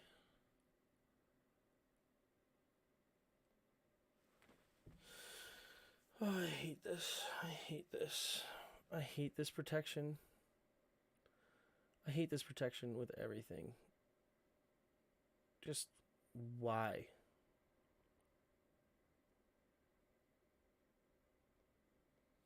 We have 1, 2, 3, 4, 5, 6, 7 blockers in. and we can't pick it up. 1, 2, 3, 4, 5, 6.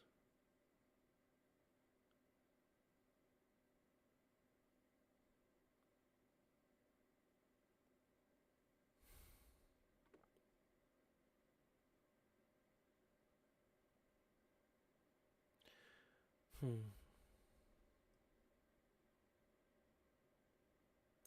1, 2, 3, 4, 5. So 1, 2, 3, 4, 5.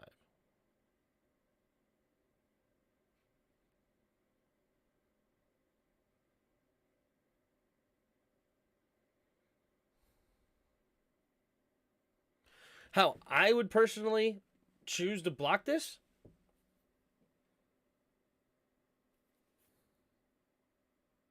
How I would choose?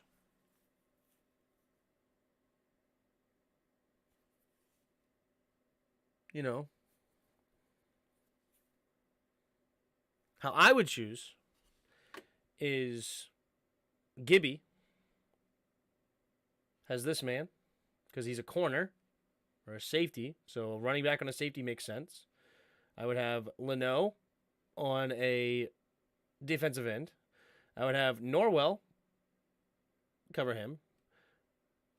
Larson, or Nick Martin now, 36. Wes Switzer, 97. Leno, Kayvon Thibodeau.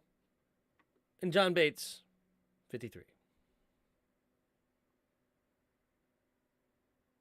1, 2, 3, 4, 5, 6, 7. But instead,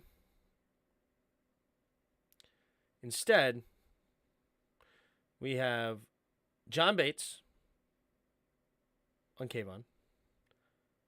We have Lucas have to reach all the way over to 97.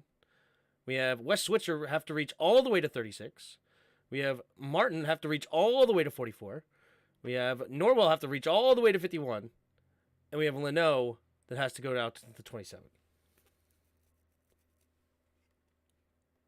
That's instead what we do.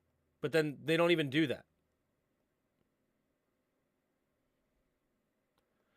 Instead, you have Leno, for some reason, get locked up on 51 instead of just blocking the end man. And then we have no freaking time, no room. Dude, if this guy didn't, stop, fortunately for us, this could even have been worse. Like, if 44 just freaking hit the gap and 36, if they just all sent it in. Oh, yeah. Leno's so bad at picking up the blitz. Right.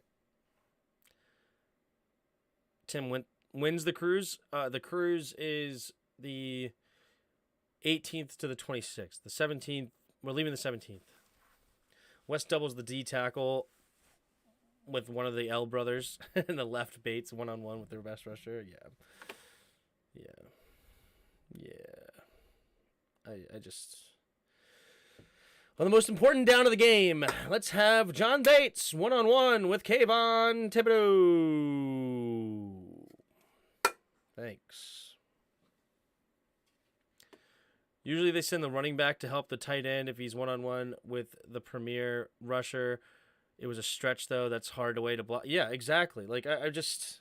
On the most important down of the game, it's 3rd and 10 on the final drive of regulation. That's what you call. That's what you call, man. Bro, how long have you been live? It's going to be about 5 hours. We're not even in overtime yet. How many people we got? We got 30 of you in here. What up, everybody?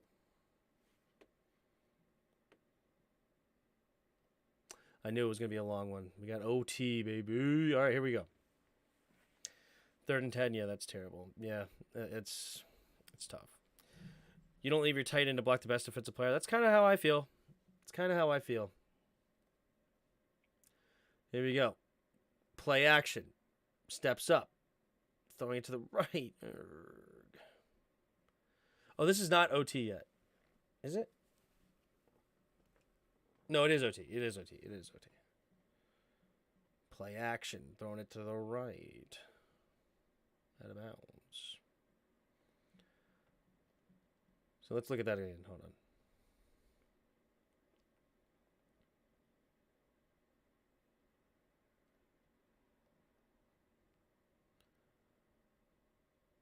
I hate when we run cover 4. On 1st and 10. Peter, do you hate his cover 4 as much as me? I hate when we run cover 4. We always get torched when we run cover 4. On 1st down. He wasn't left alone. He had help on Gibson. Well, see, you can say that. You can say that, okay? You can say that. And I understand what you're saying, okay? But this is why I disagree. What happens if this dude comes?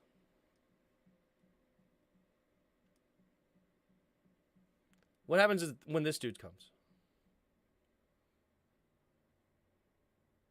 If both of these guys end up coming, then there's a hot route.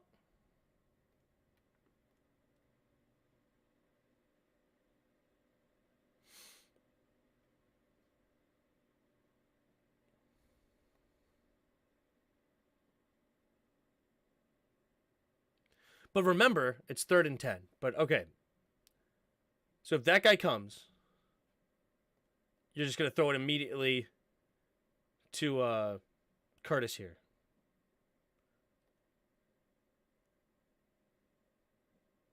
Even though we don't run hot routes.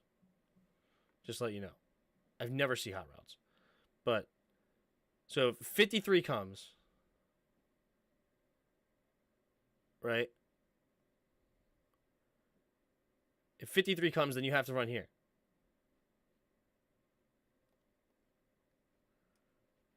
You have to do the quick slant.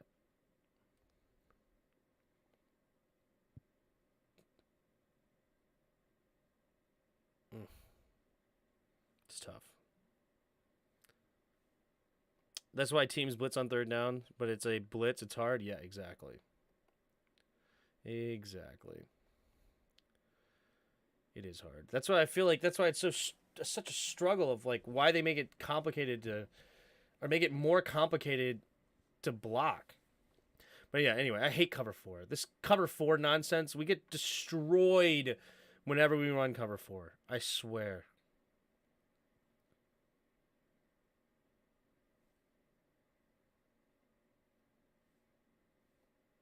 Honestly, I don't know why they didn't run more screens against their. Why we didn't run more screens against their blitz. I feel like we ran a few screens at least, but it seemed never to work. But it is what it is. I think we had like 1 or 2 decent screens, but our screens don't work. Yeah. Pitch play. Oh yeah. Oh yeah. Jonathan Allen, baby. Make him work. Make him work, Allen. Just blow it up. Oh, I love Jonathan Allen. Our line doesn't work well enough to screen. Yeah. True. Okay. Get the stop. All right. We do force them to punt. That was a scramble for 8 yards. Now we're about to get a sack, baby.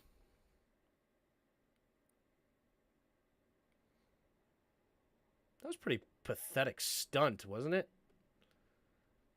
Jonathan Allen just stopped, and then I'll go. But he didn't stunt very hard with 97. Just freaking plow into the dude. Yeah, not very good by F.A. Obata there. Takes a snap. Stepping up. Boom. Nobody open. Great coverage on the back end. Look at that. We don't do that stupid cover 4. It's actually a cover 2 look. Look at that. Weird cover 2 look. With the safety coming up. Cover in the middle of the field. Drop back the 2 corners. And he runs right into where the safety is. We got the right defensive call there, don't we? Oh, this guy is open, though. If he would have found the soft spot of that cover 2, man.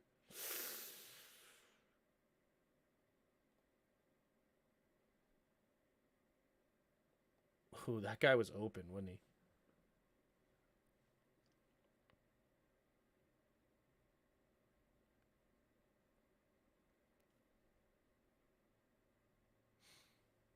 I love also him punching Payne made Payne wake up. All right, we forced the punt. Got the punt. They almost messed up that trip set too, right? We suck versus the trips. Put a man in motion, hand off to the right side. Just B-Rob.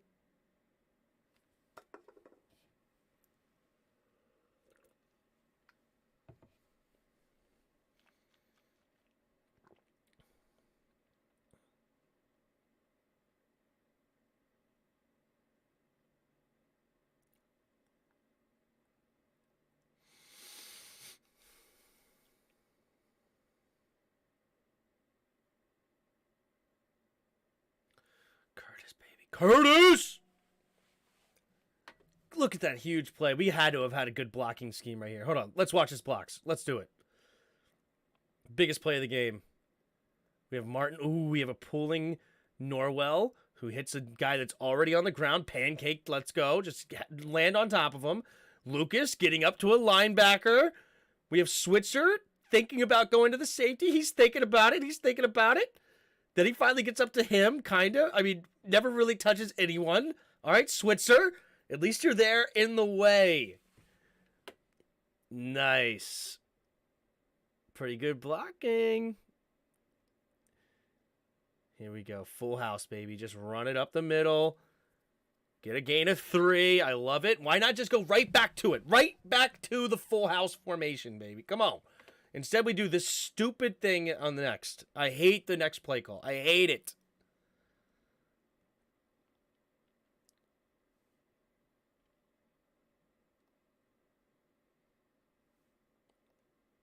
I hate the next play. I hate this play with a passion. I hate this play. Everyone on the planet knows you're going to run the football. Everyone knows it. There is not a single person that sees Heineke under center right now and believes you are going to pass the football. Everyone knows you're going to run anyway. Bring in the freaking heavy-duty people, dude. Don't leave Logan one-on-one with freaking Kayvon Thibodeau again to get destroyed just like he's about to right now. I hate this play so much.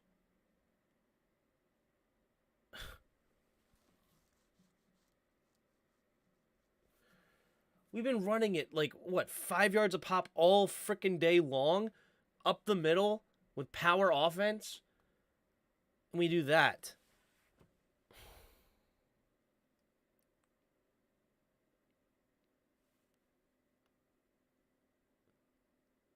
I hate it. I hate it so much. Gosh, I hate it even more. I hate everything about this. Why does Leno block it like this? Why does Leno do this? Leno, why is your first step upfield? It's everybody's going to the right, or left rather. Zone it. Come on, man. Help go block Kayvon. If you help with Kayvon here, this could be much better. Right? Like, if you go help block Kayvon, get out there, get in the zone, move out there.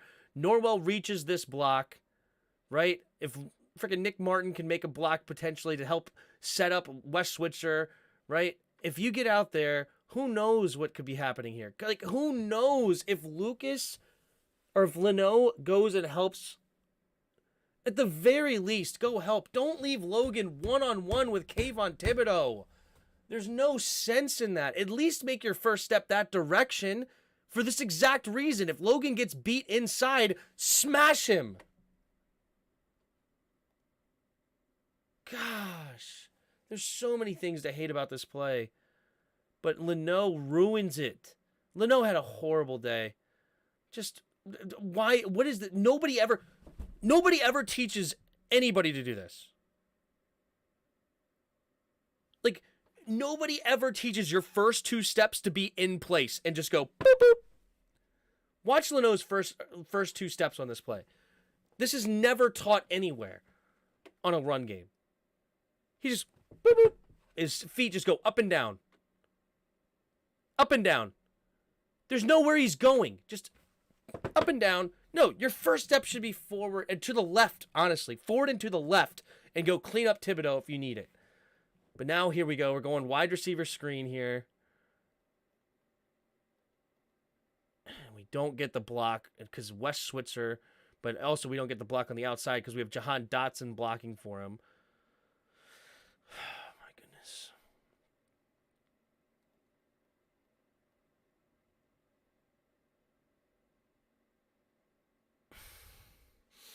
Oh my gosh. Leno.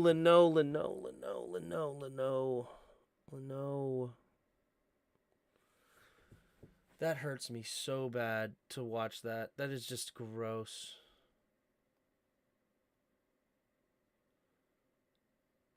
Leno, what are you doing?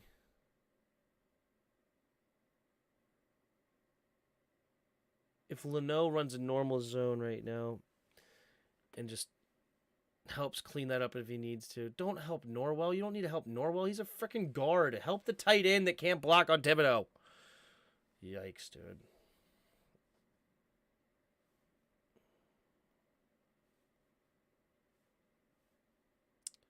But also that means this coaching staff doesn't trust this line enough to allow Leno to not help Norwell. Exactly. It's crazy. Like, why is Norwell on the field then? But yeah, we trust Logan Thomas more one-on-one with Thibodeau than we do Norwell one-on-one with the D tackle. Like, it's stupid. Because he's cute, that's why.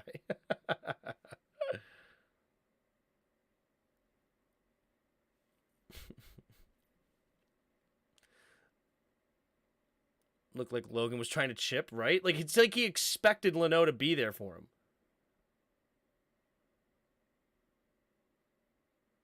That was a freaking Saquon Barkley, a dog for that one. He just put his shoulder down and just took Danny for a ride. Boop! 5-yard carry. As in a 5-yard carry of your defender. Where are you in the game? We're in overtime. We just saw our first drive, so we're on the second drive of the Giants in overtime. When we're blocking a guy already on the floor instead of moving to the second level is mad cute. Yeah.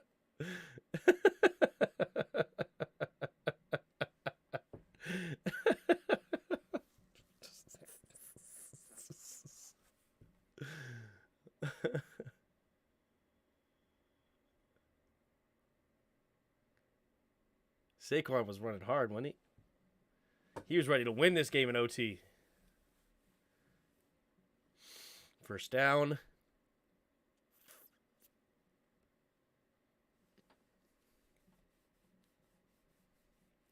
It's a good anticipation throw, wasn't there? There we go again. Peter.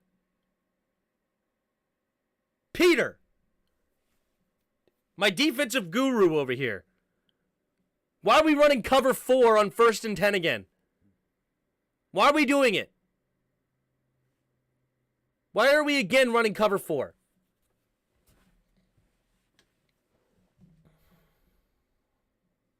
Every time we run cover 4, it's a first down. Every single time. It's crazy.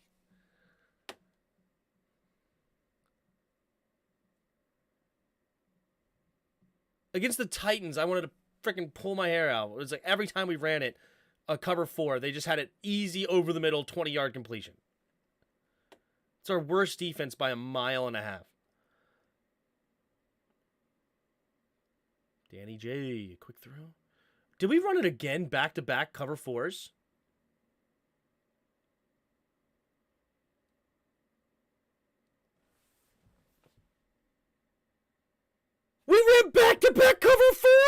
And they just ran the same play!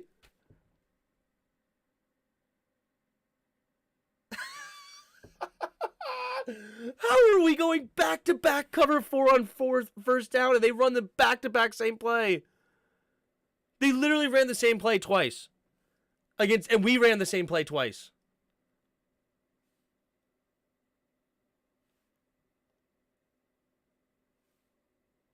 Bruh. Was this hurry up? I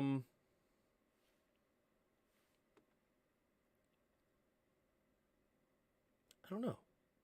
Could have been.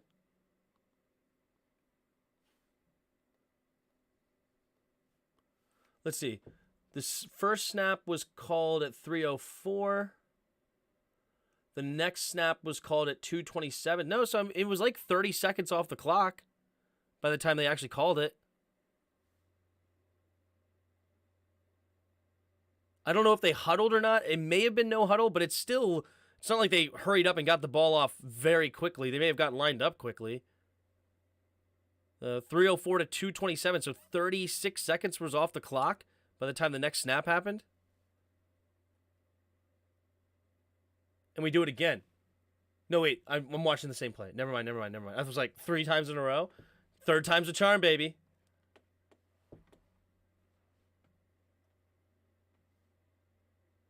This is what I do in Madden. It's like I'm watching Del Rio call my defense. Yeah.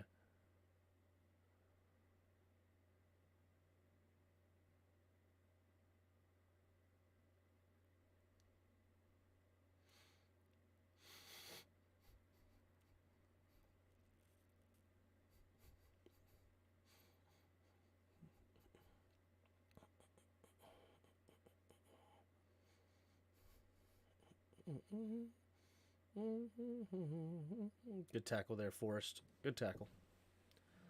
Get him out of bounds.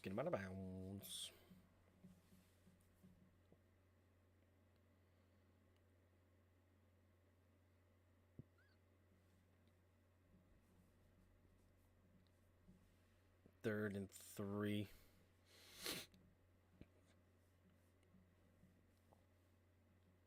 We should have ran cover 2. This is so ugly. I know, dude. I know. Did we run cover 4 again? Hold on. I wasn't even paying attention. Okay, now we're running cover 2, and they're not getting very much on us. Now we ran some cover 2. Did we go to cover 2 the play before that? No. We ran something else. Man-to-man? Oh, yeah, it was an all-out blitz man up. It was literally cover 0. We went from cover 4 to cover 0.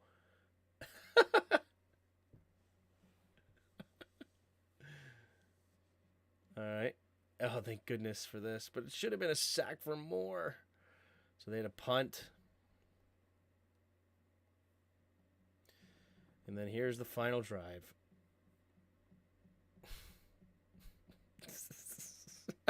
I'll talk about super cute.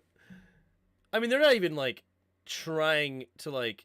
What are we doing here? Like, for real. Like, on what planet is Leno not one-on-one right now with Thibodeau? On what planet?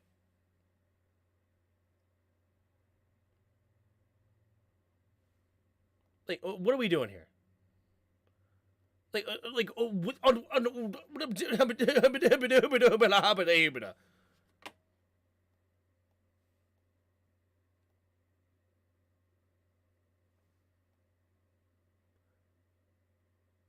Leno shouldn't need communication. You know what I mean? Like these guys should be communicating for what's going on in the middle. That's fine, right? That's cool. That's completely fine. Leno shouldn't need to. Like, who cares what's going on here? All I care about is Kayvon Thibodeau. I would expect some pointing at someone who would talking to none of it, just a disgrace. Yeah, I don't know how much time was on the play clock here. Maybe there was no time on the play clock. That there wasn't a lot of communication time here. But either way, let's be real. Who cares if you're Leno? Who cares? Like, you have a running back who releases right away.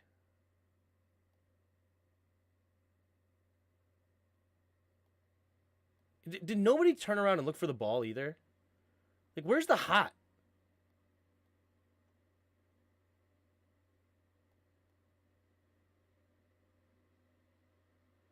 But they only rushed 5.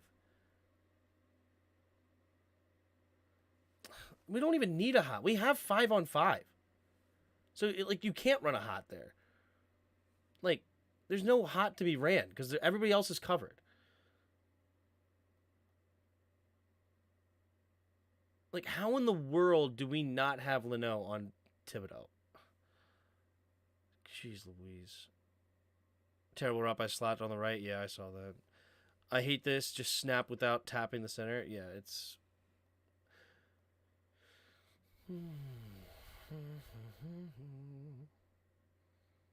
B-Rob getting all those yards back. Does fumble it out of bounds, though. Good poke out there by number 41, the linebacker.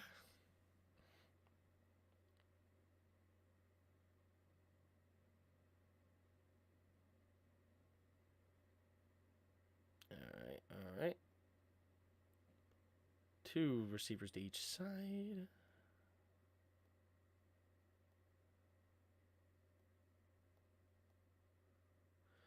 I just can't believe we ran the ball here. You know, I did not know Norwell was that slow. Dude, he is slow. He is molasses.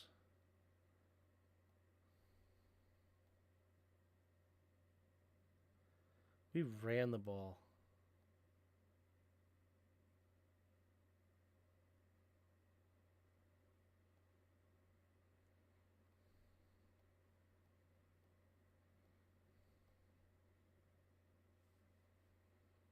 I would forget pick plays and just pick random zone. Then I got to adjust. Yeah. Oh my goodness. Oh my goodness. Cover 3. I don't know how he caught that. I really don't know how he caught that. That was amazing. That was a great catch. Oh, what a dangerous throw.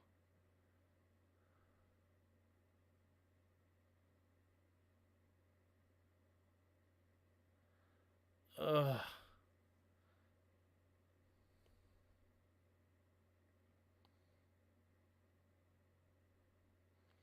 Man, if Curl could just get there a little quicker. Oh, man, Curl could have had a pick. Spike the ball real quick. I can't believe this next play, too. This next play was beyond me. How do we not cover the sideline here? How do we not cover this? Like, what is this defensive play call? In general, why do we have this guy in the middle here? Who gives a crap? Why are we running cover 3?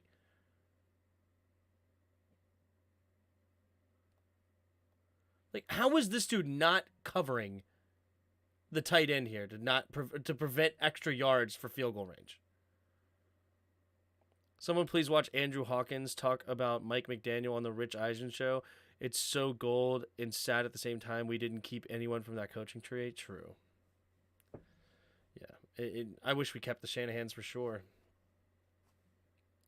Yeah, I don't know, because all we knew it was going to sideline. Exactly. We all knew that. They had no timeouts. And then the field goal attempt was short.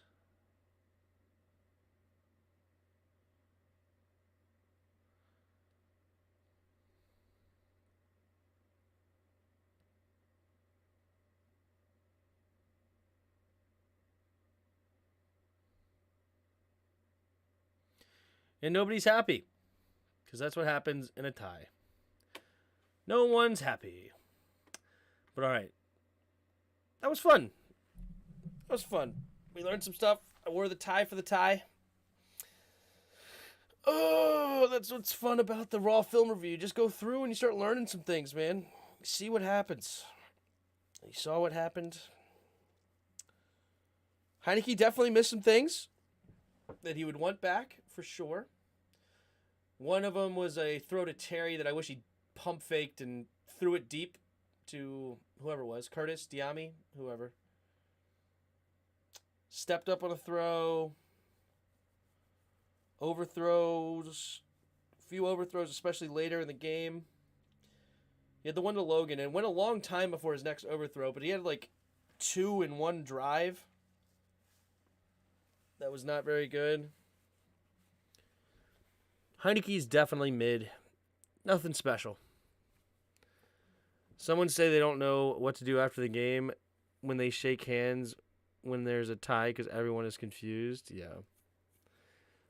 I would have been happy if we lost. True. I'm happy. I'm not satisfied. No, I don't know. I don't know. I'm understanding. I guess. I don't even know. Do I understand it? I don't know. I hate it. I hate it. I hate it. I hate it. I'm not mad, but I'm not happy.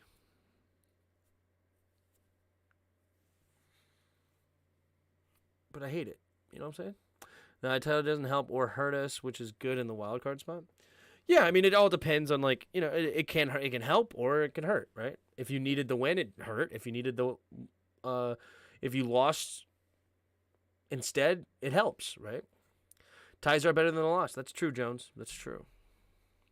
If the Giants lose, which the Eagles were back in the 7th spot, is that true? I think you're right, actually. I think you're right. Because right now the Giants are in the 7th spot, and you have, are they in the 7th spot? Or are they in the 6th spot? I don't know. Doesn't matter. Either way. Do we have the tiebreaker over them? They are the 7th seed? Okay. Seahawks are the 6th? How are the Seahawks the 6th? Don't they have 5 losses? Aren't they 7-5? And aren't the Giants 7-4-1? Hold on.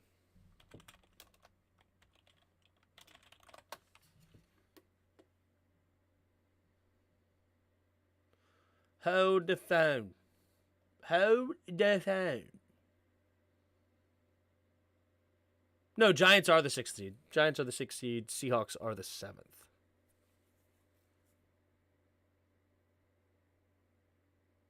But we do have a division win, so we would go over the Giants if they were to lose. So, yeah.